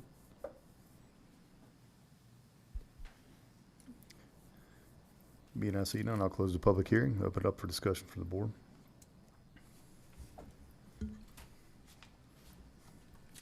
Keep it. Yeah, I'll yeah, get it started on it. No, I appreciate the comments. I do realize on the historical significance is, you know, we have the landing right there that we want to improve and make it more usable. The issue really is this property is just surrounded. It's just, I don't know how in good conscience I could not. And now, also on the stormwater, Tim, this will be in that increased stormwater. Correct, and so they're going to be, we have increased stormwater requirements in an agreement with the city of Savannah that go above and beyond the current stormwater manual on this, and I just don't know the exact details of it, but it'll be subject to it. Yeah. And again, this property, and correct me if I'm wrong, was originally to be combined with some other property, and I'm trying to remember back. We have so much. With 2, 3, 4, and 5. Yeah, and with whatever happened, you know, this property owner is now sitting there, kind of out to dry, if you will. She originally was going to come through with those and pulled out at the last minute. Okay. Yeah. But now she's. Yeah. Yeah. So that's kind of the background. I don't know if y'all have any thoughts. I'll pass it on. I have several thoughts. of I know course. you do. I'm ready for them. I understand this is developed and I understand it's in the node, but I think that you say, how can you deny? I think you can deny it because of where this one in particular is. It is on a dirt road at the moment, which I know that they've said they would. It's already paved Yes, now? ma'am. Okay, and I rode down it the other day. Well, it's not so it's not a heavily improved. No, it's It just basically covered. There will be no access from Abercorn Landing Road, right? Yes. If they do, yeah, they will have to Okay. bring it up to standards if Okay. they do. Okay. Yeah, no, that whole area will have to be improved. Yeah, as of right, we have had conversations, preliminary conversations about accessing it, and the agreement that we would come with is that if we are going to access it after Abercorn Road, we are going to be responsible for Bringing it up to fortifying standard. standards for Okay. truck traffic. Well, that just adds to my complaint. Because that means more will be destroyed. Impacted. I think going down that road is a different matter. As much as I'd hate to say that piece that's on Old Augusta, and I don't know that I would vote for it, to be honest, but at least it's falling into that. But now you're encroaching more. Mm-hmm. And The piece behind it already is industrial. well, The piece behind it. and it may be, but there's got to be a point, and I mentioned this earlier, there's got to be a point where we stop messing with nature somewhat. And I know you say it fits all in, but that doesn't get away from what's been destroyed. I rode down that road the other day, our county sign, I didn't see it to begin with, because they couldn't put it in the ditch because it was so much water, they had to put it up this way. Because it's wet. I'm not saying, and they probably could have stuck it there in the ditch in the water, but what I'm saying is it's wet. This is a wet area. And I just think moving, I just hate to see it pull down there. And even that industrial area that's already there, they're not coming out on Abercorn Road, right? The what now? Say that The again? industrial area that's behind it. It just so you know, they have not developed that Have not property at all. developed that yet. It's actually still, it's zoned industrial, but it's still a residential unit. Okay, well, thank you then. Well, in any case, we're not having trucks on Abercorn Road. We've got 2 landings in this county that access the river. One is Tuxie King, the other is Abercorn, okay? And we're getting ready, because I asked them to give me that figure, we're getting ready to spend $2.3 million on that landing, okay? To make it more beneficial.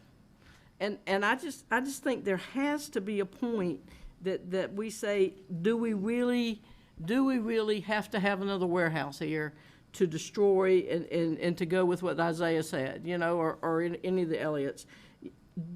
Can't we just say, we don't need this acreage and we can leave it alone and let it just remain what it is? I just feel like, we're just, I'm back on my future business. You know, we can't keep destroying nature in terms of what's making that water that's going into Abercorn, or the Savannah River, or wherever we're going with it.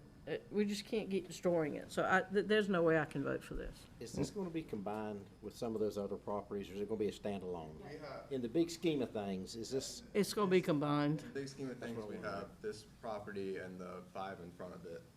Big end? I can't see on your side. What's Yeah, the 4775 and then the ones in front of it. Okay. The 2, 3, 4, and 5. So will Abercorn be a truck route or truck access for this then? Yes. Abercorn Road? If they have an entrance, they will have to improve it for the entrance only. And so therefore it wouldn't have to be declared a truck route because it's for, it's for entrance. Can we make them have access off of Old Augusta? We could. Yeah. Would that be done at the recombination though? It would have to be done at the recombination think we can make because that condition. because We've got to, 4775 does they've not got have to access to Old maintain. Augusta. Yeah, I don't know. Or I guess at the site But, plan. I mean, a condition could be put on there about the access on access. I don't know, maybe Jonathan wants to add something. I do, if you don't mind. So we've got the roundabout being constructed right now. on Logistics Parkway in Old Augusta. Some of the concern that we had was, you know, specifically those parcels 5, 4, 3, 2, and then, you know, there's that other residential parcel on there as well. I mean, I think they're looking to, you know, combine that, right, to make warehouses, at least on the frontage. And so some of the thought is in order to give them better access, full access there, that, yeah, they would be looking to try to utilize Abercorn Road, just to limit the number of driveways that are there. And then also to be able to give them full access as well there, because you've got just like we were talking about on, Blue Jay Hodgeville, the concrete medians, how far they extend out. We were wanting to make sure that was farther out. So, giving them that intersection of Abercorn Road and Old Augusta Road, looking at it, made a little bit more sense to let them do that, because it would be safer, versus trying to have multiple driveways in addition to Abercorn Road right there. So, looking at it from an engineering lens, I would recommend that they do have the access off Abercorn Road. Well, if it's gonna be combined, why couldn't you put them on the access on the roundabout at Logistics Parkway? This is gonna be one big. They don't, and that was also brought up, they don't own the warehouse, the property that's directly in front of so which Logistics ones? Parkway. They only have 5, 4, 3, and 2. Correct. I see. Yep, that was an idea that was thrown out. Contract, right? Oh, so all the others, but they, That was an idea that was thrown out, but it was a private, you know, agreement that was Yeah. gonna have to be made. I don't think that got ironed out or was able to come to agreement I mean, that's between not the two up to parties. us, but. But anyway, I just wanted to shed some more light, on that. Thanks, sir. I don't like it all. One more I, comment I wanna make. Whenever we say our, it ain't ours. Somebody owns that. And with us allowing everybody around it, we basically condemn that piece of property to be of no value. So, I think that should be taken into consideration for the landowner as well. I have no problem with this being industrial along there, but Beth made a great point. If we're gonna improve Abercorn Landing and to make that a truck entrance for a warehousing development, I have a problem with that. And part of me has regret that we're so close to the creek over here. This is not here nor there for this thing, but I hope in the future we could work together as a board and come up with some big buffers for anything near a body of water. I mean, some really aggressive buffers to keep them away from creeks and true bodies of water. But I know the wetlands that get delineated, that's up to the course, not us. That's a state thing. But for a genuine body of water, I'd love to have some large, way beyond what we regularly do for our industrial, if you're gonna put something near a creek. And that's just neat, like I said, that's off topic. Is there another, I guess there's really no other avenue.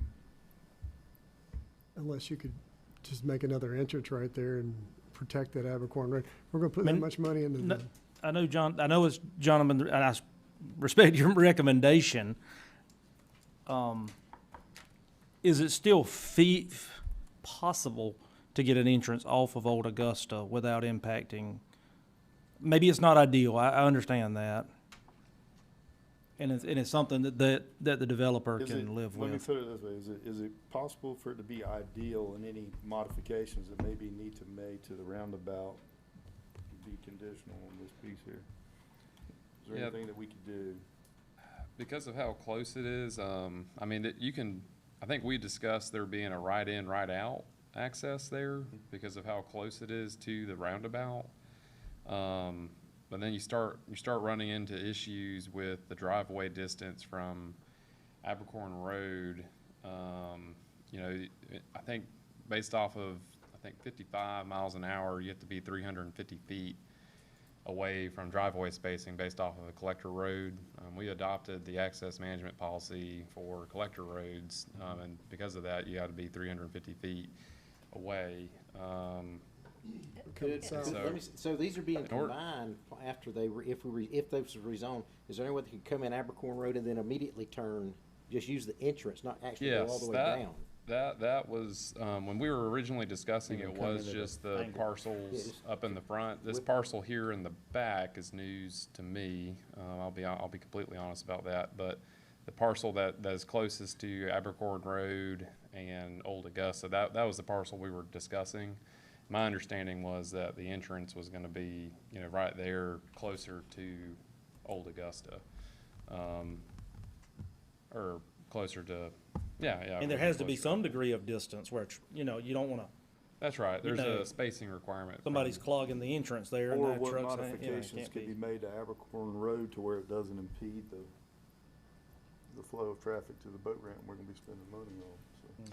Well, I would say this, I mean, if they were to do this, let's say if it were to get approved, I mean, they would be making wider lanes, right, for Abercorn Road. Could it be possible you did a 2-lane road or 3 initially with a right hand into their place and then the other one's just a straight? Right, and then again, we would have to go through that, right, we would look at, you know, decel lanes and turn left lane, and Right. there'd be a traffic impact analysis that we would use to verify if that's needed. Most likely it would be, especially the decel, maybe not the turn left, because, you know, there'll be a turn left to come out onto Abercorn. But anyway, there would be a decel, so,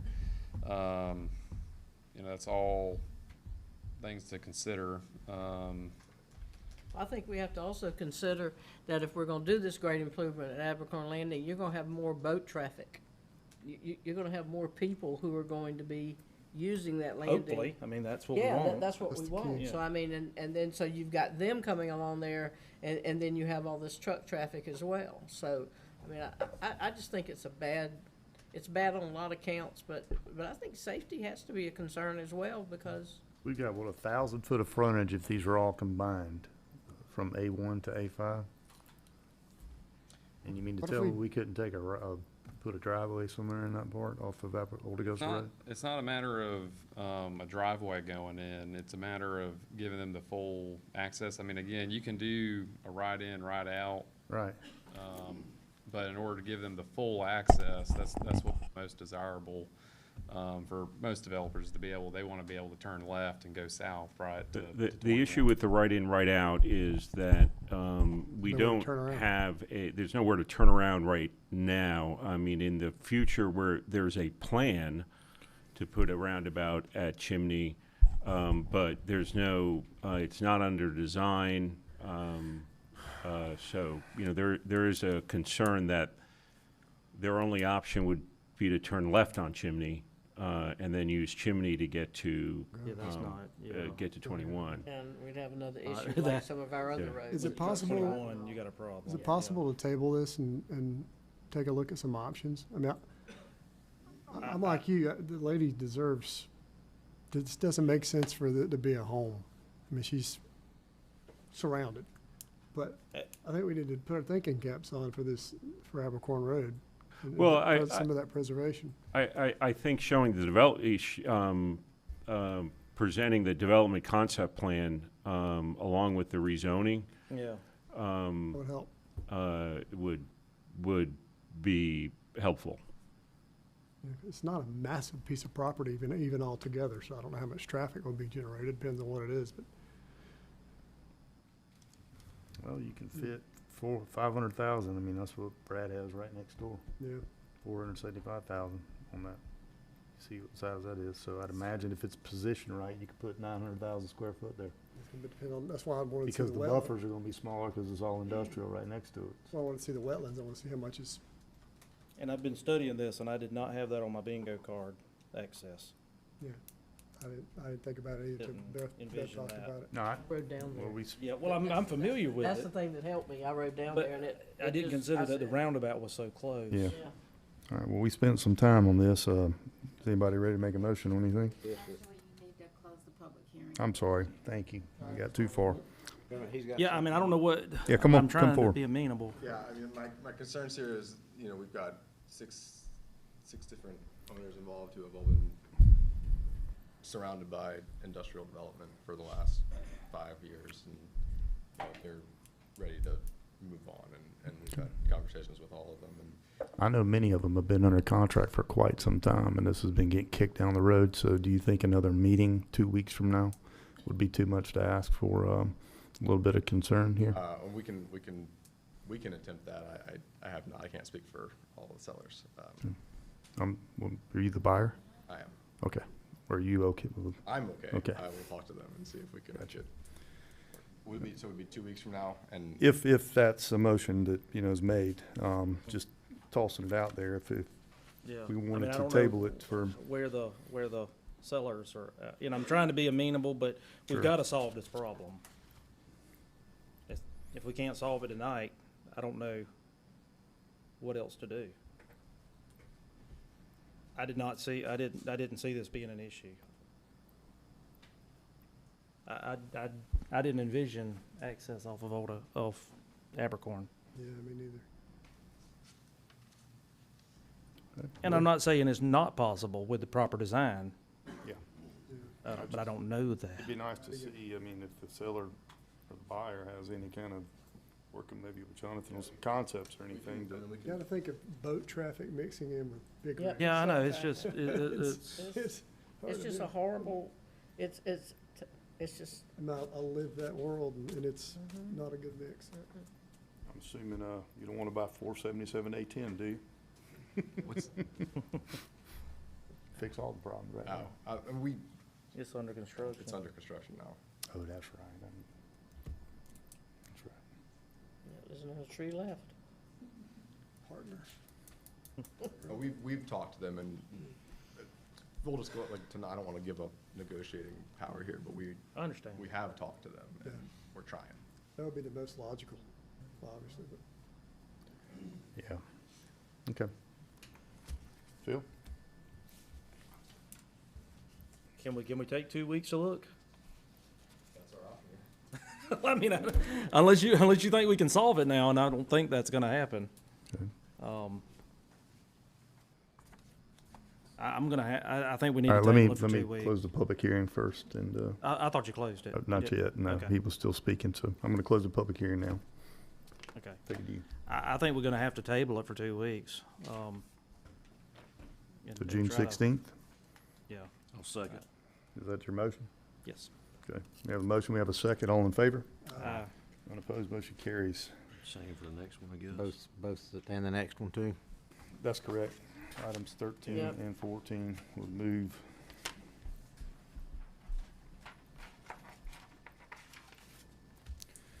All right, moving to item 15.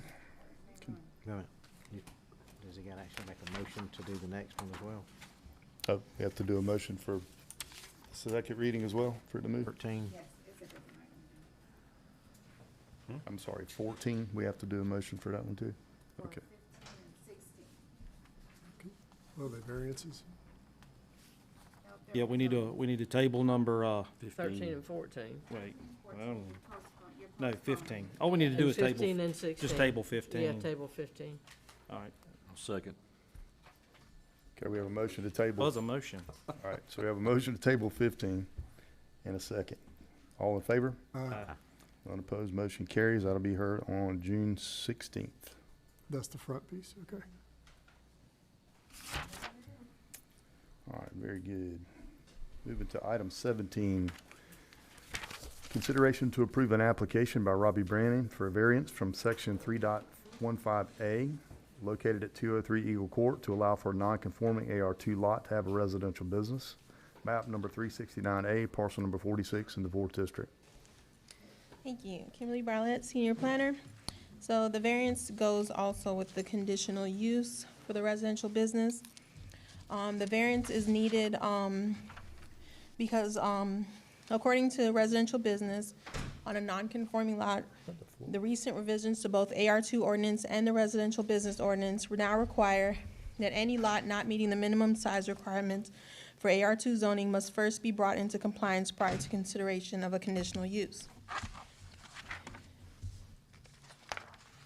The applicant is requesting approval of a conditional use to operate a home-based florist business within an this is not within an accessory structure that's been changed to be within the home. The applicant currently operates a florist business from the residence and is seeking authorization to allow limited on-site customer visits for order consultations. Business activities include processing flowers, creating custom floral arrangements. Products offered for sale include plants, fresh flowers, candles, and occasional related gifts. This was heard in April. Yeah, so I thought. The applicant did want to come back to address previous concerns with more conditions that have been added, which the new conditions would be all client visits will be by appointment only, and maximum client visits will be 2 clients per day, Monday through Saturday, 9 a.m. to 6 p.m. Thank you, ma'am. Applicant here, please come forward. I thought we had time limits on coming back. I think he pulled it, if I remember Oh, pulled, correctly. okay. Hey there, Robbie Brennan. Hey, Rob. The drawing that's on the screen, that's the original drawing, so that's not really based on anything I'm talking about tonight. But yeah, just basically, gonna use a portion of my home to keep operating like how I am. But this would allow me to actually have consultations and, like the new stipulation says, 2 clients per day. It would really help to get to this next level. And parking would be the same as last time, on site in front. I already do pickups with DoorDash curbside, so this will allow them to actually pull up to a designated parking spot and have a place to pick up the arrangement. And then also another stipulation, number 2, is maximum client visits. That's Monday, or 2 clients per day, and that's Monday through Saturday, 9 a.m. till 6 p.m.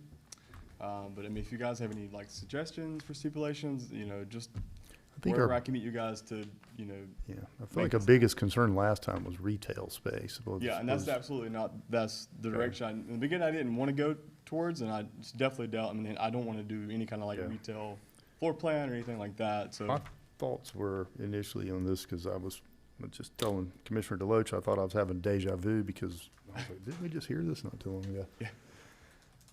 Was that you have a portfolio of things that you do, and you're bringing someone in to consult. I'd imagine you're probably, I'm guessing here, I'm not a florist by any means, but they have a predetermined arrangement that you may have a portfolio of that they'll be looking at. Is that Well, the accurate to a consultation degree? covers weddings, events, right now I'm working with the chamber and we're doing events with them.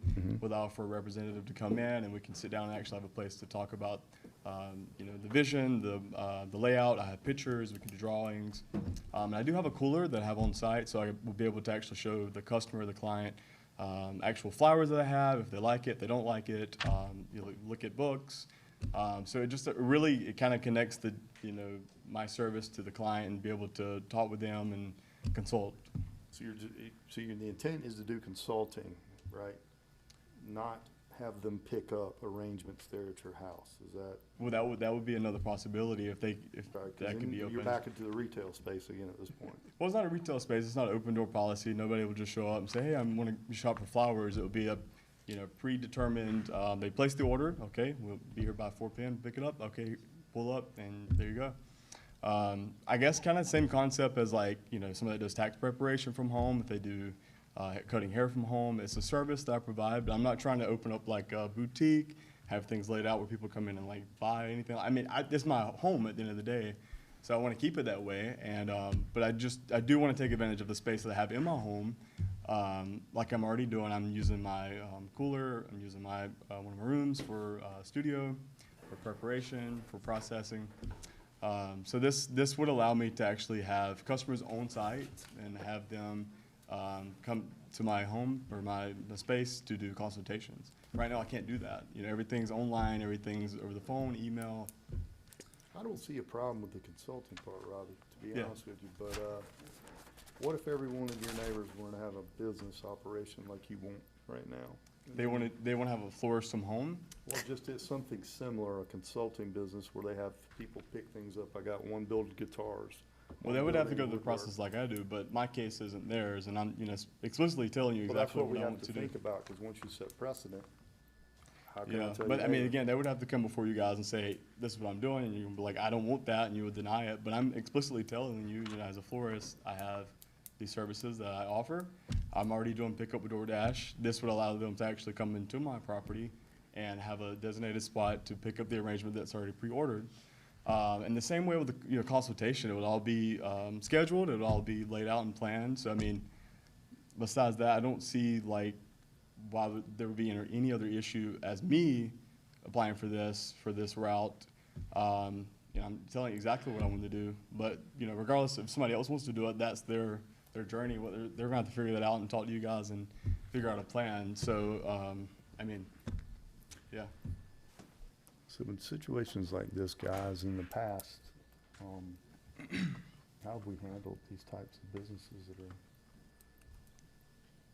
And that's why I've come back again with the stipulations, to try to work with you guys and say, hey, this is what I'm doing. This is I exactly how appreciate it's you laid out. being so. candid, for sure, Yeah, absolutely. for sure.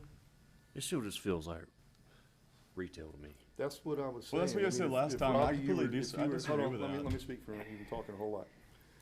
If I you- don't think as much, he's not trying to set up the boutique where people could come actually shop, like the. Right. It's not possible, it's Amazon my gets home. delivered, DoorDash gets delivered, somebody wants to swing by and pick up a flower. Right. And I don't want a bunch of people at my home. It's a residential area, and I respect that, and I respect my neighbors. I've never had any Did last complaints. What's that? But you did last time. With what? You wanted to do a retail operation out of your operation there. No. Like an actual boutique. Or whatever, it was gonna be more of a retail setup, it wasn't gonna be. Yeah, just but a- I mean, I guess my vision of that is not what you guys. I mean, there's a way I could have an actual boutique out of my home. That's just not. It's not rational. At the most, it'd be like a small display with like candles and like prepared gifts. But and I get that, so that's why I'm back today to say I don't want to do that at all. That small idea of having little displays, people walk in and say, oh, I want some balloons, I want some candles, chocolates, whatever. So- Yeah, I'm more- Aquila would like. Sorry, Aquila Wright, planning manager. So we conduct pre-application meetings, and during his pre-application meeting, he stated, I think where the disconnect is coming from is if someone were to have an appointment with him and order a bouquet, he does have additional things like, oh, I have some ribbons that'll make it look Add-ons. better, but it wouldn't be a storefront in which someone could just Google him and come to his I want house. ribbon, I got to go there and get my Correct. ribbon. But if someone is already there, then they can purchase an additional candle because they forgot it or something. And to put that into perspective, it's the same idea digitally online. They do that on the website. They place an order for an arrangement, and then right beside it says add-on. Would you like to add a candle? Would you like to add a bow? Would you like to add on chocolate? So it's the same idea in that aspect. So I'm not trying to do, like she said, I'm not trying to do the boutique thing where they walk in, oh, I'm here to shop like Hobby Lobby and pick out whatever. It's just simply adding on. Info. You have an LLC. I don't. I'm currently working on it. I'm in the process. What do you call your business? What's that? What do you call your business? Veranda Florals. Veranda, like the porch, is like kind of French, but Veranda? veranda with a V, V-E-R-A-N-D-A. Very good. Any further Occasion? questions for Robbie from anyone? No. Not right now. Thank you. Anyone here else for, please come forward. I can't hear what you're saying. If anyone here is for it, to come forward. And I see none. Anyone here opposed? Come forward.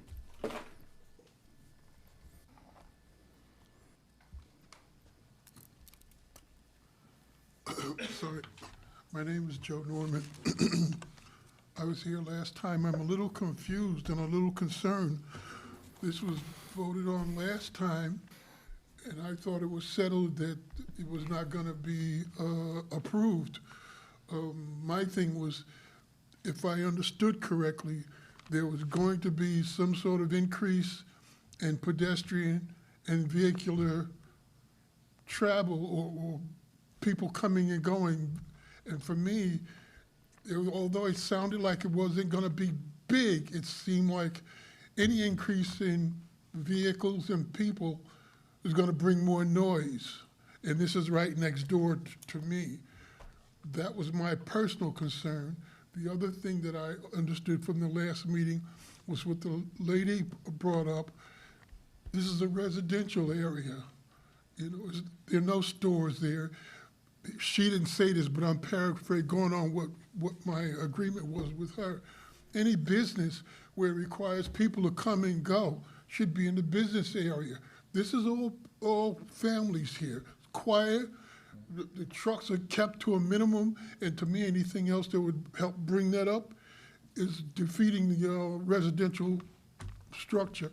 The other thing the lady said was, if you approve this, then what's to stop somebody else from wanting to open a business? How are you gonna say no if someone else wants to open a business? It's a residential area. I would just like to keep it the way it is, build up around us, but we're already here, and it's a nice, quiet place where you can come and escape and don't have to worry. And I hope you'll go along with your last approval. Thank you. Thanks, sir. Oh, is there a way there's gonna be voted on soon? I shouldn't be out after dark.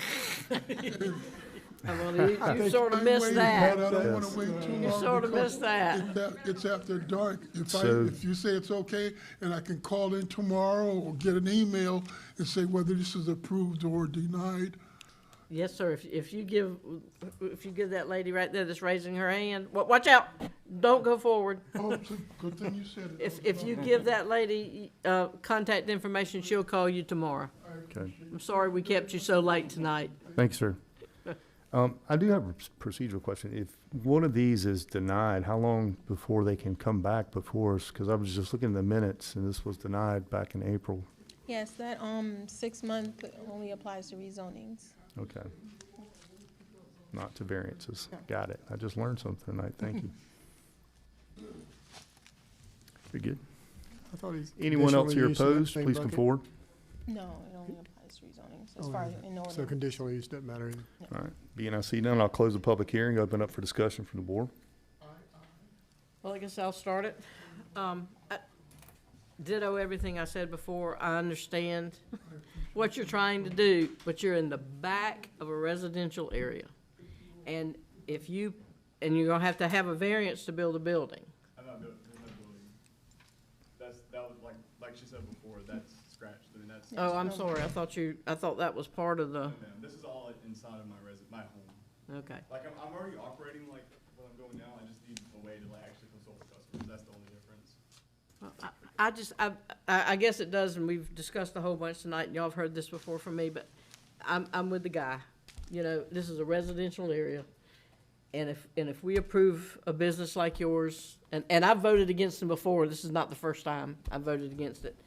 I just feel like it's a residential area. I guess if you've been doing to a point that you've been doing, I mean, I guess that's been allowed, but I can't see increasing it at all because it's a residential area, and I just can't see having a business in a residential area. I understand that, but, you know, that's why we have the stipulations, and I'm already operating as a home occupation, and I've had no complaints, and I respect, you know, his concern for disturbances, but there's virtually no disruption. Well, to my day-to-day. but were you were operating though technically illegally, right? No, absolutely. He was not? Absolutely not. What did he have established here? It's a home occupation versus a residential home Residential business. business. So home occupation would be just strictly consulting, Yeah, no yeah, customers. yeah. Yeah, just Yeah. something you conduct inside, like. Do inside, okay. Some you I'm never still know learning on if that. it wasn't a house. put it that Yeah, way. but I'm still, since you're changing it, I still can't support it because it's a residential business now, and What about like tax preparers and people that, I mean, I see people all the time, they're able to, and I'm not trying to like create an argument, but I just don't understand. I mean, I spent half a grand in this process and fees and trying my time, and I spent a lot of it entertaining this. And I'm just trying to figure out why, if this was something that was as simple as, no, we don't allow residential businesses, why would there pick one here, pick here, and this is, you know, we can't let you go to the next step. well, I'm gonna tell you, since I've been on this commission for a year and a half, I don't think I have voted, I did vote, I think, for somebody that was all, now, if you were sitting on, what's the road there? It was an AR1. Yeah, so like a salon. 5 acre If deal. you were on the side. sitting on Courthouse, Is that where it's coming off of? Off of Courthouse. Yeah, if you were sitting maybe on a corner lot there or something on Courthouse, where you wouldn't have people driving all the way back to your cul-de-sac. It's two customers, even at the, I- usually one, maybe, but, and it's only if I need it. Right now, it's like, if I need it, I should be able to have the option to have it, but right now, it's not like I'm having two people to come for consultation and pay. I am sympathetic with you, And I don't think but it's I'm a fixed telling you, issue, it's, or, I mean, I it's just at the don't- back, it's at the back of this. It's a cul-de-sac. I know, and you got to drive through the whole thing, so, no, I just, that's my statement, everybody else can vote how they want, but Okay. I can't support it. I can't support a residential, but keep All right. doing what you're doing, hope you find a place, one day. It's more economical. But I don't have the money to go out I'm- and retail space, so I'm working with what I have. know. Like I said, I've spent $500,000 on fees, and it's like, why is this even open, as a pathway if it's as simple as, no, we don't allow residential businesses? I feel like that should actually be something that's updated in the system. It's kind of archaic. And maybe we are. I hate that you feel that way, but I think everybody deserves due process, and that's what you've been allowed again. That's why you're able to come up here and Well, spend we half don't a even grand. have a motion on the floor yet as to which way we're going. Does anyone else have any comments on this? I do. You have a website that states hours from 9 to 6, 9 to 6, 9 to 8, Friday, Saturday, Sunday, Monday. There's nothing about making appointments. You have a Google presence and a website. With Google reviews, you're already operating a business there, according to this, and you'd be illegally operating a business. So you're illegally operating a business because you're not set, you've got everything shows that to come by and visit your business without having the approval. But I'm not opening up appointment only because I don't have. Does it say that on your website? I'm looking at your website right now, looking My at, address is not on there. do you live at 203 Eagle Court, Springfield, Georgia? That's on Google, where you put that on Google as a business. Google does that to identify for big. Only when you put your business on there. But you have to have a business page, and they either, I mean, I understand what you're saying. Yeah, if you've placed your business on Google, you put your hours there. Okay. I All don't right, know. I'm gonna reel this back in. Okay. Reel it back in. Anyone else have any more comments? I think he's trying to comply. We let people do taxes at their house. We let people do other business at their house. I can't imagine there's many people going back there to buy flowers, personally. If you had 3 kids, they'd be driving in and out of there. You got any kids? Well, there you go. But it's just, I don't think it's gonna be that impactful personally. But that's, again, that's my 2 cents. And again, it's the same delivery, the same route, the same schedule that I have for deliveries. Everything's still the same, so as far as like new traffic or whatever, it's all by appointment, it would all be contained and scheduled. And just like any other, like someone that does taxes from their home or does cuts hair or whatever, they're allowed to have that permit. I feel like I should be able to have that same access.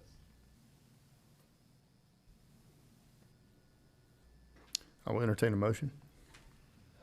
I'll make a motion to deny. I'll second. We have a motion, we have a second. All in favor?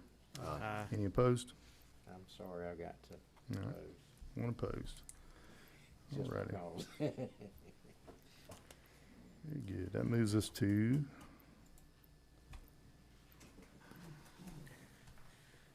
item 21.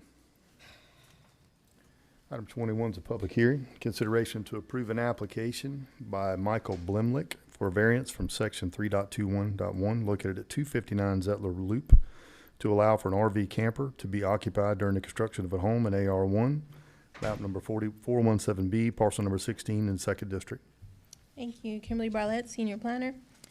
This variance request seeks to allow temporary residential occupancy of a camper during construction of the new primary dwelling. The applicant has initiated the building permit process for the proposed home and intends to reside in the camper during construction. The request is intended to provide temporary housing during the construction of a permanent residence. There was a code enforcement complaint regarding the camper on the property. Based on progress made toward compliance, the case has been closed at this time. The property is served by private well and septic.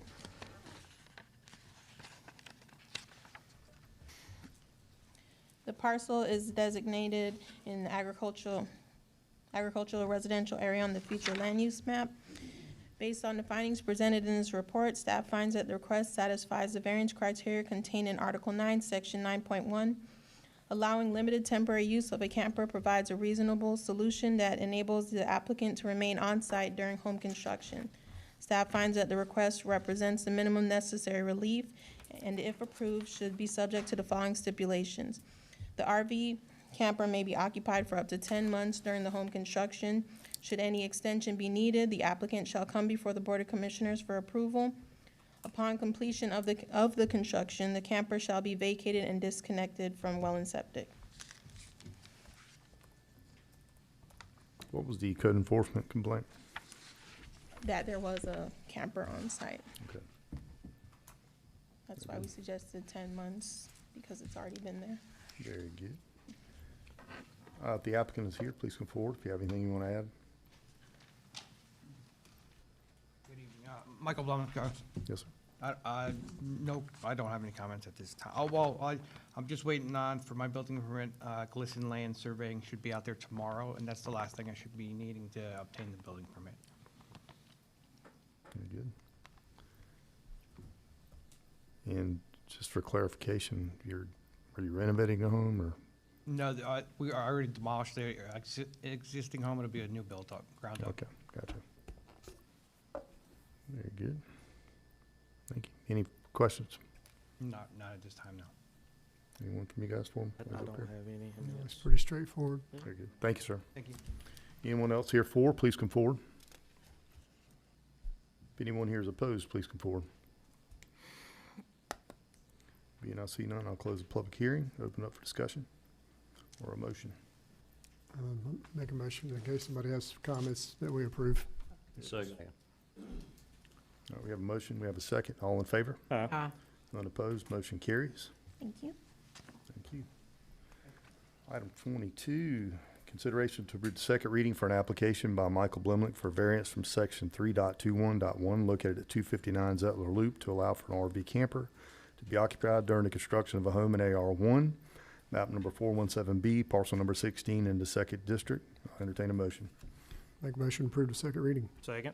Have a motion, we have a second. All in favor? Aye. None opposed, motion carries.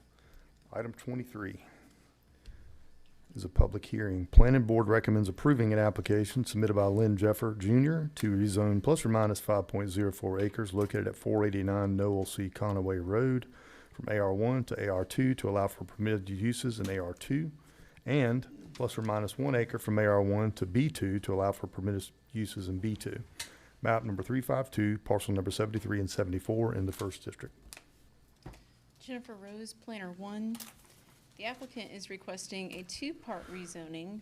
First, a rezoning from AR1 to AR2 for parcel number 352-74 to bring the parcel into compliance following subdivision, as the remaining parcel would no longer meet the minimum 5-acre requirement of the AR1 zoning district.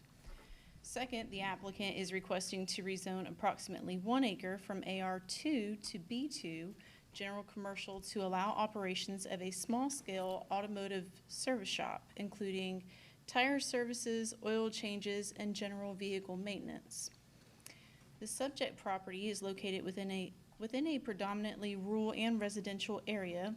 Surrounding zoning in the immediate area is primarily AR1 and AR2, with residential subdivisions located in every direction of the site.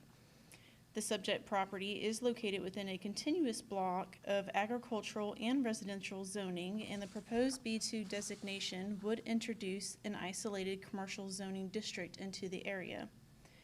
The future land use map designates the property as agricultural residential.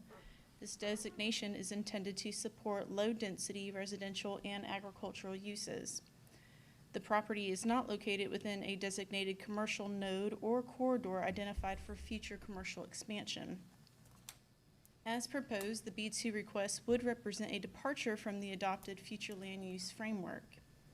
The applicant has indicated the proposed operations would employ approximately 4 employees and serve an estimated 15 to 20 customers per day. The existing structure on site was originally constructed as an accessory structure and would require upgrades to meet commercial occupancy standards, including ADA accessibility, commercial building code compliance, and fire and life safety requirements. Staff also identified several site constraints associated with the request.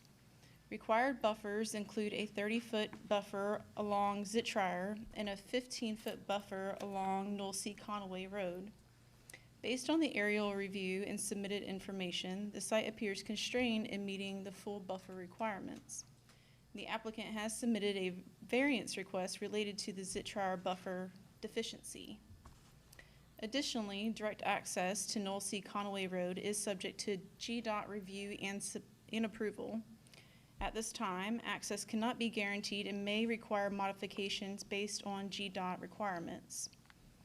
The site would also need to accommodate required parking, circulation, landscaping, sidewalks, and ADA-compliant parking standards within the limited acreage available. From a planning perspective, the board may wish to consider several factors associated with this request, including consistency with the agricultural residential future land use designation and the introduction of commercial zoning into an established rural and residential area, site design constraints related to buffers and parking requirements, and the potential for precedent regarding future commercial expansion outside designated commercial corridors. At the May 12, 2026 public hearing, the Planning Board reviewed the request and discussed traffic circulation, turning movements, and introduction of B2 commercial zoning within an area that remains predominantly agricultural and residential in character. Following discussion, the Planning Board voted unanimously and recommended approval of the request. Should the board wish to consider the approval of this request, the following conditions would be necessary to mitigate impacts. Installation of a 6-foot screen privacy fencing to reduce visual and noise impacts. Existing structure shall be brought into full compliance prior to occupancy. Access to Nolsey Conaway shall require GDOT approval, and if access is not approved, an alternative compliant access plan shall be required. Parking shall comply with all county parking standards, including required spaces, layout, and ADA provisions. All automotive materials shall be properly stored and handled in accordance with applicable environmental regulations. No outdoor storage shall be permitted unless fully screened from view. And staff is available if you have any questions. Thank you, ma'am. The applicant is here. Please come forward if you have anything you want to add.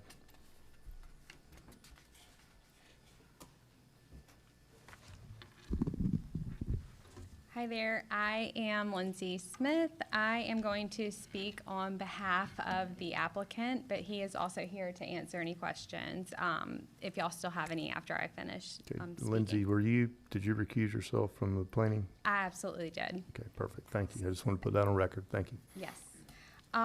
So I hope I can get through all this because I normally get asleep by like 8:30. So, and I had a lot of time to take extra notes. So, if y'all have any questions, I should have notes about it. We are requesting approval to rezone the property owned by Mr. Jeffers located at the corner of Zittrier and Noel C. Conaway Road, also known as Highway 30. It is situated at a roadway intersection and there is a stop sign. While the staff report characterizes this property as introducing commercial zoning into a rural area, the reality is that Highway 30 already contains multiple commercially zoned and commercially utilized properties. Along Highway 30 in Effingham County, there are 7 B3 zoned parcels, 3 B2s, and 1 B1. And as you all know, B3 is a higher intensity use than what he is asking for, and there are 7 of those. So obviously, the B1 through B3 uses already exist along this roadway. Just along this roadway, a few of those locations include Hodgeville Road and Highway 30, Jabez Jones and Highway 30, Nice Road and Highway 30. Just at Nice Road and Highway 30, there will soon be a Dollar General, which is only 1.5 miles away from his property. At Jabez Jones and Highway 30, there is currently a gas station, which is also zoned B2. So, other existing businesses include G&M Merchant and Guyton Plaza near Buckingham Plantation. So Highway 30 is already functioning as a mixed-use or transitional corridor rather than rural or purely agricultural residential roadway. This property, it was brought to my attention that it previously held a commercial zoning in the past. When Mr. Jeffers purchased the property, he actually had the property rezoned to acquire his residential loan, and it also made his insurance more affordable because he didn't have to pay commercial rates, which if you were planning to live there, that makes perfect sense. So this request is not creating a completely new commercial intrusion into an untouched area, but it is restoring a limited commercial use on a property that has previously supported commercial use in the past. It is also very limited intensity. He is not requesting for a shopping center or a large-scale commercial development. He is simply asking to have a small owner-operated automotive maintenance business utilizing an existing structure because, like you have heard several other times tonight, the timber and logging industry has diminished, and that is what his career was or has been in the past. So he's just trying to provide for his family at this point. So that's what he's wanting to do now. So it's an existing structure that's already there. He wants to serve a few customers per day. He's trying to run an honest business with the correct zoning, permits, and licensing, which in reality and ultimately is going to serve the county residents and bring revenue to the county by doing it with honesty and integrity. There's not going to be any outdoor repair activities. Everything will be performed within the bays. He is only asking for a portion of the property to be rezoned, so he's preserving the integrity of that AR zoning, and are rezoned to the B2. I should say he's, he is going from AR. Y'all know what I'm saying. Sorry, I'm delirious at this point. So he is only rezoning a portion of it considered for B2, and the business will operate during normal daytime hours, which will minimize impact on surrounding properties. I feel like that's all of the important. Oh, one thing I did want to ask, and Mr. Jeffers. I was like, he's gone. He got tired, he left. Oh, no. He and I have not discussed this, so unless he is opposed to this, I wrote this down quickly. I would like to ask for it to be conditioned that he does not have to do the sidewalks because to my knowledge, there's no other. It's at our discretion on that one. I was That's about to how say, it's written. if that's possible, because there's no other B2 zonings, or I don't even think B3 zonings that have sidewalks on that road. I guess, Lindsay, while you're there, and Mr. Jeffers. That's what I was thinking. There's none on that road, so if that's possible, that'd be silly. So you'd be doing oil changes and auto maintenance is what you're proposing. How do you mitigate, because cars come to you, they're not running. How do you get to I'm gonna let him. Hey, I'm Lynn storage Jeffers. solution, I guess, for non-running vehicles? First thing that comes to mind, and I'm not gonna put you in the same class, but I'm gonna just give an example of how Randy and Rhonda's used to be before Right. Keith cleared the property out, and there were cars lined up. That's more of a everywhere. storage facility. Right. I want a car to come in and go out. Same day. I mean, I'm not in the habit, I don't wanna work on motors, I don't wanna pull trimmings.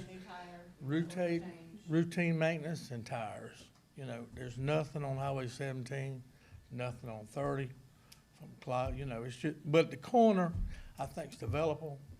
And I don't want 5 acres to develop, I just want enough that I can feed my family. 1 acre. I just want to understand. And the I've been business model. working off this property for 10 years logging, and that was just my toy shop. Now I sold my toys because I have no income because of the logging business. Well, we had 15 loggers in Effingham County, now we have 4 Yes, sir. since IP closed. I just wanted clarification on how your business model is gonna function to you know, mitigate that being a potential. Nobody's gonna drop off something and leave it, it's not run, it's gonna drive up there. Well, the gates is locked. I'm not gonna let people just drop cars off that don't run. They'll have to call, and then I'll be turning down some jobs also. Cause like I said, I don't wanna store 20 vehicles. I don't wanna store any. I want to pull in and out like the oil change place in Rankin. Let them come in, let them go out.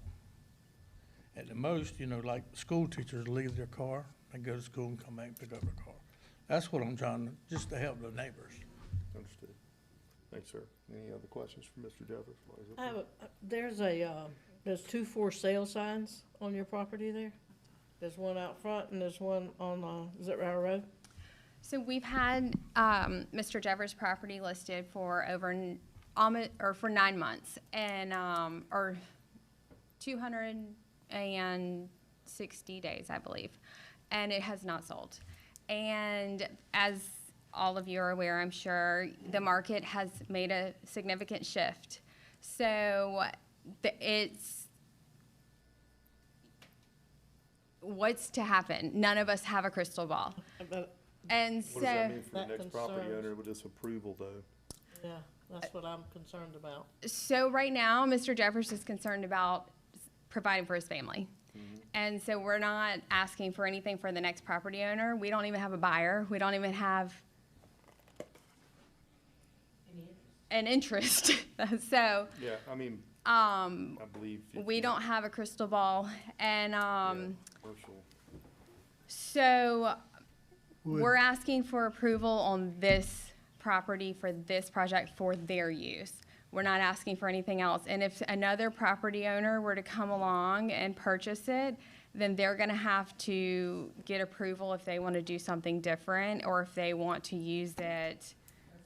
If they wanna change the zoning, they're gonna have to get approval. Like, we're asking for you to evaluate this project on its own merits. Condition exclusively for this use. That's alone. what I was just thinking. Would you guys have a problem with us conditioning that just for this use? No, sir, because there's water and sewage there. Yes, sir. And it would be easier for somebody to put homes there, since True.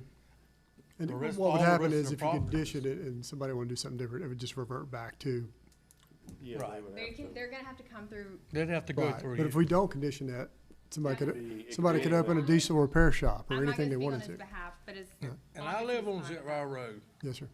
I'm not stopping progress. You didn't hear me speak against any of that. I know more about wetlands than half of them. But, they're building apartments across the street with me. I don't have a problem with that. Can't stop progress. That's what people don't understand. You can't choose your neighbors.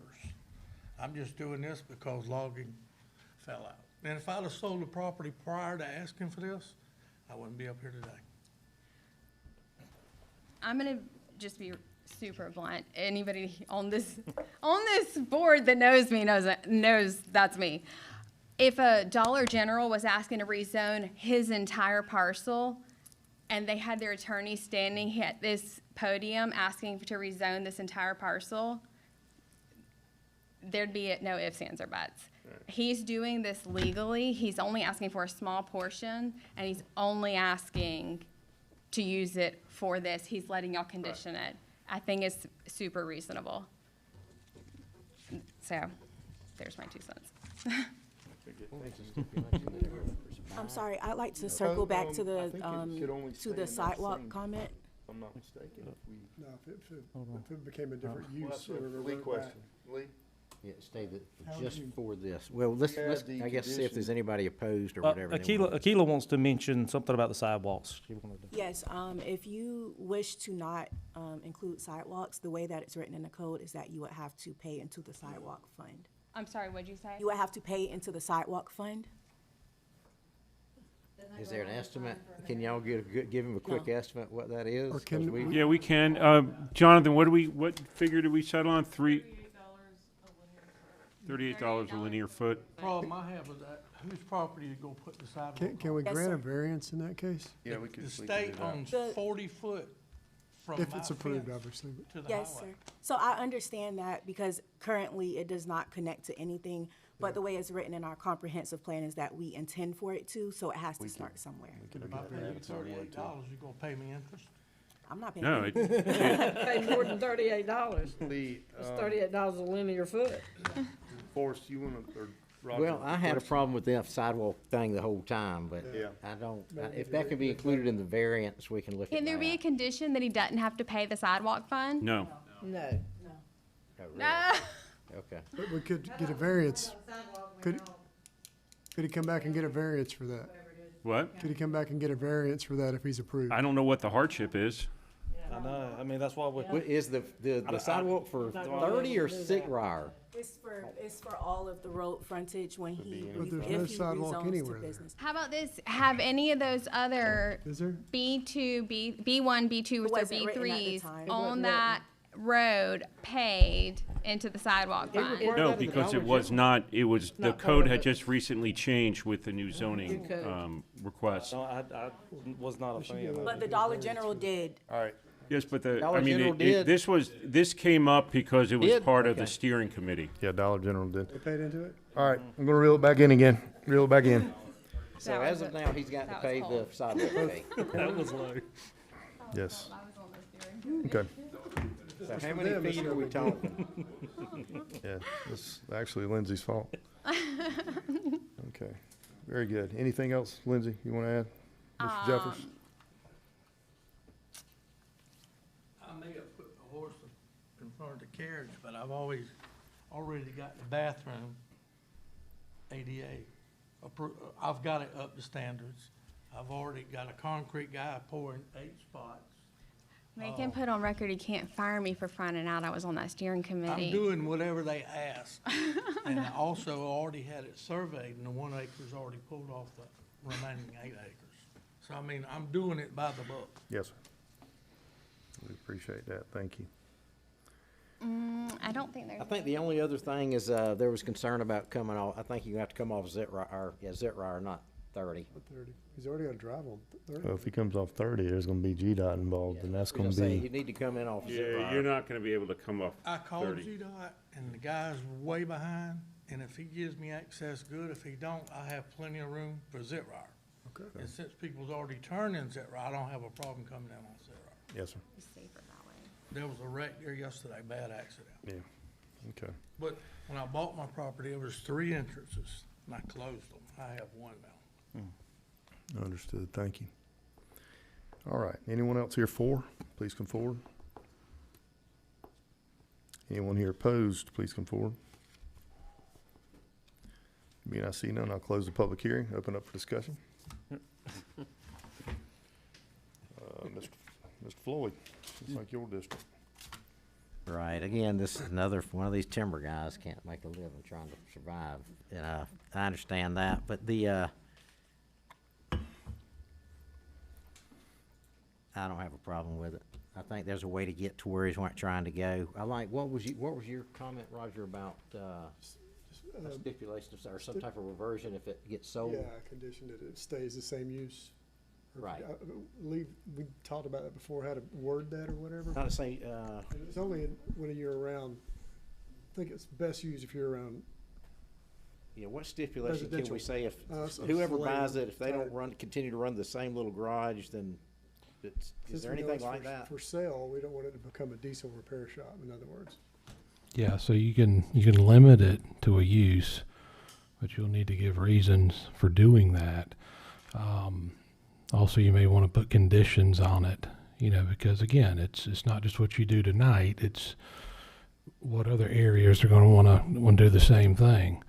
So you may just want to, take some time to figure out and talk to zoning staff about conditions on the business, just so it's limited, and the need for it. You need to discuss those things. How's is different than other areas. So could we do something, for example, limit it to, repair and maintenance of non-commercial vehicles. And that would cover, that would, Right, that's what I'm talking about. I mean, you would limit it and put conditions on it, so that way, if he were to sell in the future, whoever buys the property, they either have to rezone it or they're stuck with that permitted use, their conditional use. good. Forrest? I'm open to discussion. I mean, like I said, I'm. Okay. And I we will can make a actually motion come up with to- the use on the TPU table, so that, so the table of permitted uses Yep. has It has auto a repair specific list of, and names on it. We're gonna It's- get. Are you? Why don't we just would it be table easier to this? Table this Let's and just come table up with this. a Let's group of- table it. It's Well, 11 o'clock. Let's table The it. TPU has it listed as an Figure out auto what's- repair shop. It's on the TPU. Right, what's it called? It's auto repair shop. Okay, The I mean, that's TPU. what I'm saying. I'd say, Just but once limit you it go to- beyond that and limit it to Limit what it types to- of vehicles, it gets a little complicated because Yeah, it's not just on the TPU. Auto repair shop, Okay. which is Yeah, autos. okay, Yeah. okay, this is what I'd like to, I'd like to table it till the next meeting. Let's get a way to restrict the use to basically what you want, so somebody can't purchase the property and then do something else. Well, but I was asked at zoning, what was I gonna do with my log trucks and equipment? Well, over half of it's been sold, cause I had 2 crews, and I plan on selling this one I don't plan to log anymore. Right. Can you wait And I 2 don't weeks? work on commercial vehicles. Right. If you can wait 2 weeks, we're gonna try to come up with a plan. That's fine. Will you do- Maybe, but it gives you a chance. Gives you a chance. No argument there. There you go. Would All you right, do with that, I'll- small engines? Like I said, I'm just asking. Okay, very good. Well, I'll entertain a motion on that. Make a motion to table to the next meeting. Second. All right. Let them finish the motion. Oh, I'm sorry, which one? Nope. I finish said the second. motion.